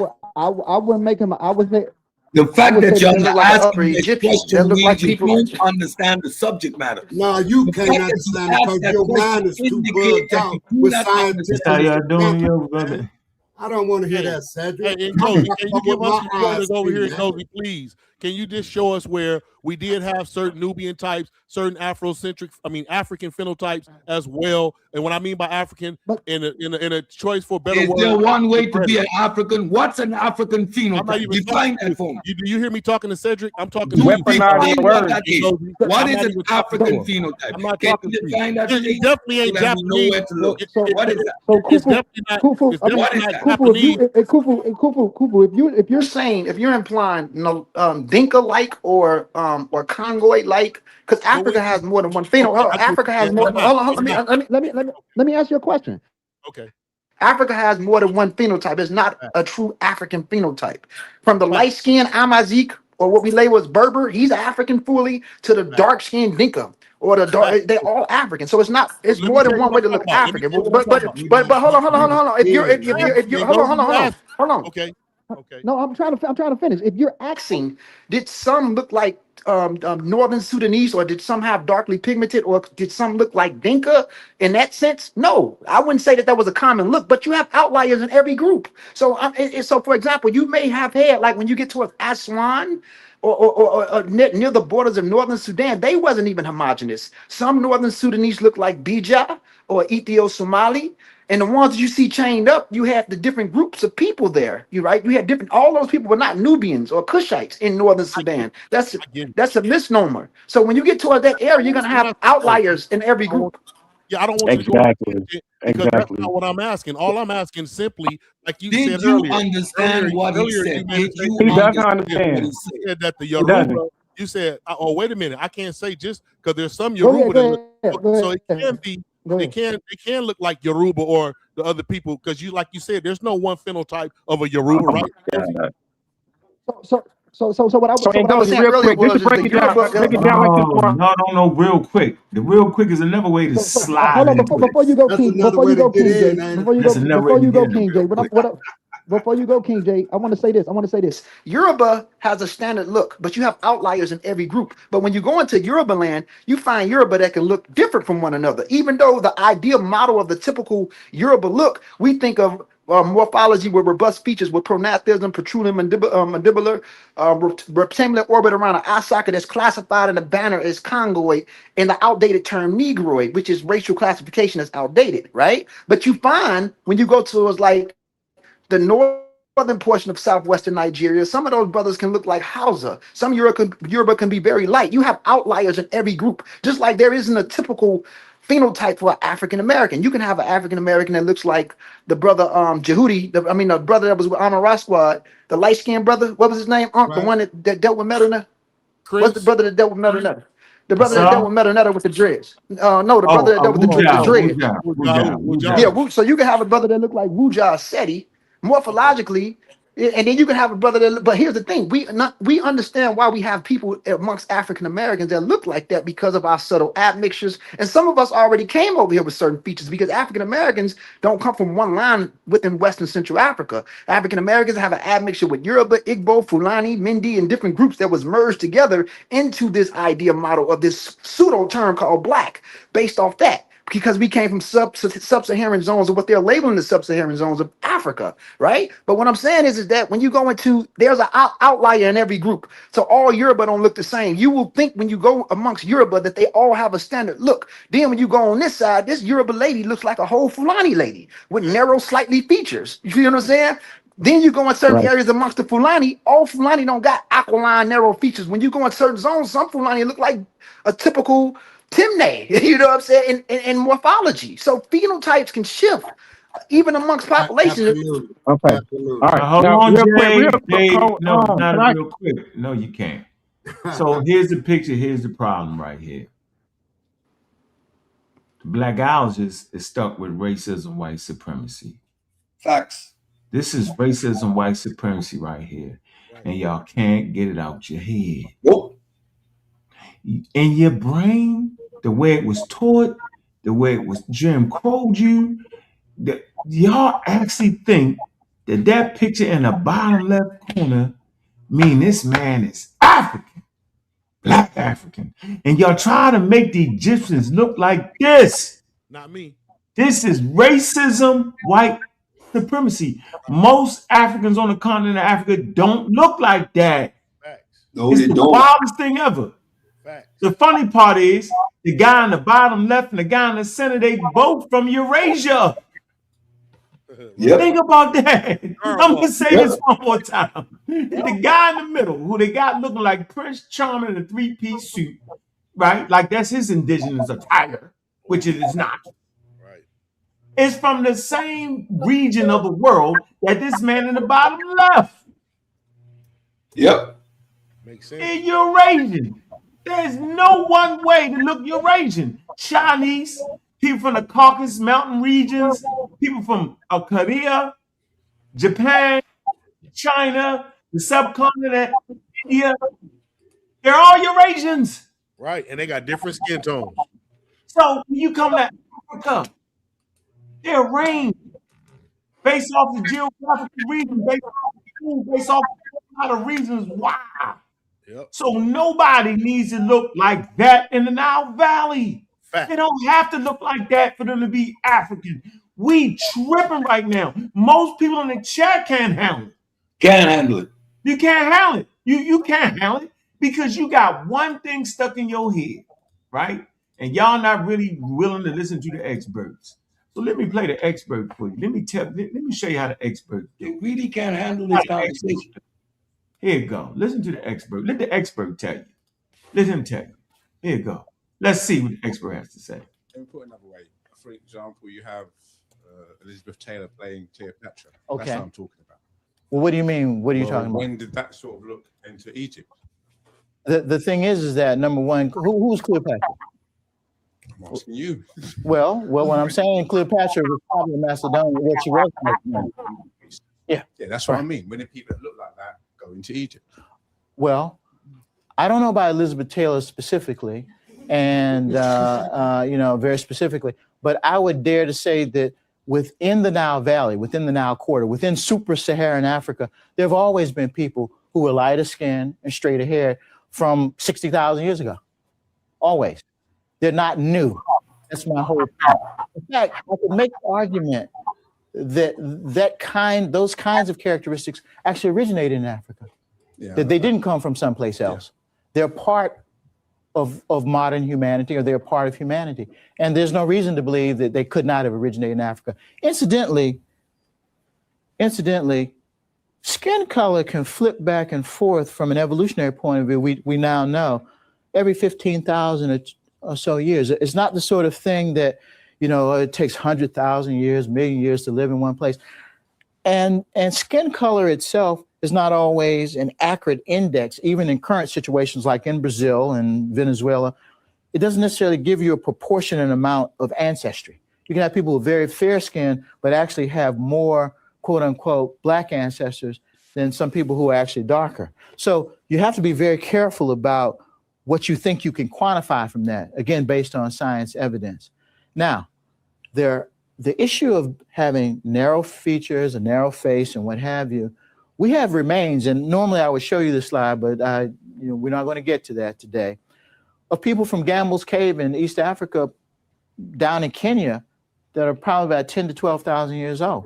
If you measure them up and submit them to a forensic type analysis, they'll cluster with Europeans. They're not Europeans. Their limb ratios are as tropical as you can be. They come from right there. That's what you have to get on. Charlie, you could ask more questions later. I'd like to give somebody. Excellent, excellent. Had to get Charlie out of there. Charlie had the cuckoo on his head, was getting beat up. Where y'all like to get beat up. Charlie got beat up. Charlie came in there with this picture in his mind, swearing. Charlie was this. This what Charlie was. Charlie, man, what did he look like? He beat a man half to death. Tell us what the African look like, Ngozi. What does the African look like? How, where, which, at which point in history, from which reason? Do you understand evolution? Do you understand that? We're not going 15,000 years back. We're just going 1,000. Do you understand your geographic? Doing too much, Cedric. Yeah, Cedric always do too much. Cedric, you just cut in slick too. You hollered out a Ngozi name. I know Ngozi wasn't on here, so I got distracted and you started talking. How did he do that? That's fantastic. Y'all good with that. That man got skills. He got skills. He got I'm skills. y'all, man. Y'all skilled up. That's he got skills. Look, he said it goes and went right into it. But I was like, damn, why not just talking? That was spectacular. He's good at that, boy. That was a good move, Seven. You was dropping the science, Seven. But it's really King J turn. King J, your finger is stuck in the corner. You frustrated. Go ahead, man. I'm being personal. It's pretty short and sweet. I was hoping Ngozi was on the panel because he actually can clarify this a little bit better than I can. He knows more about the Natufians. To my understanding, the Natufian are a basal European group, but they are dark skinned. So if you were to look at a Natufian, you would say, Khufu, what are they? No, stop. Tell her what basal is. Don't do that. I will look it up. Don't do that. Origin, the first origin of the Natufi, right? Yeah. So there was the basic population of it. So if you were so I would say a Natufian would be a dark-skinned Caucasoid. Go ahead. Go ahead. I ain't looked it up yet. I'm cleaning some stuff. Go ahead. No, quit looking up stuff. Don't listen to him. So you can look that up. Argument with you, King J. What are you talking about? I'm not even. So you don't have common knowledge of it? Dark-skinned Caucasian. Yeah, you was going to talk to Ngozi about that. Yeah, I'm asking that. So I'm talking about I'm talking about your point that you're making about colorship, and we're talking about Natufians. Natufians are. Hold on, listen, brother. You can't come up in the middle of a sentence. Natufians are Europeans. But my point that I'm making is that if you look at their skin color, from what you're saying, you would say they're black. Yeah. Now can I go? You're gonna have to. Yes. I wouldn't say that. I wouldn't say that. I would say the whole planet Earth, based on the whole planet Earth we on right now up to this present, if me and you was to go 500, let's say 500,000 years in the future, and I was to say every president in America but Obama was white, you wouldn't even argue with me, would you? That's color. Listen, brother. No, I'm asking the question. I'm asking the question, man. I don't deal with colorship. Looking. Hold on, bro. I'm answering it. You asked me to answer. I'm answering it. Looking at Obama's phenotype, I would say he's a Caucasoid. He does not have Negro. He does not have a Negroid skull. Come out of Man, King. You had to laugh at that. I'm out of here. So I don't know why you laughing. That just shows you're stupid. So when you look at his phenotype, and when you look at his phenotype, hold on, you cut me off, brother. You cut me off. When you look at his phenotype, it looks North Eritrean to me. It looks North Eritrean to me. Yeah, you hit him. No, hey King J. It don't look nothing West African at all. You hit him with the uncomfortable answer. They didn't expect you to answer that. The whole thing is y'all can't do what y'all are everybody trying to do. And King J makes the point. His point is just as solid as y'all points. Hell, you look at Obama, what you gonna say? See? Hey, and if we go with North with Kim Ju-sung, wherever North Korea do, and we look up their society 500, we're gonna say, well, some of them was this because we can't put race on it. So some of them, no, you That's go all colorship. That's straight. colorship. Skin No, tone does not make if you ask a person what makes you black or white, it's not your skin tone. So what makes you black is your skin tone? Stop. Come on, Kufu. KJ, what did you just call that? What? Colorship. Hold on, colorship. Colorship. Yeah, looking at something, Never heard that looking one, at KJ. looking at an Atufian and saying it's black. Exactly. Colorship. KJ, be funny, get a little bit more jokes in. I want to ask you this. Everybody stop. Hold on. We got to highlight this. This a new word. Fellowship. That's a good one there. I just want to know. Y'all got I want to know. Fellowship. Okay. So I want to know, and with your science, and that's exactly what it is. If you and King J was to go back in time and look up all of the presidents of North Korea, because we know for a fact North Korea is not a multicultural country. It's predominantly North Korean people. Okay, if we was to go over to North Korea today and we go back and look just in modern times, we got TV now. We don't have to worry about did they paint the statue Chinese. You're not making sense, Kufu. No, you're not listening. I'm saying if we look at every president since North Korea's been there, I guarantee they got that Asian look with the flip. Let me respond. I gotta kill him. I'm not finished. Don't cut me. Go ahead. After I'm finished. Kill it after I'm finished. If you go to Kim and they got a certain look, this is so mysterious. I'm gonna bust his ass. Go ahead. That's the only place on earth that everybody's confused about who they look like. Go ahead. Now, go ahead. The word for the day, Kufu, is epileptic eyes. It's the African phenotype. You just died. From the Koi sign. You just died. Right. So what are you talking about? What are you talking about? That's what I'm talking. You asked me. You said what I'm talking about. I'm gonna explain to you. Me and you, we boys, we chilling. We see Kim Jong right there. We see Mandela right here. Both of them got the same type of eyes. You gonna tell me, oh, those are identity? Man, I'm not even gonna try to explain that. I'm gonna tell you that that phenotype is black.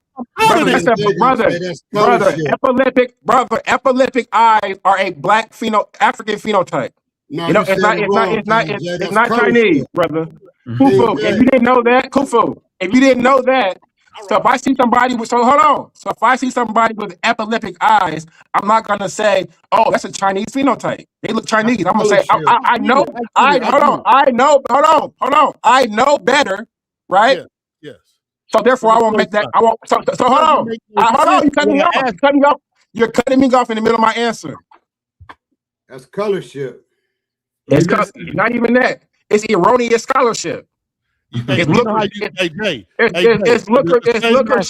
You know what? It's erroneous lookership. According to you, we can never tell what nothing is because it's all colorship. No, that's what you're doing. Looking at skin color, saying it's black. There's nobody on earth that has a particular. Y'all want to hear something funny? Go ahead. Y'all want to hear something funny? When you start looking at the Malaysian population, when you start looking at Southern Asia, that's actually the basal population. Okay. They dark skin, they got features that you swear come straight out of that. That's the basal of the Asians. That's the Bayesian that would be the Chinese and all that. We ran and messed up, say they the Africans. Yo, they more closely related to the Asian population. That's the basal population, the Asian population. They're not more closely related to the African population. I know. That's why we can't do what we think we're doing. Y'all just got to get out of racism and y'all racist What's mind, the word, yo. Colorship, yo. Y'all colorship, man. Word for the day. Colorship, man. But we ain't never playing a Caucasian, yo. So, you know, we at the end of the episode, man. I got to watch this game. It's in the fourth quarter and it's snowing. It's 7-10. 7-10. So, yeah, I'm watching it right here. I got something. Ooh, I see a good man. Who put it? That's Cedric got something. Slick. I'm gonna let Cedric finish it all. Let me get that out of there for you, Cedric. Just for you. You know I'm gonna cheat it in. I'm gonna cheat the pseudo killers in. That's all right. You Go gotta let him cheat. get it in. You don't play fair. You're not playing fair. Go ahead. What you got? All right. Just to support what Kiata was just saying, if you look at this map, this is a map of the gene flow in and out of Africa. Right? Look at 60,000 years there, and you see the gene flow moving out of Africa, coming back into Africa. Y'all see the green and the brown arrows? Y'all see the gene flow across North Africa? Mm-hmm. Do y'all recognize that this is all pre-Egypt? You have back migration into this area.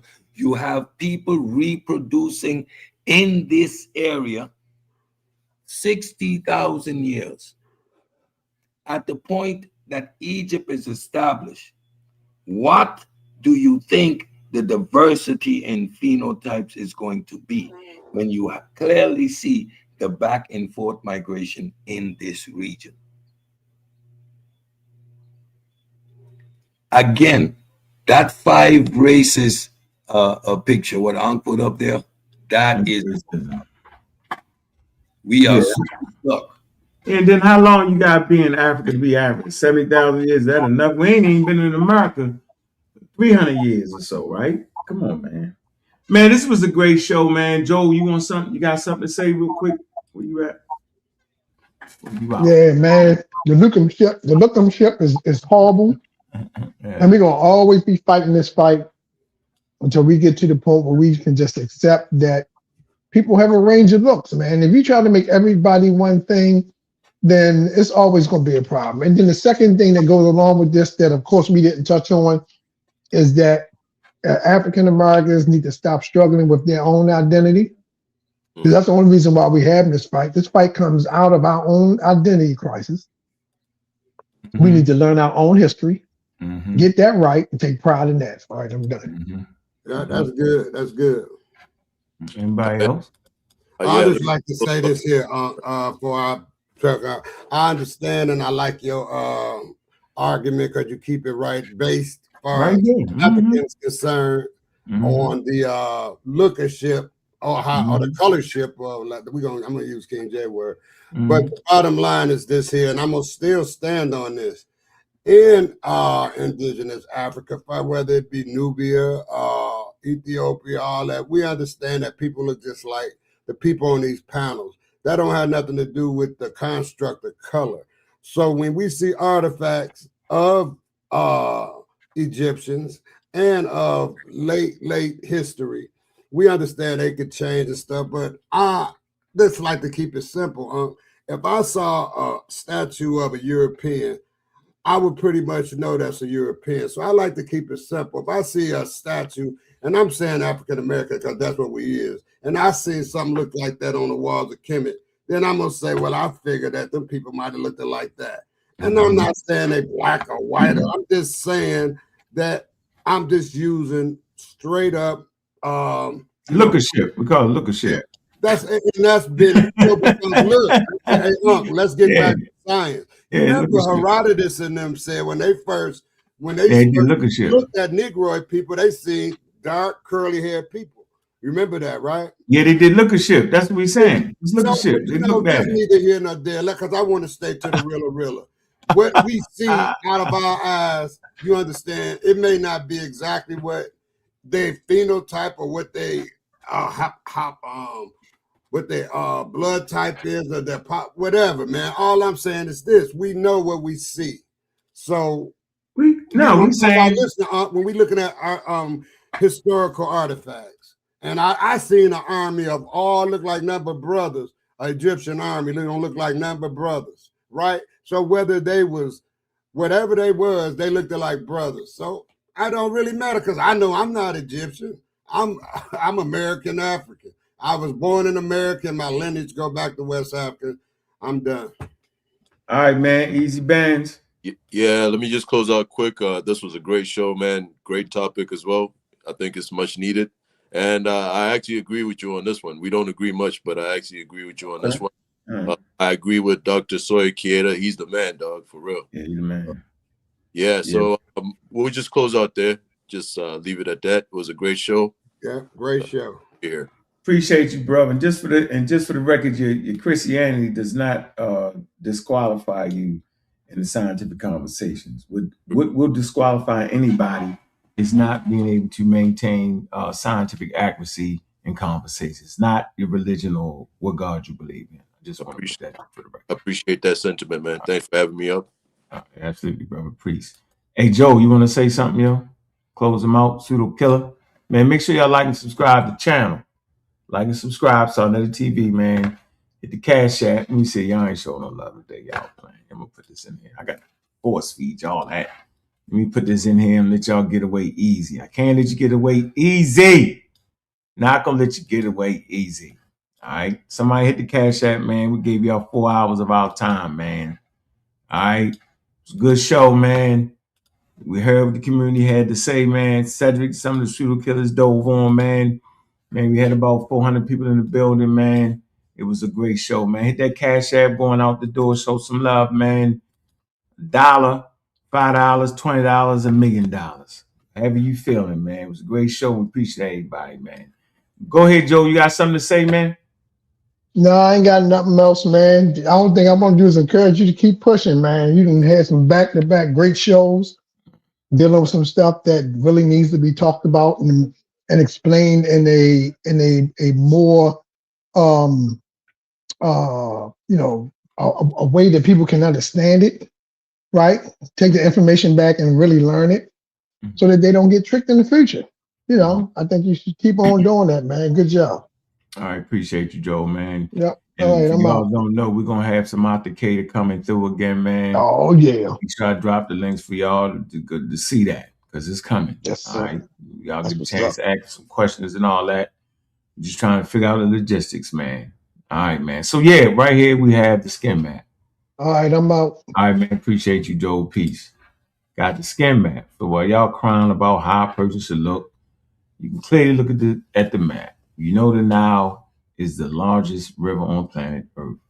So the more you go into the interior of Africa, the darker the people get. So y'all want people to die. Y'all want pitch black people in the northern part of North Africa. Y'all want them to die. Let them people live, man. Let them phenotypes flourish, man. Get out of the racism where there's one phenotype. Y'all gotta get out of that. It's hard though. Racism, white supremacy affects us in a lot of ways, man. It does. It affects us at the very core of our understanding of what we are, man. Make sure y'all hit the like and subscribe.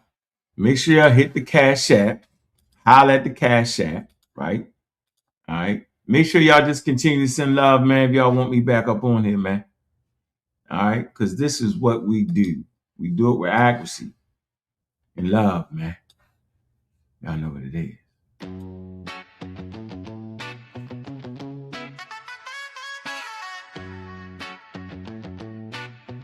Yeah, the HOK is the toughest environment.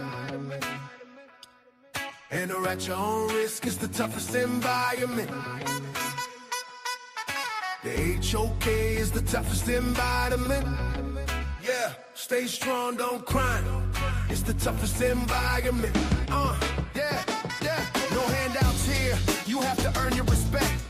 And when you do, you make they ass regret. They call it the toughest, and the title is earned from the bridges we crossed and the lessons we learned. In a cool-blooded kingdom, a concrete cage. Muslim, Christian, Israelites step on the stage. I dare you, I dare you, I dare you, I dare you. In a cool-blooded kingdom, sa.neter created. HOK, where you can't fake it. The HOK is where you fight back. No room for error, no window attack. It's a masterclass, how you handle the heat. Where the pedigree is written on the concrete streets. Toughest environment, yeah, we know the score. Locked in on debate and asking for more. The HOK is the toughest environment. Enter at your own risk is the toughest environment. The HOK is the toughest environment. Stay strong, don't cry. It's the toughest environment. Yeah.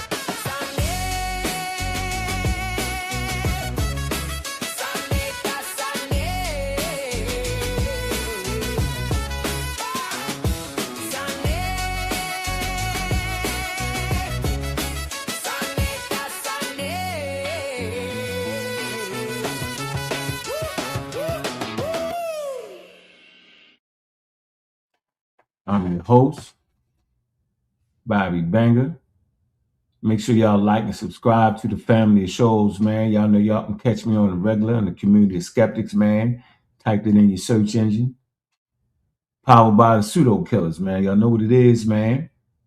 Make sure y'all subscribe to sa.neter TV, House of Consciousness, man. Black News 102, man, is an institution, man, in the conscious community, man. Appreciate y'all thoughts, y'all ideas, man. It's been a powerful show. Clarity is at the top of the day. Your 5 senses will confuse you and fail you.